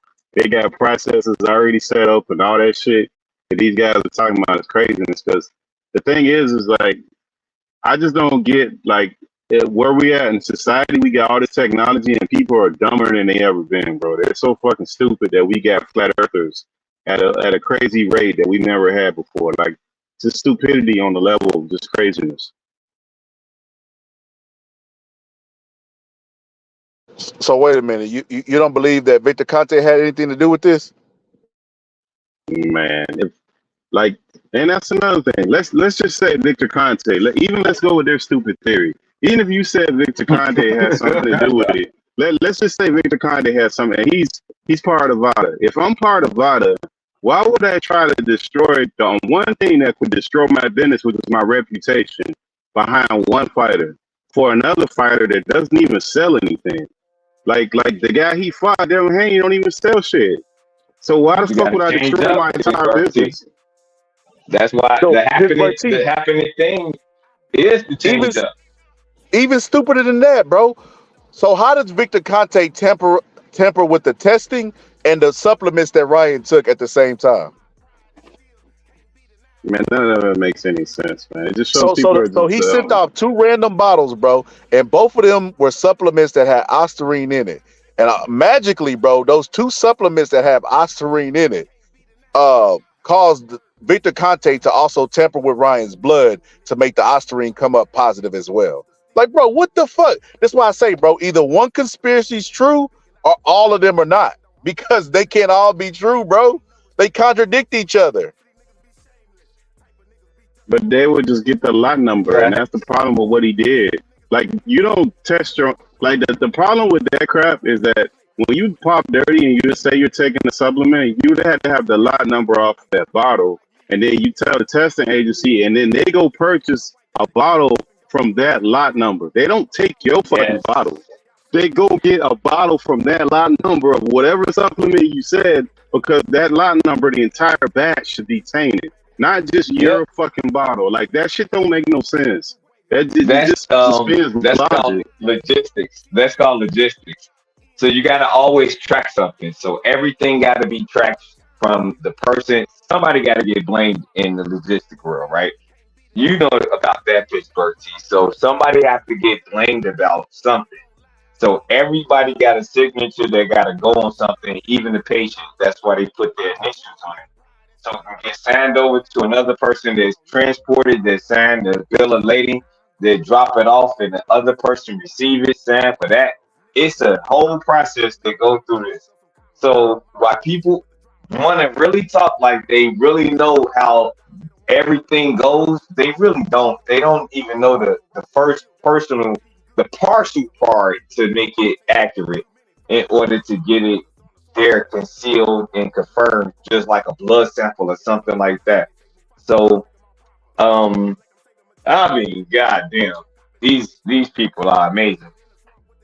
But what happened to the humility? What happened to the humility when you pop dirty, where you come out and apologize and all that? This whole conspiracy, like everybody just against you. Like, wait a minute, when the fuck did everybody get against you like this? And why did you sign up for VADA knowing that Victor Conte was going to taint your test? Like, why, if you're a genius like that, like it did, just suspends logic that this guy just did what he did and he never apologized and there's no humility to it. And if it had been anybody with skin, some melanin in their skin, people would have lost their mind, because they would have just been like, hey man, just admit you did it. Like that, and that's part of even going through the justice system in any court where you do some shit and you go apologize and show some humility. Like, you don't go in there and be like, yeah, fuck that, I killed them motherfuckers. What you gonna do, Judge? Can't do shit to me. I killed them. Like, right. This don't make sense, man. Like I said, Pittsburgh T, it's like when I talk to somebody, you know what I mean? Oh, I ain't gonna say I talked to them. When somebody was in my chat, they was like, we gotta wait for all the facts to come out. It's like, bro, what the fuck? What I really heard is we gotta wait till facts that help and support my argument to come out so that I can argue more, because I don't have an argument right now. That's what I really heard. I heard what they was really saying, bro. And I just can't believe it, bro. Like, Showbiz the adult, bro. Showbiz the adult, bro. He was like, hey, I'm not gonna do a live today because Mr. Showbiz is under the weather. I'm like, just make sure you don't take no supplements, man. They got Ostarine in it. I've been trolling him about this Ostarine shit, bro, because he's the king of saying these Devin Haney fans are moist. They're soft. No, motherfucker, you're soft. You won't shut the fuck up with these conspiracies about Ryan Garcia not taking Ostarine. Then you go out and give people talking points about the legitimacy of the drug, right? Oh, well, you know, he really didn't have this much in his system. It was only this much, and that's not enough to get an advantage. First, you say he didn't do it. Then if he did do it, he did it accidentally. And then if he accidentally did do it, it wasn't enough to affect the fight. Like, you can't double talk. You gotta take a point and stand on it, bro, because that's how it works. You can't say two things at once, right? Like, well, I think Deontay Wilder wins by knockout, but Zhilei Zhang wins on points. Well, we know who the better boxer is and who's gonna win on points, obviously, right? So you can't double talk, bro. And that's what Showbiz the adult does, bro, because he's moist. So like he calling everybody else moist. He's a moist motherfucker, bro.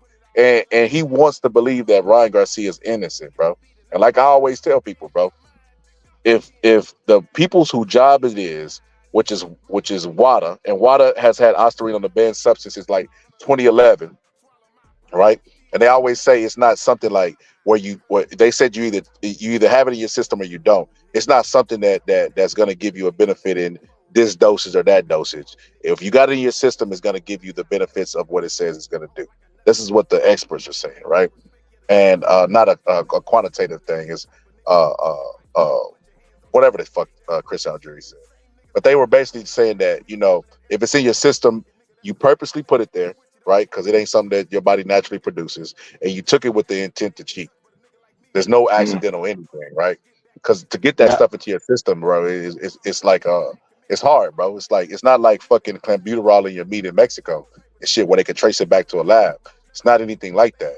So Ryan Garcia took it with the intent to cheat, and if it was something that you could take in grams and it don't give you an advantage, then why in the fuck did Ryan Garcia take it? Number one, and then why don't they have an allowable usage like they do with caffeine and other stuff that you could take naturally, creatine? Why don't they have an allowable limit if it doesn't give you an unfair advantage? That's what I'm saying, bro. When I pose these questions to them, they always go away, bro. They go away and wait for showbiz to pop up the next day with a talking point for them, bro, so they can come back and debate that shit, bro. But yeah, man, they got this shit straight. I got the drug in my house, right? Remember we talked about it, Scott? What the fuck? I got it in my house. You got some Ostarine? Yeah. So what it does is I don't have to take a lot to gain bone mass and muscle mass and the healing ability that it gives you. Like, it's a healing ability that gives you something that like makes you feel stronger. Like when I work out and I lift the weights that I lift, but I could stretch, right? And when I stretch, it gives me that same type of muscle mass, but it's still in a length, like what a boxer needs. And that's the difference. Like, he can still pull his punch off even though he got bone density that he don't need. You know, that's the course of time period. Like, if you take it 3 months, it shows results. If you take it 6 months, it's effective. You know, like stuff like that. So you could take small limits of it, and it could actually get you to something that you can damn near. I mean, if you a 140-pounder trying to be dominant, yeah, you could take it for 3 months and show a lot of results. As far as I can see, hell yeah, I heal fast. So if that it shit didn't turn ill in the higher, fucking Wolverine. that's what I'm saying, bro. Like, that shit is real. That shit ain't no joke. But yeah, man, hey, we're doing non-boxing tonight, man. Let me see. Hey, boxing fan, go sign up to get a gift membership, man. I think I'm about to give somebody. Let me see. Down for the gift some memberships, bro. Let me see if I can do it. But yeah, I think I'm gonna go ahead and wrap this one up, bro. Because we doing non-boxing tonight, bro. I ain't doing non-boxing, and there's so much stuff that's happening around the world, bro. That I gotta talk about this shit. Yeah, you gotta talk about some of that NVIDIA stuff. Because that stuff right there, bro, is like, and that's the thing when you get into these nonsensical arguments. It's like, bro, you can't even deal with the future because you can't deal with motherfuckers like dealing with reality of right now. They can't even catch up to the shit that's coming. And then when the shit comes, it's all these conspiracies and voodoo, and because your stupid ass wasn't paying attention when the people were telling your ass. Like, these people been telling you the shit that they finna do, but your ass getting stuck in the Umar Johnsons and the damn fake conspiracy theories all the time, so you can't never catch what's going on because that's it's an stupid. escape, Pittsburgh T. It's an escape, Pittsburgh T. They just escaping from reality. Like, you know you have to be somebody in life, and you know you have to do something efficient in life. It's just escape to not want to be shit, and that's the future. Like, that's at first it was like crackheads and stuff like that, just bums and, you know, just a lower level thinking person, but nowadays they transformed it into this woke, spiritual, and conscious community and all of that stuff, where they don't want to be anything and they want to create a conspiracy on every single thing so they don't have to do nothing. That's what I'm starting to understand. Nah, it's just people want the easy way, bro. They want the easy way and they don't want to work for shit, and they got to find an excuse when shit don't happen. They got to find somebody to blame. So conspiracies are always good. They always give you a built-in excuse all the time. Same thing, Pittsburgh T. That's the easy way out. Like, it's the scapegoat. Like, they transformed into being bums to not want to be a bum to want to make it seem like they doing something right by not wanting to do anything.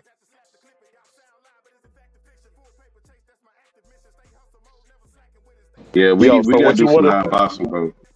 what you want to do, boxing fan? You want to hit in the chat. You see, you got the smiley face and the money symbol. Hit the money symbol.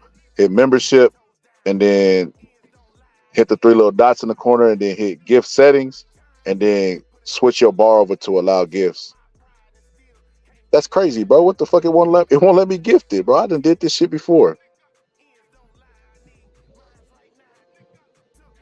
That's crazy, bro. What the fuck going on?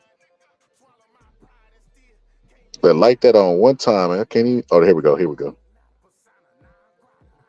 There we go. Oh, hell no. Can y'all hear me? Yeah.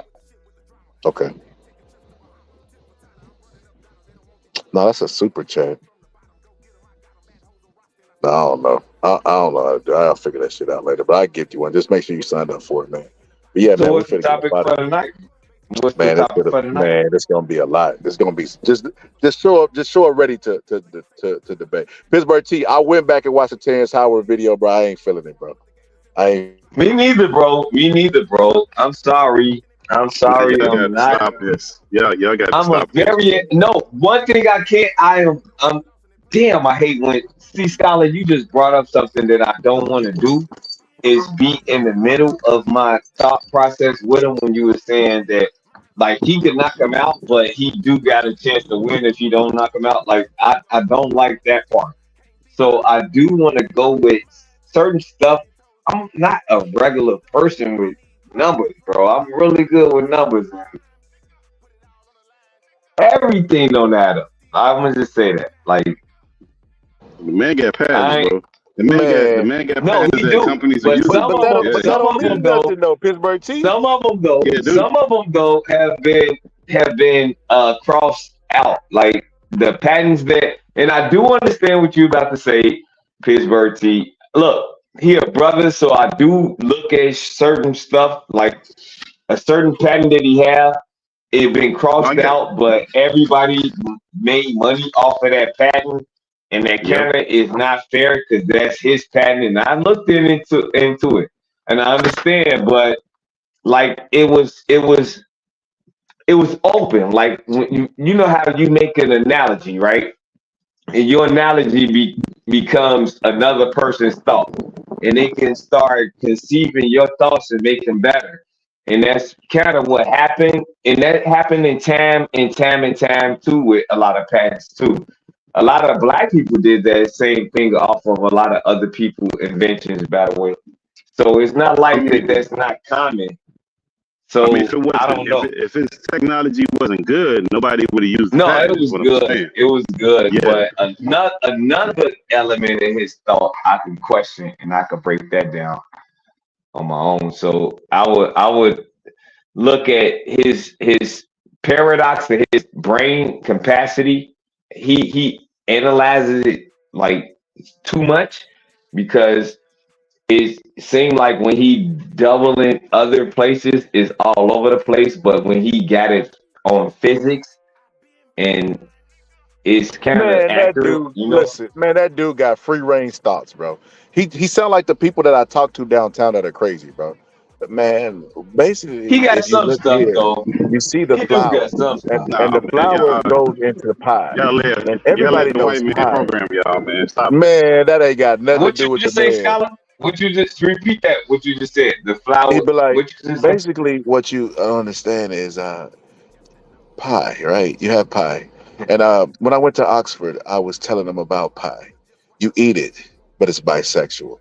And because it's bisexual, that means it's unilateral, where it is whole and not He lost complete. you with that. He lost Bro, you he with just, that. bro, then the man was talking No, about he the lost me birth with of his that. fucking mother, bro. I was like, what the No, fuck? Bro, I Terrence do, Howard's crazy, bro.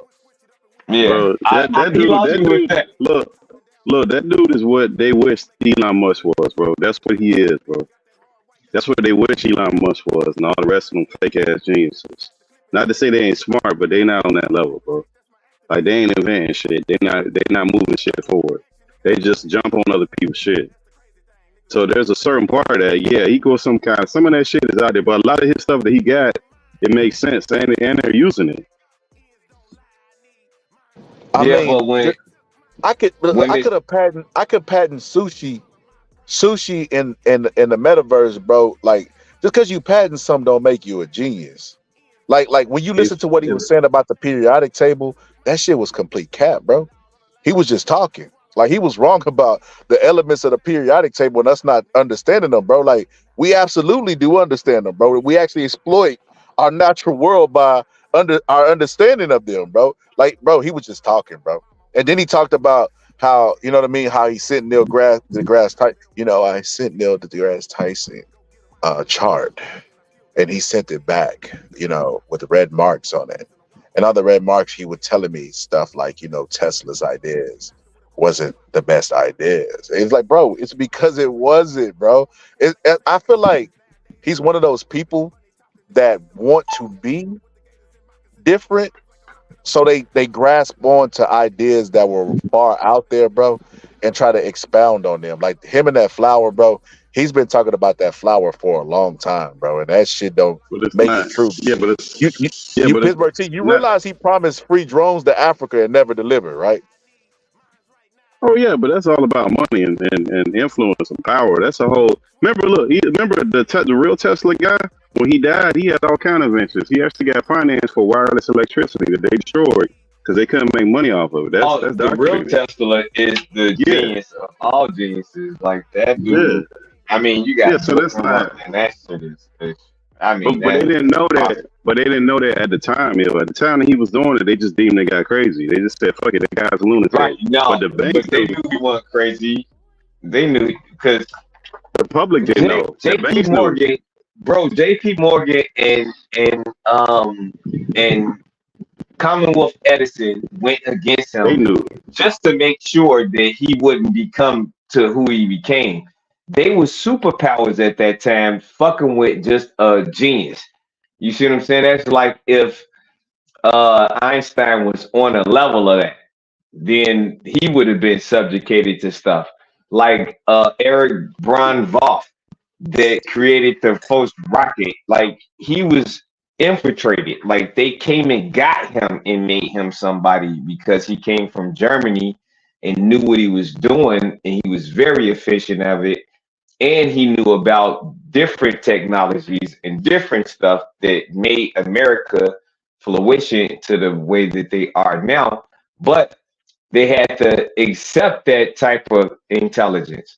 So it's basically about acceptance, because a lot of people, before they became relevant into their intelligence, they like, even Leonardo da Vinci was somebody that didn't know shit until you go back in time, and now you see his drawings, and he invented stuff that it was even before it even came out. So yeah, but I think like Tesla overrated. But like, I think but like you say, Scholar. But like I think Tesla more overrated than Elon Musk. I think all of those guys are overrated, bro. No, I think just because I don't think just because somebody's smart in one area don't make them smart. Just because I know boxing, bro, don't make me smart at everything that I know and everything I'll ever try, bro. I think everybody got their niche, bro, and I think those guys are overrated, bro. I think Elon Musk is the face of Tesla, bro. I don't think he's that smart. I think he has engineers working for him. I mean, he went to school for engineering as well, I believe. I don't know. I'm not sure about it. I'm not familiar with the story of Elon Musk, but I don't think he's as smart as everybody. Joe Rogan talks about him like, oh, I could just see him, bro. He was just thinking about the future and the world. I could see his, like, bro, stop. But stop with that shit. But with that being said, bro, Terrence Howard is fucking off his rocker, bro. Time will tell. I think I don't want to discredit him because we don't know what he's willing to do to get to that fruition. Like if he got 97, he ain't did nothing. That's what I'm saying. That's what I'm saying. I hold him to the same standard. I hold him to the same standard that I hold Elon Musk is. Elon Musk is the face of Tesla. People associate his brilliance with his business accomplishments. Terrence Right. Howard went on there and told everybody about his patents, bro, because he wanted credibility in what he was talking about. But just because Right. you have patents don't mean that you're credible in giving me information about what you're talking about. Because he was wrong on No, the but periodic table, bro. He was wrong about, no, bro. but There's no if way he remembers his birth, bro. There's absolutely no bro, Yeah, fucking way. I but we don't, don't man, I know that can't though, believe that, Skylar. bro. But we don't Man, know that that, man bro. got to be levitating Come at on, that man. point. Pittsburgh T, I would, I come mean, on, man. what Come the The on, bro. brain is We not don't even know that, developed bro. by Pittsburgh T. Come on, man. Come on, you Bro, don't but that's believe really? that shit, but bro. that, but We that's all the intelligent problem with men on human this panel, beings. bro. Yeah, but that's the problem with human beings, bro. We listen, man. We only limit to what we know, and that's why science is like a thing where every time it gets challenged against the norms, we always get this pushback. And that Tesla, what he had going on at the time of him living, they just wrote him off as crazy. When J.P. Morgan, the banker, and the rest of them people knew he wasn't, it was convenient for them to do it because again, it went against what they were doing, and it went I against understand that part. the religion, and it went against the business. So like we But can't we gotta be not discount stuff so much. but we can say that most patents get bought by an entity that's bigger than them. That's why they actually can't manufacture and produce that product on their own and make it easier access to the public, right? So It if depends on I what kind of patent it is, though. If it's a utility patent, it's different. It depends on what kind of patent it actually is. I understand. Trust me, I understand. But depending on that patent, and because you could easily create a super soaker, I understand. I could hold the examples for you, Pittsburgh T. You could easily create a super soaker, but you can't easily create a car that run off of water, right? But you need a business, So though. But see the problem. But you need a business, though, Il. Like if me and you create something, we don't have the business of Tesla or Microsoft or Facebook or all these things to make that shit come to fruition. We can only build out models that aren't our scale. So if a right, company looks at your patent and says that's good, but he just ain't got the wherewithal or the tools to do it, I'm going to use this patent and I'm going to build off of this. And that brings in legitimacy because these companies wouldn't associate themselves with one syllable that they could later on pay you for anything. They don't want to pay for shit. So they wouldn't make a mistake and use something that doesn't work. That's not how that works. So just because the guy doesn't have the resources to make the patent come true, don't mean that the guy ain't on the shit. He just ain't got the resources. He ain't got no fucking company behind him. So or I let's never I don't okay. think he's dumb. I don't think he's dumb. I just think he's crazy, and there's a difference. Like crazy Nah. people say smart shit, you know what I mean? But that doesn't make them 100% right. You know what I mean? But yeah, I think I listen to him talk, bro. There's no fucking way. It's not even physically possible, bro. Like as your brain developing to remember your birth, bro. And then he was like, I had a friend, and I realized that my friend was my head. And then I realized I can remember coming out of the womb. And like, oh my God, like, bro, I couldn't stand it, bro. I couldn't take it because it was complete bullshit, bro. And Joe Rogan had to sit We up don't there and know that. pretend like bro, we definitely know that, bro. We don't know definitely that, bro. Pittsburgh T. This We man don't does know not that, bro. remember being born, bro. Bro, listen, man. It's too many it's too many things that are unexplained, and that's the problem with us. Because like a lot of the stuff he was drawing upon was electric current, and how he always draw these stupid ass straight lines because why the Earth was flat, and it went against the church, which makes sense. Like that's why we have a lot of these things that are fictional. Is always any religion, any new technology. It has to be filtered by governments, and it has to be filtered. They don't just let you do shit just because you want to do it. Now that's a fact. Now we can a lot of shit we can do, like all the space programs, all of those things are all government entities that overlook all of that stuff. So that always plays into it. But the problem is that we limit to what we see all the time, and we just parallel everything into what we see. And we don't even know a lot of stuff about ourselves, and we limit our thoughts into it can't be possible because we don't think it's possible.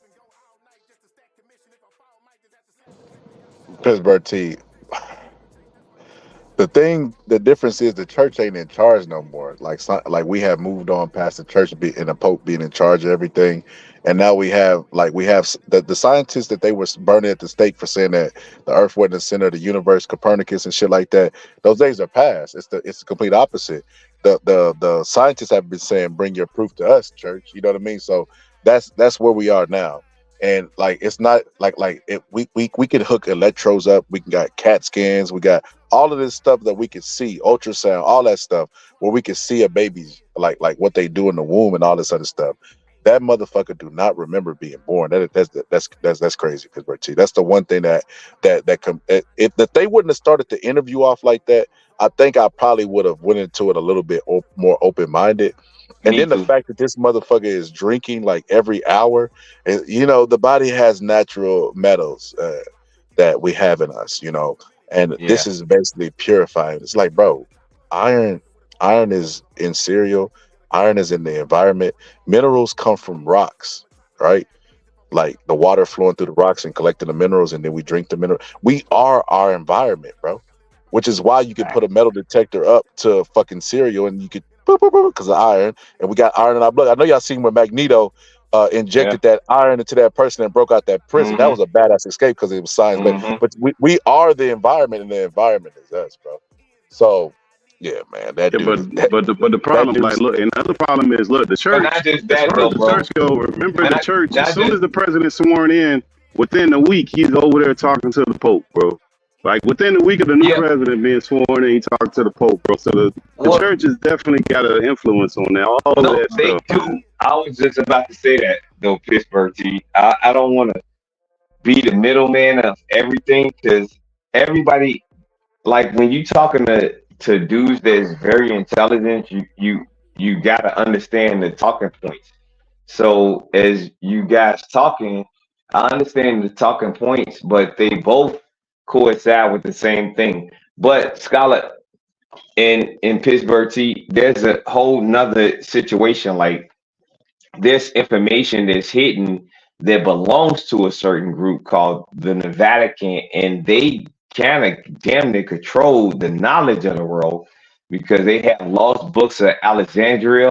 They have so many different things that you could be enlightened to, and we are enlightened people, but Terrence Howard don't have any of that information, and Brian Garcia, all those people that talk about what the Vatican have, even myself, I don't know, but I've seen stuff just by looking I haven't never been to Italy, but to see stuff through videos and see all of the artifacts that they have, it's amazing, bro. It's like a story to tell, and they know a little bit more about some stuff than we do.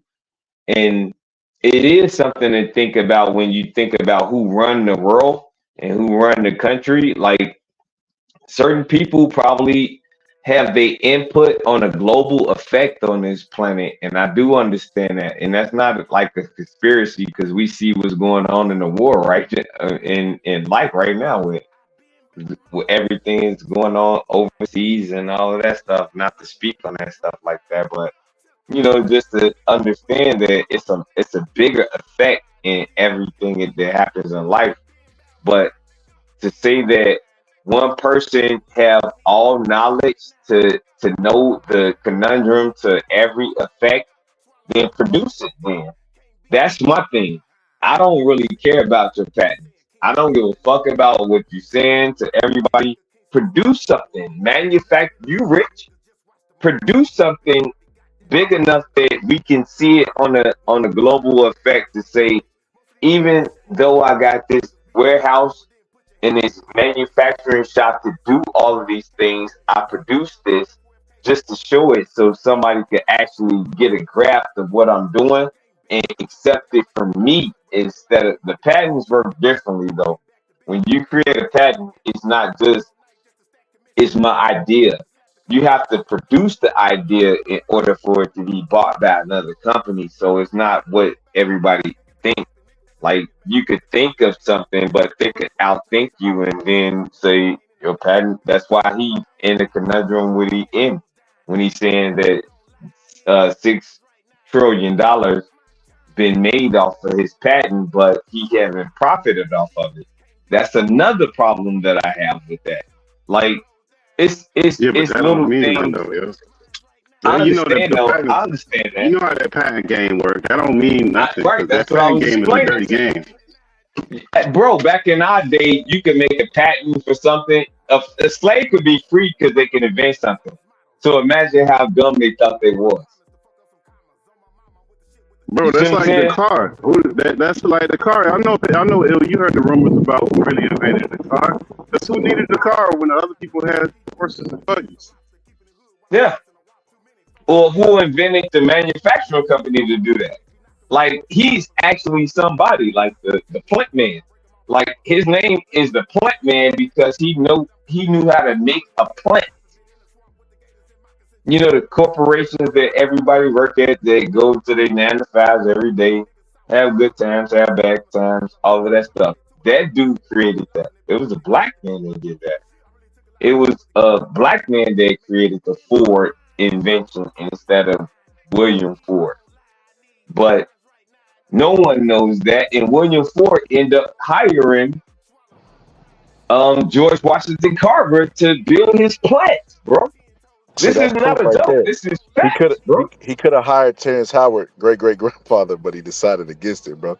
He brought him in and he was like, it's 11:30 and my wife has me take these pills that get detoxifies the metals in your blood. Bro, that I ain't gonna Pittsburgh T. I couldn't do it, bro. I couldn't do it, bro. I couldn't believe that this guy was a genius, man. Like, does he say some true things? Yeah, but that don't make him a genius, man. I met him in person, bro. I met him twice in person, and he a smooth guy, but I wouldn't say he a genius though. He a smooth dude though.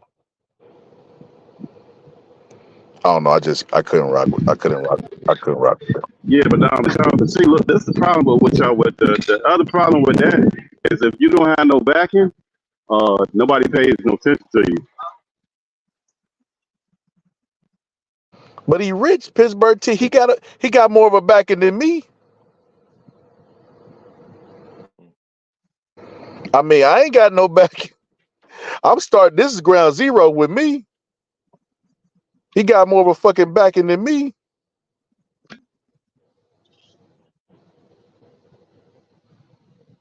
Got a point. Hold on. I don't know what the fuck is wrong with my membership, man. I've been trying to gift this membership the entire life. But yeah, man, I can't do it. I can't do it. But then look, the other parts of that whole game is like power is control, man. Power is control, and power is what it is. Like when you start looking at these religious groups and you start looking at these companies, they control all of this shit, bro. Like we ain't gonna sit here and act like them people from Boeing that was calling themselves being whistleblowers, they end up on their back, 4 of them, like back to back to back. And ain't nobody whistleblowing shit from the graveyard. Like that happens, man. No, it's true, but I mean, we still gotta pay attention to like I just said, bro. I rock with everybody that got something because he is an intelligent brother, and I'm never gonna knock my people.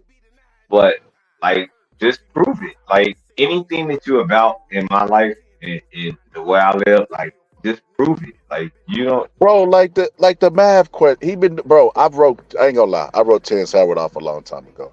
When Terrence Howard was doing that math. Now divide by 1. What you're gonna get is 1.56747, right? Now divide that by 1. Now you're gonna get 5.3.3. Now multiply it by 1. Now square root it by 2. Now anything that becomes a multiplier, bro, it's like, bro, he's getting deep into nothing, bro. It's like, why are we questioning the math that works, that we use Pittsburgh T, I don't know how you look at the flat earthers and say that they're silly, bro, for questioning if the earth is flat. But Terrence Howard questioning the math that we use to get rockets into space and use satellites, bro, is not crazy as well.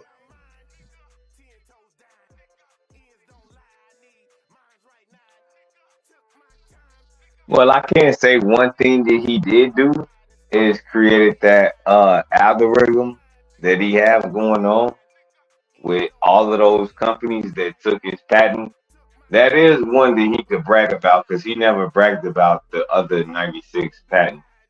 But that's the one that actually is the one that's knowledgeable. And I can't say that he did have a part in it, and he ain't dumb, bro. I ain't saying he's dumb, but he's kind of overreaching and everything because it's hard to do everything that he's trying to explain. Like that's what I was explaining the first time we ever talked about Terrence Howard in this interview. I know numbers, so I know like one thing that I'm good at is math. So if he explaining these numbers and it's not a even equation to me, then it's complicated. But I do know how you can get to something that's complicated, but it has to be something that never been done before. Like these two black women. And look them up, Scholar, in Pittsburgh team. These two black women that created the equation to C equals square. Because it's no way that you can get to it another way. But they found another way and they won $500 in the contest to do it. And they presented themselves as somebody mathematically in the history books. Terrence Howard is not there. So I got to look at that stuff too. You know, I'm a mathematician, so I know numbers. So, and I know you good at numbers too, Pittsburgh T. So I'm looking at that like, okay, he didn't get that far to create another solution to a equation. So, they're kind of reaching, aren't we? Nah, bro. But look, like you gotta think too. Like he can't be right on all things, but the things the guy's right on, he's right on. He ain't gonna be right on all things. Nobody has. Even those guys that try to push the limits. Like the thing is that when you start actually proving out, like you have a theory and you can prove out a model or something that actually works, then you can't disprove it. It's different than somebody just doing internet searches and just coming up with some crap that they saying on Google. That's what the flat earthers traditionally do. They just go to websites and prove their nonsense. And it's not proof, it's just somebody writing an article. When you actually got models and shit that actually works, then nah. Did you see the working model that he had that was working? No, I seen it. That's what I'm saying. That's why I was using my analogy also. Pittsburgh T. What I seen him go on The View, bro, and he had like this little plastic model on The View, bro, and he was like, "This is gonna revolutionize the world.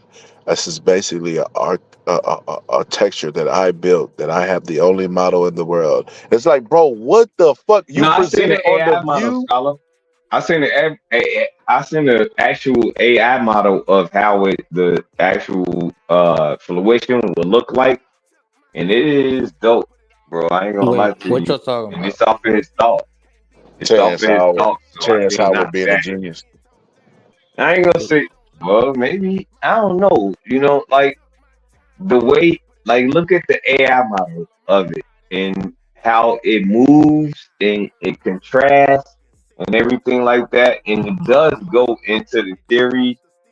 So I really can't knock him on every level. I just say he overthinks to the point where it's not necessary. Like when he talking about like other people that's knowledgeable in numbers, they're not gonna need to do everything that he's needing to do to get to the equation. Like it's always a solution in everything, right? The best part about science is that it's peer reviewed by your peers. I just can't make a statement without my peers jumping up and say that's wrong. He's not respected amongst his peers. Like he can't be that. It's like when Einstein came, Einstein wasn't saying nothing that was just out of this world and nobody accepted. He was doing different thinking, but he was doing a lot of walking as well as talking. You know what I mean? Terrence is just talking, bro. When he goes to Africa and he's promising these people that he's going to give them drones built by the technology that he has in a certain year, and he doesn't deliver on it, bro. It's just like, it's crazy, bro. Like I said, bro, the dude talking about remembering his childbirth, all of this shit just equal to a dude that's just crazy, bro. I can't pour no stock into him. Like if I wouldn't do it to a white dude, drone thing, you gotta have the capital though, Scholar. You can't say that because the drone shit, even if I got the technology, if I ain't got the money to build the shit out, it don't matter, bro. Like I can have all the smartest in the world. It takes money to build that shit. You gotta have factories, resources, all of that you ain't got. You just one person. Like Tesla can do because he got a fucking whole company that's got a manufacturing plant. He got manufacturing plants that build out of those cars. So they can do that shit. It's not the same thing as somebody just coming to plants. He could unveil one drone. He ain't Yeah, even had no like bro, massive deal of one drone. He can he sell could the have drone did to in the Americans and garage, give them to Africans. right? Like No, he could have like did in the garage. Like trust me, when you know ground up rooted work, like before you nah, get bro. your But shop, what money though? you start in the garage, bro. Like it's ways that you do that. Like that band that made it to success. They started in the garage and they mother and they father apart built a house and then did all of that. Like it's ways to, but he's rich. That's what I was saying at first. Like, don't miss what I was telling you at first when I was telling you, like, he have enough money because I know what it is to do something. Trust me, bro. He have enough money to get a shop and get some shit done. I am not trying to hit that to Terrence Crawford. Terrence Howard is way richer than I will ever be, but he could get shit done, and I can get shit done quicker than him. And nah, I don't want to hear that. These are excuses, bro. So if I'm dissecting everything that he's saying, and I'm going over everything that's being displayed to me, then it don't sound accurate enough for me and him to not be in the same level, but I could probably get more done to him. I don't want to hear that, bro. You see what I'm saying? Like, no, whatever that thought was. Now, maybe you need certain crystals. I understand. Maybe you need certain different things that cost a lot of money. You know, certain things, certain uraniums and certain mercuries and stuff like that. I'm well versed in stuff, so I understand his complications and a lot of things. But he could have investors that believe in his thought, just like they stole the first one, and all of that stuff. I just look at it and don't make it all work in my mind, because if it did, then he would have already been bought out, like the rest of them. So what's their excuse? Why they got bought out and he did? See what I'm Man, saying? Terrence Howard capping, bro. It's just, I mean, it's easier to, it's easier to just accept the truth for what it is, man. That dude just up here capping, man. He told a little bit of truth. He do what most people do, bro. When they indulge, you know what I mean. When they want to be appear to be smart. Elon Musk does the same thing, bro.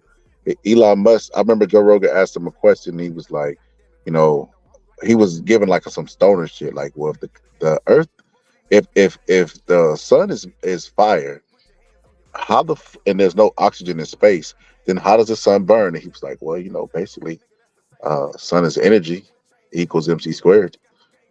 Bro, what the fuck does that even mean? Like, he just making shit up, bro.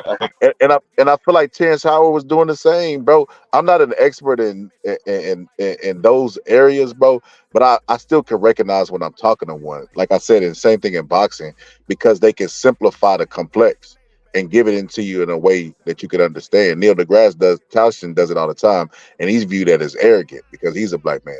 But in that same interview, Terrence Howard talked about how he was going to be on Star Talk with Neil deGrasse Tyson, but he sent them all these fucking ideas that Tesla had and the flower shit, and Neil deGrasse sent him a red marking like he was grading his paper and sent the shit all back to him, and it was proven to be false. And he never responded. He said that Neil deGrasse never responded to him again, as if like he's being blackballed. It's like, bro, no. Like, you're the one that's making these claims. You got to come with the proof. They're not blackballing you. You just can't come into their vicinity until you have proof. They're educational people. They're not going to misinform people. That's the same thing that happened with Ryan Garcia. That's why you have Mr. Holden in the comments section still talking about he got contaminated fucking Ostarine supplements.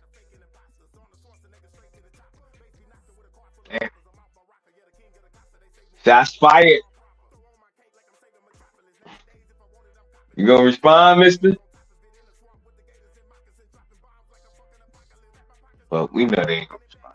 But those are the things that we look at and say that, are we overdoing it as men, or when we get to the level of intelligence that we start looking at life like it's not on that same playing field as everybody else. Like he's starting to.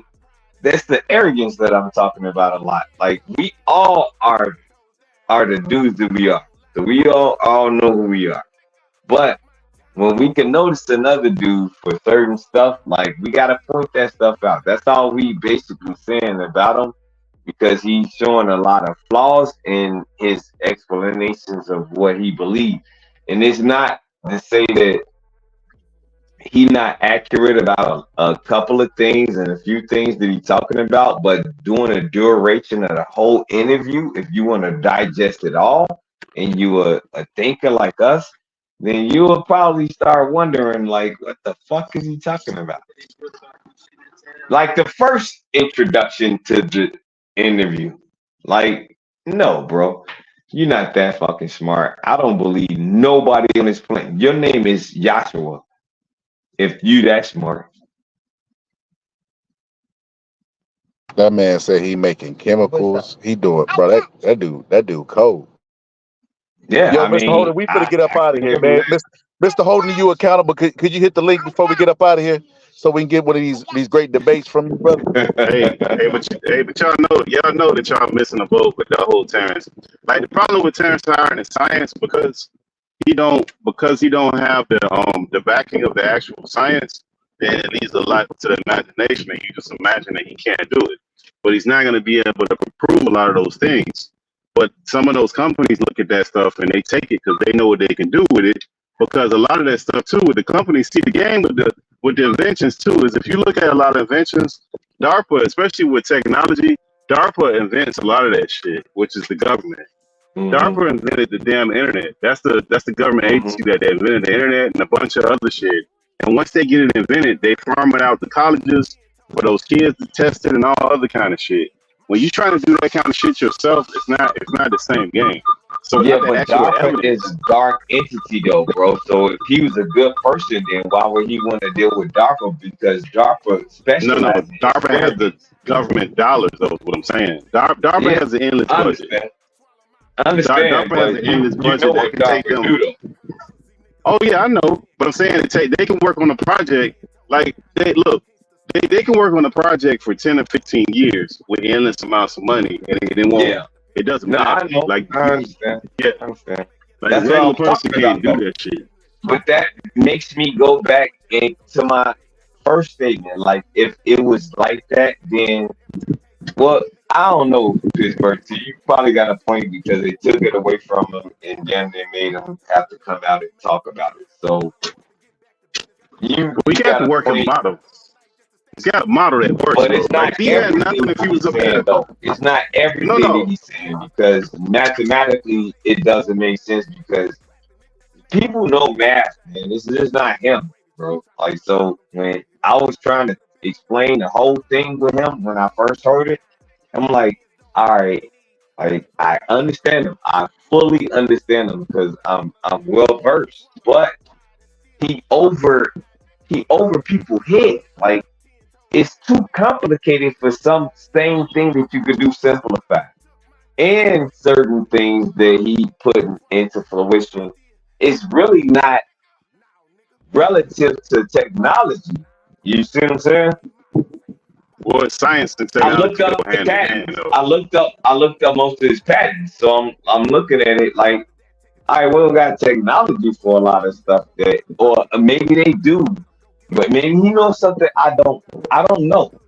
And I'm not trying to speculate on what he feel about what he's going through his thought process. But it seems like he's going through a lot mentally, and he needs to just stick to trying to fix the one problem that he got is that first patent that he made. That's the one that's sufficient. So do something about that. I would say the rest of this shit, just throw it out. Yo, Pittsburgh T, are you suggesting that we ain't on code, brother? Because we don't believe. No. This got nothing to do with black and white. I'm saying, like, people who invent shit, like we can't, like, most people who invent, the great inventors, they all suffer from mental illness. That's the first thing. So even if we want to say that the guys is crazy, that doesn't discount what he's saying as far as the stuff. Like, a lot of the math that we have, a lot of the theories that we run on right now those are all from quote unquote crazy people at the time that they made those things, right? And a lot of the technology that they had, it wasn't even theirs. A lot of that stuff was stolen technologies that the Greeks stole from the Africans, and most of it, majority of it. I mean, some of it, yeah, it was nuanced, but a lot of it, that's where that shit came and evolved over time. So like his mental status, to me, it doesn't, I can separate the two. It don't really have anything to do with it. Okay, if you could understand that, Scholar, I can too, because I understand where you're coming from with that. I understand. Man, hey, look, I respect When you gotta be Pittsburgh T. aggressive, you gotta be aggressive. I respect Pittsburgh T, and I agree with probably a lot of what he's saying. I couldn't get jiggy with that Terrence Howard shit, bro. I turned that shit on and boop, immediately turned that shit off when that motherfucker started talking about childbirth. I still watched a couple of, I skimmed through it. I ain't gonna lie, I skimmed through that shit. But I just looked at him like, bro, like I said, I've been listening to him way before the Joe Rogan show, before the white man put his blessings on them brothers. I was listening to him to see if a long time ago to see if that math shit, and I was just like, bro, this is crazy, bro. I ain't no engineer. I don't have to be an engineer to understand that what he's saying is not right. You know what I mean? And it's just like he has ideas, but they're free range ideas. He's like all over the place. He's like, and then I went to church, and I was just thinking, you know, blades of grass go in spiral connections like this, right? If you go straight, you're like, what the fuck? Why are we talking about? Bro, I was listening. I came up with the term eclipsing, when you talk with no commas. This motherfucker be eclipsing. He be talking with no fucking commas or periods or anything, bro. Just a whole bunch of fucking run-on sentences, bro. So, yeah, bro, people that normally do that are mentally unstable or on drugs or both, bro. And I'm willing to put him in those categories. Okay, but you know how Tesla died, right? We know the story of how Tesla died in a hotel by itself, amongst itself, and he wouldn't come out of the hotel, just reinventing shit and talking to itself and having what we would consider a schizophrenic circle at this point. So like that don't mean that some of the shit he made didn't work at all, but a lot of that shit did. That's what I was saying. People have their niche. Just because they're good at one thing don't mean they're good at everything. So that's what I said with the patents. He may have had some patents that are fucking genius, but that doesn't mean that he remembers his childbirth, or that don't mean that any of the other stuff that he's talking about is true. Like him fucking up the elements on the periodic table and shit like that, bro. Like this is stuff that we know. The math question that he's like, divide by this. When you multiply anything, you're supposed to get more. That means that, in fact, your math is wrong. And it's like, no, nigga, the math is not wrong. You are. That's the crazy. How you gonna argue with something that works? And your proof is, well, you can't explain what I'm telling you. And then they have engineers who do fucking live breakdowns about how the math that Terrence Howard actually explained was him just not understanding math. Like math teachers, bro, like on a local level could break that shit down. So that's what I'm saying. Just because he's good at one area doesn't mean he's good at all areas. And that's what I think it is.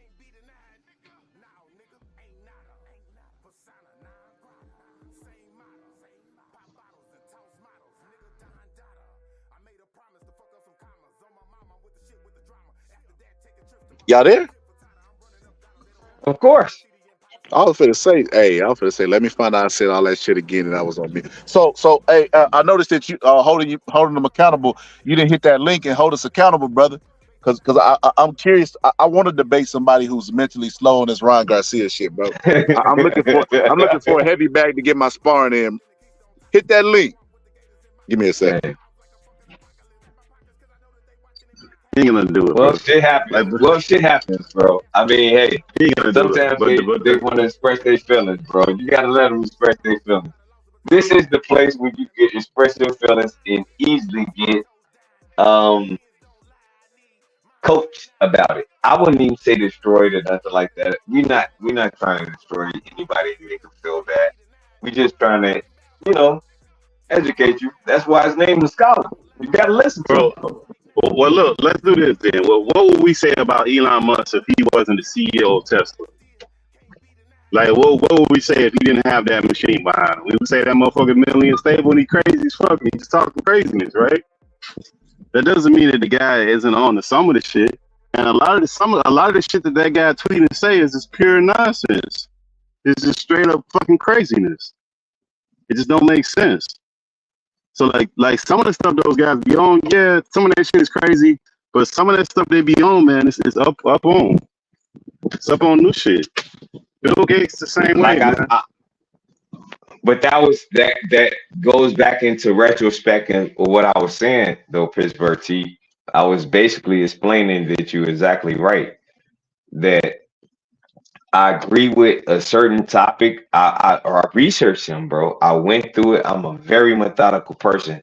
So I went through everything about the dude and I understood I didn't go through all 96 patterns, but I went through at least 30 enough to know that the one that I chose is the one that I'm a ride with, and that's what you're talking about. Like he got something out of that one, and I researched that one, and I understand. If anybody research it, it is flawless because they did steal that shit. I ain't gonna lie to you. So I did go through it, and he can do it in another way to make it better. So, like he said, if he do, is we could talk about it now. Like we could actually go over the elements that he need to do to make it better. But I don't know if he want to expose all of those things, but it's a lot of different things that he could do. But this is take over the world type shit. You understand that? Yeah, but that stuff he's talking about, if one of those things you're right, it changes the whole world. Now, all of them. You only got the one that I'm talking about, bro. One, the guy who invented the light bulb, the world, bro. The guy who invented the light bulb changed the course of history for the entire world. That one invention. Yeah. But he was black though. Yeah, but it's just like the person who invented the electric car. It's the same shit. Remember, Madam C.J. Walker. Madam C.J. Walker. Yeah, remember Madam C.J. Walker had an electric car in like early 1920s. She had an electric lady who with the makeup. With the makeup lady. She had Whoa. We ain't having none of that black positivity over here. The white man invented electricity. As a matter of fact, if you look in Genesis, when Jesus said, "Let there be light," he was clearly a white man, so he invented electricity. Yeah, man. Madam C.J. Walker had an electric car in 19, and she had so much money too that they didn't even mess with her. No, she was the richest woman in the world. Like she was the richest and still hold that title to this day. Like she was incredible. But it was just the thought process after the inventions. It wasn't like it's the contrast to what you was talking about, Pittsburgh T. Like when you kind of delusional, you gotta be kind of deranged in order to do a couple of things that's great. We all came from that in order to be great, but it was a risk. Those are risk takers now, but those are crazy people that's just challenging times because those wasn't the change times back then. So now, if you look at those things and look at those same people, then you put Terrence Howard in there. That one invention or that one patent would make him the richest man in the world, to be honest. If they would have paid him for it. But when they I looked knew at the how. comment section, they was like, they kicked Terrence Howard off of Iron Man because he's the real life Iron Man. He wanted more money. Now they say he's the real life Iron Man. And I'm like, bro, they bar is kind of low on Iron Man. Nah, but that could be true. They kicked him off of Iron Man. They kicked him off of Iron Man because when he didn't want more money than Robert Downey Jr., but when Robert Downey Jr., because the first Iron Man, he got paid more than Robert Downey Jr. And then when the next one came out, they gave him a 9-time surplus. So once they did that, then they kept Terrence Howard at the same revenue, and he was like, hell no, I want to get more. And they was like, no, we'll bring somebody else in. That's when they brought Don Cheadle in. What he said on the interview, he said basically that they wanted somebody else to do the part, but he took a pay cut for them to give Robert Downey Jr. the audition, but Cap, bro. he had intentions on taking over the franchise, which is crazy, bro. But he said the cartoon that War Machine took over for Tony Stark. I don't remember that. He must be talking about way later down. But I don't remember that shit, but that's what he said. I remember the cartoon. The cartoon was in like that was like 2004. That cartoon, but that was like after they already been established, and it was like just how Marvel just be what if this happened and all of that stuff they do that on Disney Channel right now. So they got a whole thing about what if this happened and that happened. So that was one of those type of spinoffs to say that he would have his own series, but it's about to happen still. It just ain't gonna be him. Yeah, but the guy the Star Wars guy, George Lucas, he notoriously knew about that SR-71 plane when it took them like 15 years to make that shit. And the reason why I know he knew was because when they did like this commencement with the company that was manufacturing that shit for 15 years, they were bragging how they had like 15,000 workers and nobody told anything and nobody else knew outside of that guy, George Lucas. So like Hollywood has preview that shit. Pittsburgh T. He had a field trip partner. You know how you go on a field trip, you have a partner when we were younger. His partner was Steven Spielberg, bro. They went together. Yeah. They was together during that trip. Yeah. They went he went by himself. Both of them was there. And that's how they end up making the historical movies that they did, E.T. and Star Wars and all of that stuff. Like they'll tell you. It's documented that they would tell you that the idea of this didn't come from me, it came from the influences. So what are the influences? But remember that when you start talking about technologies and Hollywood wouldn't care. Yeah, they do. All them companies are intertwined, bro. That ain't like them not caring. It's not true. They all care. That's not like Boeing has their hands in so much shit. It's not even funny. Like we only look at the plane, but they got their hands in all kind of. Because they got all the government contracts. They got all them government contracts. You know who involved in rock all with kind them? of shit. You know who rock with them? Pittsburgh T. BlackRock. So I mean, if BlackRock rock with you, you own. You in the Learjet, basically. You doing your thing. So it's the information that's not being informed to the public, which is not a conspiracy. It's just basically, do you really want the information dealt to the public the way that you want to present it, or the way the public want it? No, you'll create a catastrophe. It'll be a big, God. So let's not think about like doing that, informing the people, saying everybody really woke, because everybody not really woke. What is the word woke when they not willing to deal with a thunderstorm in front of their house? Like, come on, man. These are fragile human beings, so it's kind of hard how to deal with them, and it's a lot of stuff going on in this world. It's not conspiracy. It's just regular shit. Like you will see that it's something that's going on in your neck of the woods that normally don't happen. Like it's no Chicago earthquakes, right?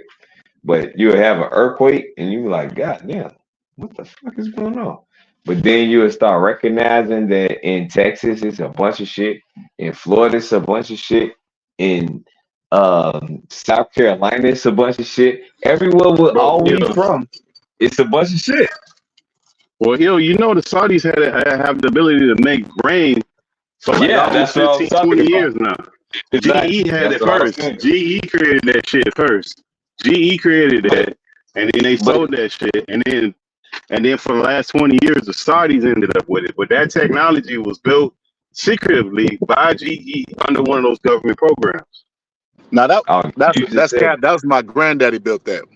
He did it by accident. He was trying to fix electricity at the house. He was drinking oh them. He man. was drinking that shit that Terrence Howard was drinking. He was, every hour I take these toxins to clear my body, and my granddaddy did that shit. Man, yeah, and then you look at Bill Gates, all the shit that guy's got himself involved in, and all the different technologies have. He got his hands in a whole bunch of stuff, bro. Like tons of stuff. You can't even mention it. So much stuff. Crazy amount of things. But those dudes really get their hands in all kind of stuff because they feel like they're the people that need to do it, and they understand one thing. If you understand the basics of electricity, it kind of gets you into all this other stuff. Bro, this is not a lie. I'm not lying this time when I say that I got some fevers. I'm just playing. But I did lie.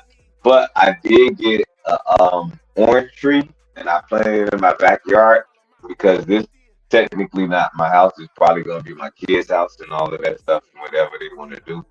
But I did want to try to defy the law of the government. Like put something to get you some vegetation in your backyard instead of just cutting grass. And I did that. So I'm starting to do stuff like that and I want to get a lemon tree. I want to do some stuff to try to change what the paradox is about what we supposed to do. Because we supposed to feed ourselves. So I'm trying to get to that. Yeah, but that don't even matter. Now I got to go to Deuce Times. My brother Deuce. Y'all heard of the canker orange trees? You heard of that shit? You heard Yeah. that? Okay, so the Yeah. canker, for those who don't know, is when people had orange trees in their yard, and in South Florida they had this disease, and they were saying that the trees had this disease, and by them having this disease, it was not only going to destroy those trees, but they're supposed to jump to other trees and destroy them. So the government, the county, was riding around marking your trees and getting rid of them things and taking them out of your yard. So in 1 year, they just removed like tons out of them. Even if it's on your yard property, it don't matter. They just went in there and took them out. People were fighting with them for a long time behind that shit. And that was a real thing. It happened for some years. People were still mad as hell about that. Because some of these properties had they had trees on trees on trees. And they just went in and just destroyed them. They said, nah, they're all affected. That's it. You gotta kill them. Because they're gonna infect the environment. I forgot what law they were doing. They were using it by, but they had the police there with them to make sure that you did it. So it's something to it when you start growing stuff. Yeah, I know. I noticed that though, bro. I noticed that. It's like you gotta grow it personally on your property, like near you can't grow it on your land.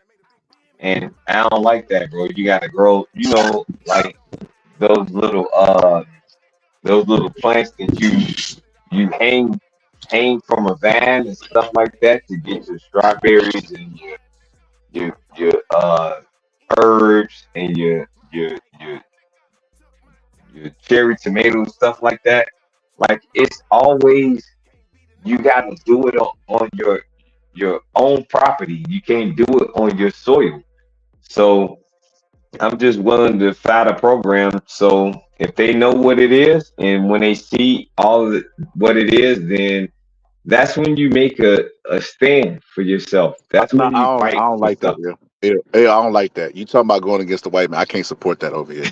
We submissive to the white man over here. White man don't listen to them. I matter of fact, every tree they grow, I'm gonna cut the motherfuckers down. I'm gonna get a pack of black people to just go around with me. We're gonna call this Coons for America, and we just gonna go around. We just gonna go around cutting down these trees they trying to build in their backyard. I'm sorry like that. I Sorry like that. Like that still want his coon for coon list. I know. He's adamant about that, bro. Boy, you got so much material. But yeah, y'all, I don't know. Like, do we hinder ourselves by not taking a chance on our own life, like saying that we can get our own chickens? Like, I got neighbors down the street from me that got chickens, and they actually cut their grass through their chickens, bro. That's not a lie. So I'm sitting here, I mean, horribly desperate to get me somebody to do my line, but I gotta do it on my own because I don't like people who doing nothing for me. So if Mexicans said that they feel like me, but they gonna hire chickens to do it and just move the cage every now and then so they can eat all of the stuff. Like, why don't we learn how to do all of that stuff like other coaches learn how to take care of their land when they get their land, whether it's even square footage or acres?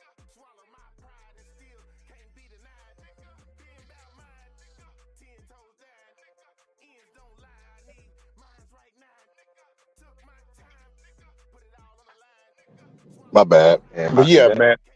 No, I listen, man. Y'all gotta save some of this shit for tonight, brother. Yeah, I know. Y'all gotta save some.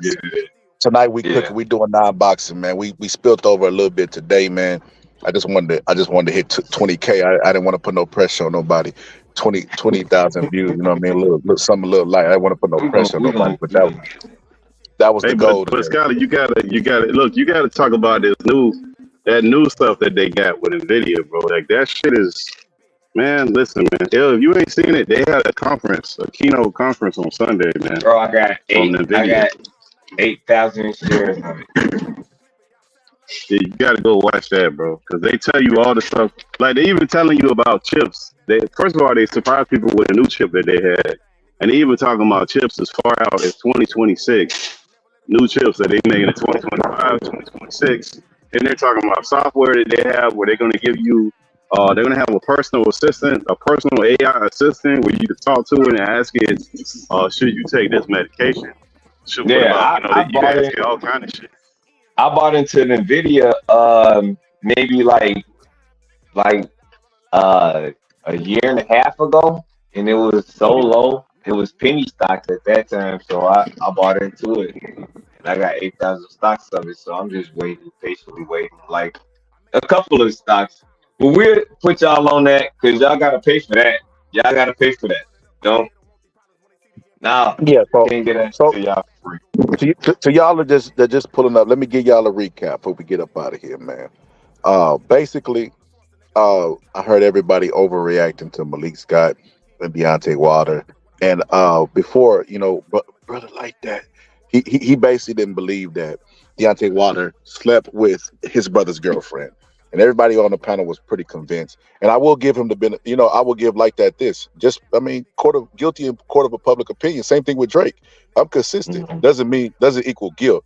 But you gotta ignore a lot of stuff, bro. He's not behaving like a guilty person.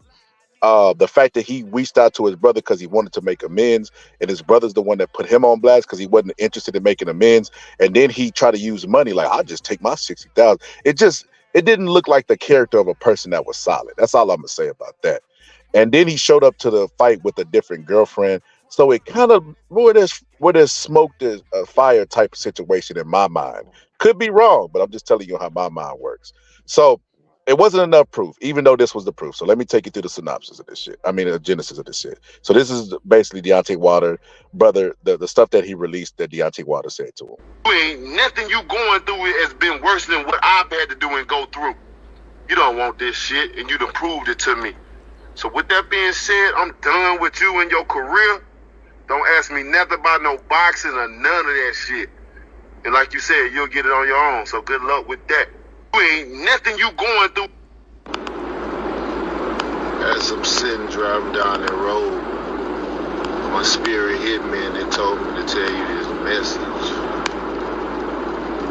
And my heart said, I love you, brother. And I always have your back.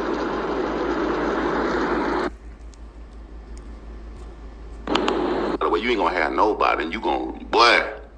I ain't wishing bad up on you, but I'm experienced. You understand me? I can see shit happen before it happens because of the experience. And if you hit rock bottom, that's gonna be it, bro. It's gonna be hard for you. I'm gonna let you know that right now. This ain't nothing. This experience of seeing certain shit. But you can take my word for nothing. But that's it. I'm gonna keep my $60,000. I want you to go out and try to find a job. See, can you get $60,000? See, can you find a job to equal yours right now? It's gonna be tough. But you choose your own fate, my nigga. We all do when we got to. It's too stressful for me. I can keep my 60. So this gonna be my last. I promise you can hold this. You can hold this recording right here. By the way, you ain't gonna have no. So with that being said, I think that Deontay Wilder carried that shit over into the fight. I think, well, I know. I watched the interview he did with 78 Sports TV, and he talked about how he was balding, and he was balding because, his energy wasn't right. Like, nah, bro, it's called stress. You know what I mean? So, I mean, him not showing up with the girl and his brother not being there, all that. So I heard somebody say this, but I couldn't find it. But they said Marcellus Wilder tweeted and was talking about Malik Scott being disloyal for celebrating with his trainer. And then, I've seen Counterpunch Boxing News react to it. And like I said, I think it's just too much. Like, look, there he goes hugging the trainer. And everybody was like, oh, why did he do that? Why did he do that? Bro, like, not only do they have history, but that's just sportsmanship to begin with. But here's the genesis of their friendship, why he hugged them and why he was so happy for them to not to win, but he wasn't a sore loser about the shit. So we'll see. Zhang is a dangerous opponent, but he also has a very dangerous trainer, Sean George, who is somebody that I come up with in boxing. One of my big bros. We come up fighting in the Junior Olympics together, NMU, literally living together. It's crazy how life going. 20 years later, he's training Zhang, I'm training Wilder. Now we going head to head, trainer and fighter against fighter. So no Diddy for him saying head to head. So Malik Scott, right? So like I said, Malik Scott got his job by default. But he's always been in Deontay Wilder's corner. He just made him the head trainer. He's been there the entirety of his career. Ever since they fought. You know what I mean? That's why a lot of people said that he shouldn't even be allowed to be in his camp because that's like corruption. But he's been there the entire time. And the fact is, Deontay Wilder got rid of Breland, but everybody else stayed. Jay Diaz is still there. All the people that's there. His brother's not there because they fall out, but everybody that was there day one is still there, right? So Malik Scott is a guy that, like I said, he took a dive in the Deontay Wilder fight, and then he was looking to take a dive in the Luis Ortiz fight. So as a fighter, you know what I mean? I don't think much of Malik Scott, but as a trainer, he's a damn, like Floyd say, hell of a trainer. I noticed things that he does with Deontay Wilder that like to fix the bow and arrow jab, to telling them to hold the phone, step to your, like just teaching them the fundamentals of boxing, teaching them to fight in rhythm, to music and balance and all that stuff. Mm-hmm. But I just feel like it's too late in his career for him to learn those type of things. I think you should just give him a great game plan like Ben Davison does with Anthony Joshua. Don't try to change his style. Just build on what he does well. And that's what Malik Scott makes his mistake. But like I said, Malik Scott had fucking Zerto looking really, really good. You notice the difference between Zerto before Malik Scott and during Malik Scott. He looks very, very well under Malik Scott's tutelage. I just don't think that the system that he's trying to teach Wilder is accustomed to learning, and he doesn't even have the athleticism to learn the style or the want to learn the style. He's an older guy. People born around on Don Square. So that's where he gets a lot of his pushback. But people just don't like him for whatever reason. I think because they hate Deontay Wilder, they automatically hate him. But they forget that in that fight, that Deontay Wilder hurt Zhang as well. And Zhang, after the fight, told us that Deontay Wilder still got power. Did you feel his power at any point during this fight? 比赛中有感觉到他确实有力量吗？比赛中有几拳被我挡下来了，确实有力量。他也是一个重炮手，非常值得让人尊重。 I block a few punches, but hell yeah, he punches hard. I give him a lot of respect. He's a heavy puncher. You're 41 years old. So with that being said, man, do I want to see Deontay Wilder continue? Absolutely. He had everybody on eggshells during the fight with Zhang. Nobody just knew Zhang was going to beat the shit out of him, bro. They could say that shit, but during the fight, they was on pins and needles when Deontay Wilder's right hand landed. They was like, could he take it? You know what I mean? It's going to always have that exciting factor in any fight, and he can always possess that bomb to drop anybody that he faces. And that is the reality. That was what makes him an exciting fighter. So with that being said, they try to kill AB's career, as Il brought up earlier. They're doing the same thing Deontay Wilder's career, but then they're going to miss him when he's gone or when he retires, just like they did when he retired after Fury dropped him in the third fight. So like we got to pour support into Deontay Wilder, bro. Like the haters, y'all keep hating because that's a form of support as well. But the people who suggested retirement, they got to embrace Deontay Wilder. He's all America guy. What you put to say, Pittsburgh team? I object. That brother lost. He got his ass whooped on Black History Month, bro. And I lost a couple dollars. I have objection to that, bro. But why you bet on him on Black History Month? That was your fault. He got me emotionally, though. He got me. I mean, at least I admit my bias. And on top of that, he took the ass whooping. He blamed it on the damn costume that he came out with, looking like a goddamn samurai. Like, I understand what the fuck he had a samurai outfit on. I was ringside, and I put when he threw the suit to the side, I picked it up, and that motherfucker was kind of heavy, bro. I ain't gonna lie to you. Was it 40 pounds, Scholar? Scholar, was it 40 that shit was close to like 200, bro. I could squat about 400, bro. That shit had me struggling. I'm like, God damn. You see what he came out with? He got them little stick legs. Could be he got them light buskier legs, bro. That could have something. Man, he looked wobbly, bro. He got into the ring, and I was on my live, and I said, I was like, bro, he already wobbly just getting over the ropes. But Scholar, his legs is really little, man. Like when you the knockout puncher and you gotta rely on that power down, and you getting older and slower, like you want to get thicker.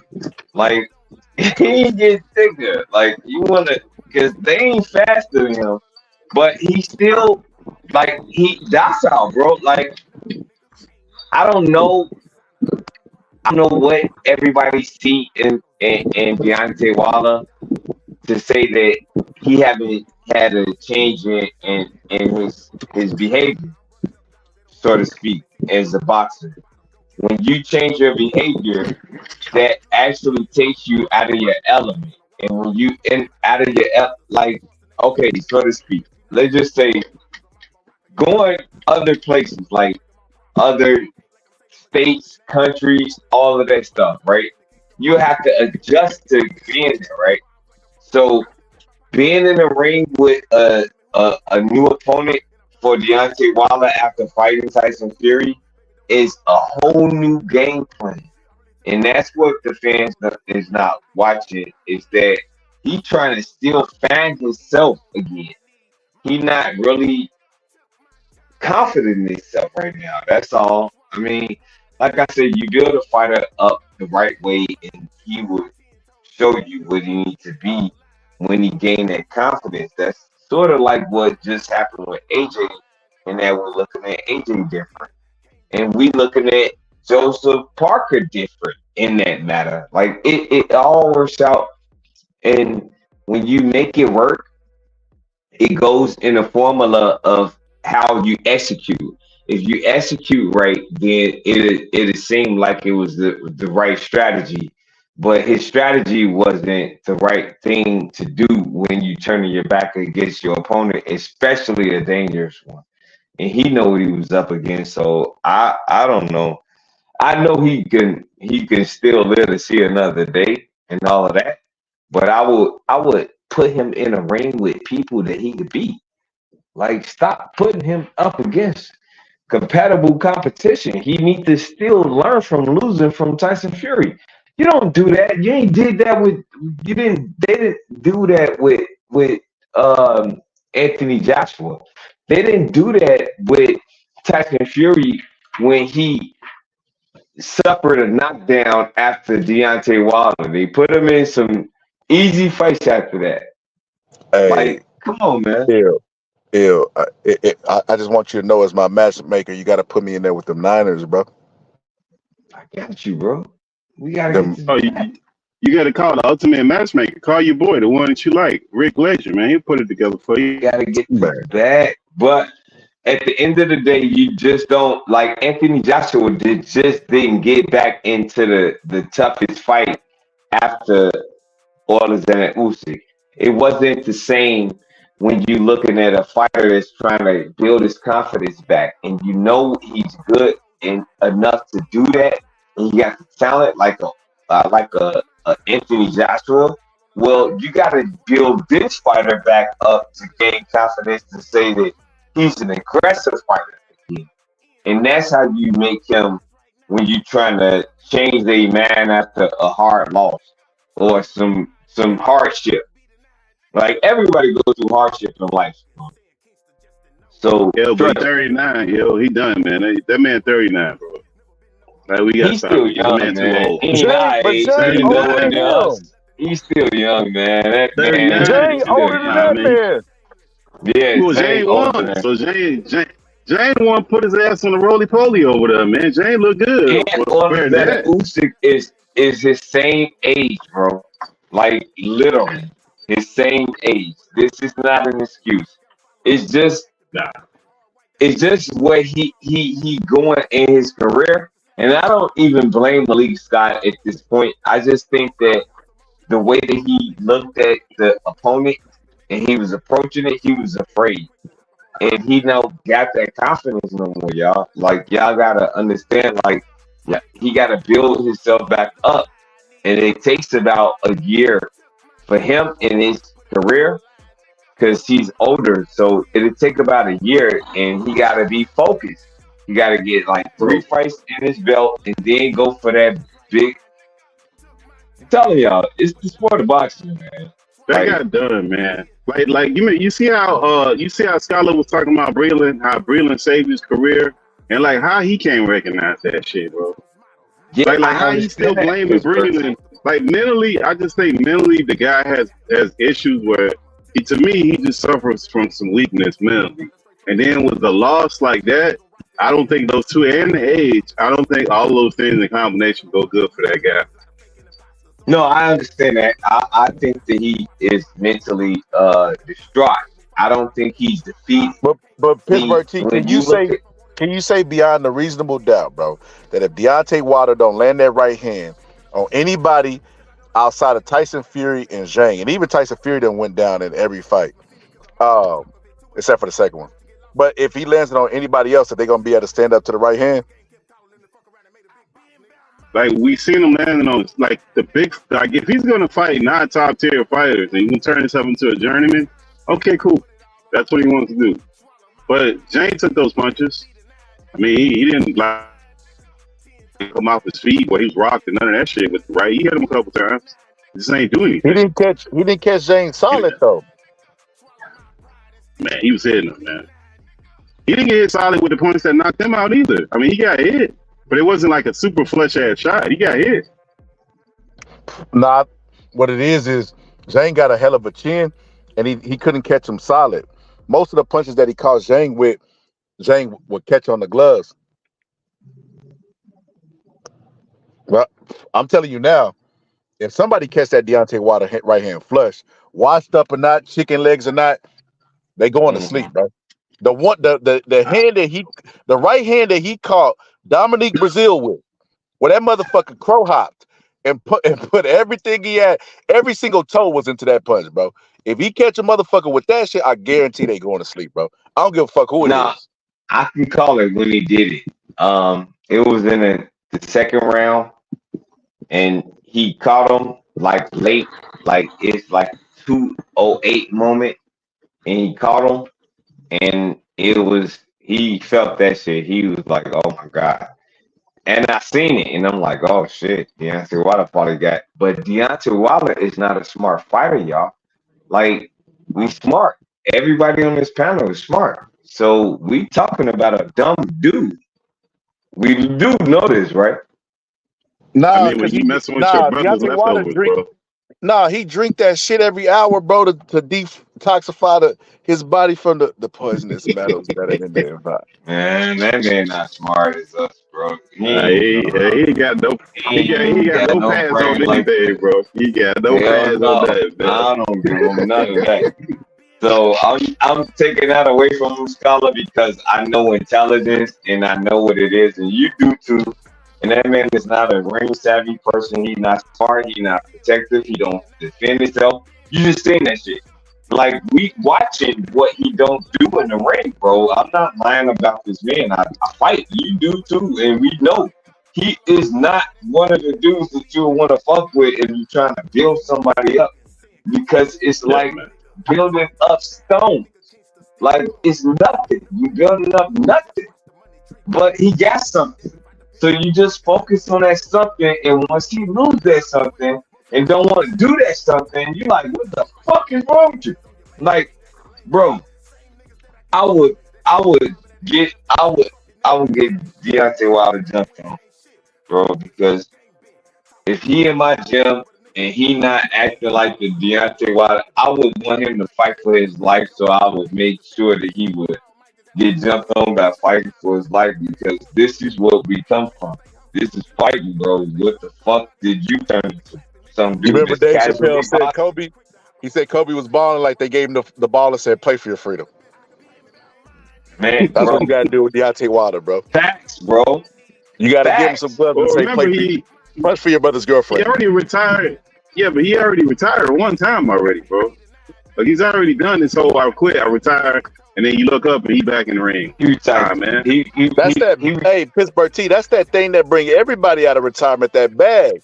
Bro, Ali retired officially, after Trevor Burbick, I believe. Yeah, Trevor Burbick was his last fight. If they would have offered him 20, 30 millions to come back to fight Tyson, you don't think Muhammad Ali would have had his ass in the ring, bro? Oh, They asked no. Muhammad No, Ali, I'm they not saying said, the reason. why you keep coming back? He said, Rockefeller make money, right? He said, yeah. He said, got more than he can spend, right? He said, yeah. And he still go to work, right? He said, yeah. He said, why wouldn't I? Right. Yeah, but I'm not blaming him for coming in. I'm just saying, as far as him being like an elite fighter, that's over, man. He's like a journeyman at this point, bro. He's never been elite. He's always just had elite power. He's never been elite. Nobody's ever looked at Deontay Wilder and said, got the point. I don't even see that because like if we he never been elite. Look, He always has elite power. Yeah, but okay, so is he gonna do that with Fury? No, is he gonna do it? It kind of makes sense though. But He Fury, never bro, been Fury elite, almost. but he had But elite power. we got to remember this. Two things we got to take into account. Tyson Fury was almost dropped by Lil Bitty Usyk. That's number one, right? Yeah, I know. And But some would suggest that Deontay Wilder punched him so hard when the ripples was going down his back that he knocked some of Fury's punch resistance down. So you take in combination those two things, bro. Like, if Tyson Fury catches, Tyson Fury has been dropped. Like I said, they fought 3 times, and 2 of the fights he was dropped, and twice in the third fight. So with that, and twice in the first fight, so he done knocked him down about 4 or 5 times, right? So if they fight a 4th time, bro, would you put $100 up? I ain't talking about with me. Let's say a prop bet that Tyson Fury would be able to withstand at this point in his career a right hand from Deontay Wilder? Well, I wouldn't put him. I wouldn't put Wilder, but I wouldn't. But look, I wouldn't put Wilder over any of the top guys. I wouldn't put him over AJ, Fury. If you put Zhang in there, Usyk, like I wouldn't favor him in any of those fights. He wouldn't be the favorite in any of those fights at this point. But Pittsburgh T, what's changed? What's changed about AJ other than him fighting a guy that's known for a participation trophy with Tyson Fury? Well, AJ never looked that bad, bro. He boxed that guy, right? Otto Wallin, who's famous for a loss, and then in his very next fight, after Otto Wallin, he fought an MMA guy on his second fight, and everybody's saying AJ is the monster and he's back. Well, I never thought he was gone. I just thought he had a bad strategy with that round guy that ate a lot of pizza and wanted to fight Wilder. I just thought he had a bad strategy because in the rematch he did a whole different strategy. The original that rematch that he had with that round guy, that rematch that he had, he showed a different strategy and he was able to adapt and he dominated that fight. I just think he had a bad strategy. I don't think he was ever gone. That was just people overreacting. I just don't see Wilder being able to do that. That's what I'm saying. Like, we can't say Wilder gonna come back the next fight and he gonna have this whole other strategy. He's not gonna do it. He can't. I think Wilder is 2 or 3 knockouts away. Well, shit, 1 knockout away from everybody saying he back as well. Who is that knockout, Colin? Yeah. Remember when he knocked out Helenius and he slapped him to sleep and everybody was like, oh, he's back. No, but I'm asking because we real boxing fans, bro. Like, let's say I named a gang of people who can fight. Like, who can he fight to get some solidity back from his loss? Because he had 2 consecutive losses. So if those losses is countable, then who can he beat that make those reputable and omissive at that point? Y'all finna make me pull out. You omit it. Y'all finna make me pull out the scholar, put down the scholar cap and pick up the promotional cap. All right. So let's say, what's that dude's name? I don't like. Rick Glacier calls me a scholar. I know I'm a dickhead, but I need you. I need you to help me rebuild Wilder's career. First things first, I'm telling him, you gotta put him against a nobody, a no hoper, just to build his confidence. His confidence is shaking, right? Then the next fight, we're gonna, bro. I would say Jared Anderson. Fuck a tune-up, Jared Anderson. Damn. Why not Derek Chisora? Nah, Jared Anderson. Why not?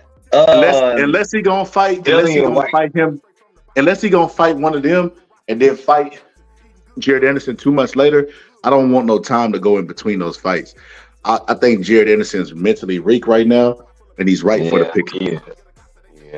Brother. Why must we conduct this black on black crime, my brother? That's the only crime I celebrated in America, Pittsburgh. I cry every time white on white crime happen. I'm like, brothers and sisters. When they announced that war in Palestine, brother, I cried, brother. When they announced that war. I walk on the sidewalk because I don't even want to walk on the asphalt, my brother. Black on black, man. I stay with brother. I respect that, man, even though it disgusts me that you don't want to go out there and go against your own. That really disgusts me, brother. But when they had them wars, you know, when Russia was going to the Ukraine, brother, I cried. I even wrote a letter to Vladimir Putin, brother, and said, "Don't spill that white blood, brother. We can't have that." Well, man, let's see what Alexander Usyk could do against the defense because he still got to beat the dude that he needs to beat. Like, we forget. Some people convinced that Fury fit to knock Alexander Usyk out in the second fight. I'm like, why wasn't he able to do it in the first again? Well, like, what's going to be different? Oh, they say he gonna get a knockout. They saying he gonna knock him out all the way. I said he was gonna knock him out. I'm convinced that Alexander Usyk has his number. No. They said the opposite of what you just said, Il. They said Tyson Fury's gonna knock out Usyk. Nah. He figured him out, bro. He's smart. Like, they don't understand the sport of boxing. Like, some people, like Terrence Crawford, is very smart. Like, he knows how to do stuff different, and he'll come through and show you actually in the fight. Like, Tank different. Like, you could listen to Floyd Mayweather if you want to. Tank is the dude that's doing all of that. Like, I always knew that because I was the dude that was doing all of that stuff that people warn me about too. So as we in the ring and understanding knowledge, the knowledge is being built off of the other person. It is not being built off of you. So I don't know what fighters think in these current times of today, but just learn the sport of boxing a little bit, you know, try to get to the point. But, you know, it's good. Funny you brought that guy up, that Tank guy, because, I mean, that guy looks so goofy with this whole Ryan thing, bro. What's all that about, man? Like, damn, I get you on like Tank, Kevin, bro, but damn, man, come on, man. Like, fuck. I didn't want to mention Tank due to the fact that he's a fraudulent fighter, in my opinion. Shout out to Press. Anytime you want it, I can give it to you. But it's, no diddy. But it's still the point that, like, you want to analyze the fighter for who they are, right? So when they being intangible in the skills that you know, those same skill sets, and you assessing them, then it is what it is. It is not like it's not well, I mean, like he capping for Ryan. delusion. I'm talking about, yeah, but I'm talking about his delusion of him capping for Ryan and all that foolishness that he's doing. Bro. Like, yeah, like, come on, man. Like, what are you doing? Yeah, bro? Like, why you bring yourself down to that level, bro? That's crazy, man. What are you doing? That's lunacy. That's the I gotta be honest. I gotta be honest. So I'm gonna get on there. Let me address the 2 comments. He said, "Big baby on baby loser. Big baby loses their name." I don't mind that, but I heard that Jared Anderson, was like he's not interested in fighting no fucking loser, bro. That basically like he just got his ass knocked out. Why would he fight him? And he wants Jang, and I'm like, bro, no, you don't. Well, You think you do, but no, you don't. But hey, sign him up, because Charles Martin almost fucking knocked out Jared Anderson, bro, and he was a southpaw as well. So I think in that fight he gets his fucking clock clean. But he sounds like that's almost signed. I think they will, because the Saudis, for whatever reason, like Jared Anderson, and he went over there and started converting just to get the bag. A lot of these fighters, he got so much money, bro. These people are converting to Muslim just to fucking get the bag. That's crazy, bro. Mm-hmm. But he said Andy Ruiz, the destroyer versus Deontay Wilder. I'm not gonna lie to you. I think Andy Ruiz still gets beat by Wilder, bro. I look at Wilder's track record, right? Yeah. And Wilder has never struggled with shorter fighters, whether it be Stavern, whether it be Luis Ortiz, anybody around that range. Like the people that's 6'6" and up, with the people that Tyson Fury, Zhang, big heavyweights, he struggles with. The small heavyweights, it's because Deontay Wilder has chicken legs and he's probably weighs like 212. He's a small heavyweight, but he's also long. No diddy. So that means the shorter fighter has to come to Deontay Wilder to make the fight, right? And you know what happens when you go through dangerous neighborhoods? You get robbed, right? So they would have to go through a dangerous neighborhood, and Deontay Wilder would just mug them with the right hand. So now Deontay Wilder is fighting taller fighters, and they don't have to come to him. You know what I mean? Not that much. It ain't that much difference between their jabs and their right hands, etc. But the shorter guys, Deontay Wilder stylistically, doesn't mean he's gonna do it, because you still have to be mental. We're in a sport that's 60, 70, 80% mental, so he still has to get in there and do it. But shorter guys like Andy Ruiz, who lays on his right side, who is like, bro, say what you want about Deontay Wilder. Andy Ruiz looked completely awful against the bum and Chris Arreola. Chris Arreola in his absolute prime wasn't shit. When by the time he got to fucking Andy Ruiz, he was supposed to get fucking knocked out by Andy Ruiz. But not only did he make it 12 rounds, but he ended up knocking Andy Ruiz down. So with that being said, as much as y'all think Wilder's washed up and don't look the same, neither has Ruiz. Ruiz hasn't even been in the ring. The Luis Ortiz fight was awful. He ever since he's been losing the weight that he's been losing, he's lost a little punch resistance. Like I said, man, Ruiz is not a guy to go put the house on neither, bro. But yeah, I wouldn't mind a fight between those two, even though I think Deontay Wilder will win the fight. Yeah, well, that's the bottom of the barrel. Andy Ruiz never really did nothing great. I don't see where he actually did anything. Did that one fight and he couldn't follow it up. He ate himself out of goddamn contention. That just didn't make any sense. Well, the Chris Arreola fight with Andy Ruiz was based on the Deontay Wilder knockout to try to set up that fight, and then never made that fight come to fruition. So it never came to fruition, gentlemen. So that's where we at right now, and that's what I look at it like. Keep it real. If they did everything that they were supposed to do as the boxers that they were, then we would have some of the biggest fights in boxing history. And we don't have those fights because they didn't come to fruition. So it's not even about the fights between the guys that didn't make it to the other guys. It's about how the other guys didn't get to those guys in the first place.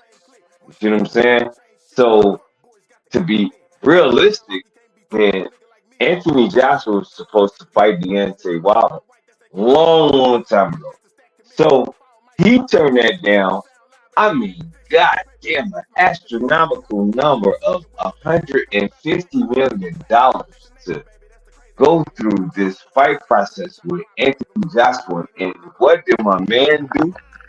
He said it was for 120 and turned it down and said he could do better. Did he do better? He ain't had a fight since. So it's like, God damn, man, we can't fucking boxing over with the politics of the boxers, explanations for everything that's happening in the sport of boxing, and we try to explain everything for everybody, and that's making the individuals be in a dilemma because realistically, they kind of duck. Like your man, Deontay Wilder, kind of duck Anthony Joshua. Let's keep it a buck. Can we do that? Like a lot of fights are supposed to happen. Wilder done though, bro. But yo, Wilder No, done. but Bro. a lot, Like he not beating those top guys, a lot bro. of a lot of fights Like, was supposed to happen, but they didn't happen. yeah, I know, but at this point, the guy's 39. So even if we saying he gonna have another fight in between the next big fight, that puts him 40 plus fighting the top echelon fighters. So I don't think he's 39. I I don't really think he see. might be 38 or 37. Okay, so let's say he's 37, and let's say he's still 37. He's not gonna have a fight till next year. That puts him at 38. Then the following year is closer to 39. So he's still right back where we assume that he ain't. He closer to 40 than anything. Where but he's so at. is Better be older than him. Yeah, but I don't put Better be like still like beating taking a loss that late in your career. Like we ain't talking about nobody taking a loss. You taking a loss late in your career, like Yeah, well, Better Beef is injured, so you got to put that into account too. Though Pittsburgh T, like he not fighting right now because he injured, so he could have been fighting right now, but that fight but he was not. postponed. So like it's the same shit, and if you look at it, because they're starting to deteriorate, and we're not looking at the purpose of the bout. Like the bout is to be the best of the best. So we want to wait for those fighters to be at they maximum. Like Mike Tyson. We want to see him fight. We want to see him fight Jake Paul, right? So if we want to see him fight Jake Paul, then we want to see Mike Tyson at his maximum, not his lesser. So I don't know. Sometimes you gotta just understand when fighters go to some certain way, or the way that it's supposed to go. I don't know, but like Scholar was telling me, like man, the fight is coming up between Mike Tyson and Jake Paul, and I'm like, okay, well, I'm with the shit, but then Mike Tyson started having. It went left. So now we talking about how the fuck you pull out a fight because of ulcers? How you pull out a fight because of ulcers? What the fuck? I had an ulcer before. So Where? ulcer is when like you weird, though. I start thought it bleeding. was stomach, right? Yeah, it's the stomach. Ulcer is when you start bleeding from your stomach, and then you need to. Like it's a very aching thing. So if you get hit in your abdomen, like in the middle of your stomach, then it'll affect you a lot because that's the main source of the problem. So if Jake Paul was to hit him with a body shot to his like abdomen, then it'll probably be over. And it is serious like that. Yo, Jake Paul's such a bitch, bro. He said, man, look, what we gonna do is postpone this fight. You get better, Mike. Most people would have been like, nah, I can't even fight my hero, man. You know, man got stomach ulcers. He's like, just get better so I can beat on you and give you stomach ulcers again. Like, bro, this is crazy. Yeah. Well, he trying to get that payday, bro. He's trying to get at Netflix. Like they don't want to get that sign bonus. They don't get that money back, bro. They trying to keep that money, bro. Yeah. They gotta keep that money, They bro. gotta do it, bro. Fight Really Boat. Fight Holyfield. Ah, man. Well, you know, the other part of that, too, is like, my love, but that Tyson proves the older shit. Because remember, that guy doing testosterone replacement. He doing the whole gene thing that they're doing. He's doing stem cell replacement. Like, he's doing all these different things as an older guy. And it's like, your body is your body, man. It doesn't matter what you think. Like, at some point, man, old people just old, man. Some shit is for young people. Sports are for young people, man. They're not for fucking old guys, man. That's not what that shit's for, man. Not your purpose in life. That's why your body can't do it forever. That's not your purpose. So that's not for him. So in that sense, I think that's kind of funny. And the other part, man, y'all ain't talking about Adrian Broner and what's his name? What's the guy name? We did, bro. We brought it up. Black Flat Cops. We brought it up, bro. We talked about it. Yeah, we talked about how you know what I mean, they fight is on the you know what I mean, on fucking YouTube free TV. Like they just I attribute all that to Don King being blackballed and out of the loop, you know what I mean? So he kind of, as weird as it sounds, kind of like fresh to the game. Like as far as promotion and all this other stuff, like Don King, they blackballed him, bro. They blackballed him. No fighters will work with him. They try to run him out of boxing. As a matter of fact, there's a video of Bernard Hopkins bragging about the shit, saying he was the final nail in Don King's coffin. So, you know, Don King is as far as promotion goes, like it seemed like Don King on cruise control, or maybe the staff he got is underworked, underpaid. I don't know what the fuck is going on, bro. We ain't talking about it because these motherfuckers ain't making, bro. There's no reason. Like YouTube is free. These YouTubers be kissing and sucking dick, bro, for less. If AB hit them up and like, hey man, I need to do an exclusive interview, they gonna do it in a heartbeat. Yeah. I mean, but the fight is promoted. Don't y'all think? No, the fight was promoted correctly though. Like the fight was promoted because there's nothing to do with promotion. It's just, I think some people just done got exhausted with AB. I think that's what it is. I think most of us are like, we'll be there just to see what's going on with it. But people just get exhausted with AB because every fight, he gonna throw the hands. When he gonna throw his hands? If he just threw his hands, bro, every fight, bro. I agree with you on that, T, but as far as the fight being promoted, they could have did a whole lot more. Like when they had that press conference and he had the Muppet, I showed that shit on my channel, but a lot of people had never seen it before, bro, because they wasn't pushing that shit through the algorithm. One thing you give Ryan Garcia credit for is working that fucking algorithm, bro. Working that algorithm to a T. That motherfucker know how to use that goddamn algorithm, bro. He gonna put some stupid shit in our algorithm. I love steroids or whatever the case may be. He gonna have you talking about him. He knows how to market himself. You know what I mean? But I feel like AB and the promotion for this, Don King, have dropped the ball. You got two fighters who like to talk shit. Blair the Flair Cobbs patterns himself off of Ric Flair. So you have two people who are outspoken. He should be on the Boxing Voice, Fight Hype, all of that shit, bro, promoting the shit out of this fight because you got two entertaining people and the fight is almost here. Ain't nobody fucking talking about it. They're being overshadowed by Ryan Garcia steroid controversy. You get what I'm saying? Still to this day. Yeah, but everything being, only thing that's not overshadowing that is the WNBA nonsense that they're doing for Caitlin Clark, which that's a whole nother thing. That's like just nonsense. That don't even make any sense. You know, I love you, Pittsburgh T, but you gotta do me one favor, and can you tell them to put some boy choice on and some tight clothes so they can stop being 3% or a third of the NBA lesbians? Because men don't like that, and men represent sports, so they probably want to start addressing that issue because they so feminine right at this point that they don't even acknowledge that you're never going to get to any money or any revenue unless you run into a man that's intrigued by you. Well, women too. Women don't want to see that here. Like women want to see other feminine women, bro. Like so that's most people's. And that's most people's family values. Like that's the other thing that they don't want to deal with. Like that I get that most people have that in their family, but that's not like the majority of people who spend money and go sit courtside and all that stuff.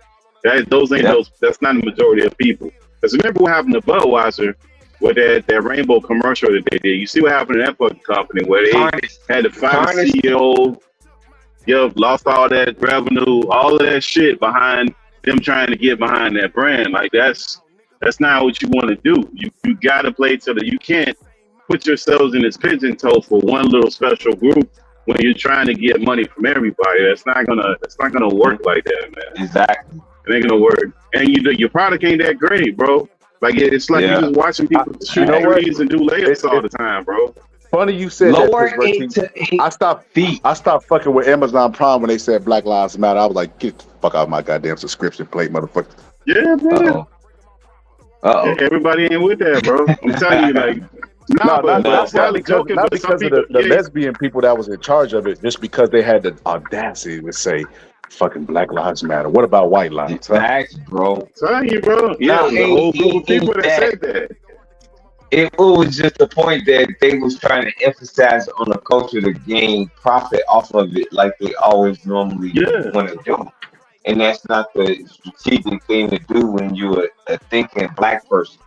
So I will enlighten my people, like, if the WNBA is predominantly black, like the other sports are all over strategic, all over the world, then you want to bring sex appeal to those women because they are probably the most sexiest women in the face of this planet. So why don't you do that? Well, they playing. No, I'm saying that will give you the revenue because the girls is willing to do it. It ain't They them. don't have to It do it. ain't. Yeah, it is them. It's them, Bill, because they don't want to change, bro. Like, they don't have to do it because it's not a business where if they don't make money, which they haven't made money, the business is going to collapse. It's not a traditional business propped up by the NBA. So there's no motivation for them to change because it's not financial. Right. Like, they keep saying how much they need to get paid more, but if you're not generating more revenue, how could you get paid more? Like, you can't get money out of the air. You got to make more money, generate more money to pay more money. That's how it works. They don't want to change anything. And now that they got this white girl on there, they trying to play like, oh, everybody's But against she's her and this not whole that- victim shit. She's not the je ne sais quoi, bro. Like, this is what I'm saying. She like, might we be. understand. She might be, but No, she might it's be. But it doesn't. talent-wise, She might good be. Who to go. knows? It's too early. Good to go. Talent-wise. Kaylin But Carson. it's too early. Too early though. Way too early. She good to go. No, she a rookie and she all right. She ain't. See, Angela Reese played for us. My home team, my place. So I'm looking at the difference in why they judging them in different ways because I pay attention to my people. So when they start saying something about our people, then I start paying attention to it. It wasn't But that's really. an I ugly knew white she girl, though. played for But, yo, that's a- LSU and all of yo, that. But she an ugly white girl, bro. Let's lie. Like, what we got to dance around that That's too, what I'm bro. saying. Like, she an ugly That's white what I'm girl, saying, bro. She's But not she an got a attractive little white skill. girl. She bro. got skill though. She got Yeah, skill. but if she look She like can some shoot of the her other white ass girls off, that was bro. in there, yeah, but if she looked like some of them other white girls, man, it would be a completely different thing. She's No, unattractive. But in the WNBA, the WNBA don't need shooters. They don't need no Steph Currys and all of that. They need beautiful Nah, women they do. that play They do, basketball. though. No, seriously, They do. bro.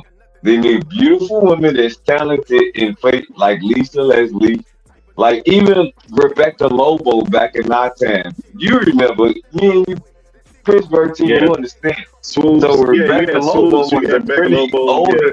Like, yeah, they was not the ugliest, but they wasn't all like a third dykes. Like, that's not attractive to the fucking world, bro. Yeah. Because you ever watch the game when they come in and they're wearing I gotta go ahead. I gotta go ahead and end this. I'm sorry. I gotta go ahead and end this, man. Because we're gonna be. All I'm right, gonna be all back right. probably around 2 anyway, and I gotta go ahead and end this. I gotta go spend some time with my wife. All right, fellas. Oh, All right, man. indeed. See y'all Me later. too. Indeed. All right, man. I'll probably see y'all tonight. I'll blast the link out there, man. We're gonna do 9 boxes, so we're gonna be able to talk about. We can talk about the same subject. All right. All right. All right, bro. Mike, Francois Botha, 6-1 underdog. Are there any concerns on your part? I don't know anything about that. I don't know nothing about numbers. I just know what I can do. How about kill this mother? Well, it. It's a fight. So whatever happens, happens. Mike, why do you have to talk like that? Well, I'm talking to you the way I want to talk to you. Do you have a problem? Turn off your station. You know what? I think we'll end the discussion right now. Then we could. You got it. Have a nice fight, Mike. Off. 10 toes down, ends don't lie, I need mines right now. I took my time, put it all on the line. Swallow my pride and still can't be denied. I been about mine, 10 toes down, ends don't lie, I need mines right now. I took my time, put it all on the line. Swallow my pride and still can't be denied.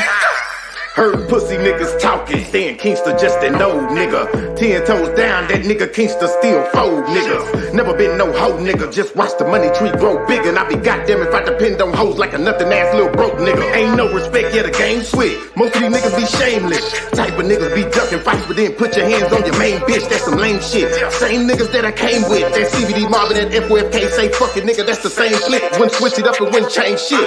Fuck boys got the game bent. Talking down like he can't be touched, but a nigga like me make it famous. Gotta follow up and get back to business. Got that hard white, that's that catchy grip and go all night just to stack commission. If I fall, might just have to slap the clip. And y'all sound live, but it's a fact of fiction. Full paper chase, that's my active mission. Stay hustle mode, never slacking with. Stay on code about that action, nigga. Get the clapping, nigga. Just the natives, baby. That's the crazy thing. Niggas quick to hop up on the gravy train, trying to rob my wave. I'm too wavy, man. And I never let a bitch nigga play me, man. 10 toes down, ends don't lie. I need mine's right now. I took my time, put it all on the line. Swallow my pride and still can't be denied. I been about mine, 10 toes down, ends don't lie. I need mine's right now. I took my time, put it all on the line. Swallow my pride and still can't be denied.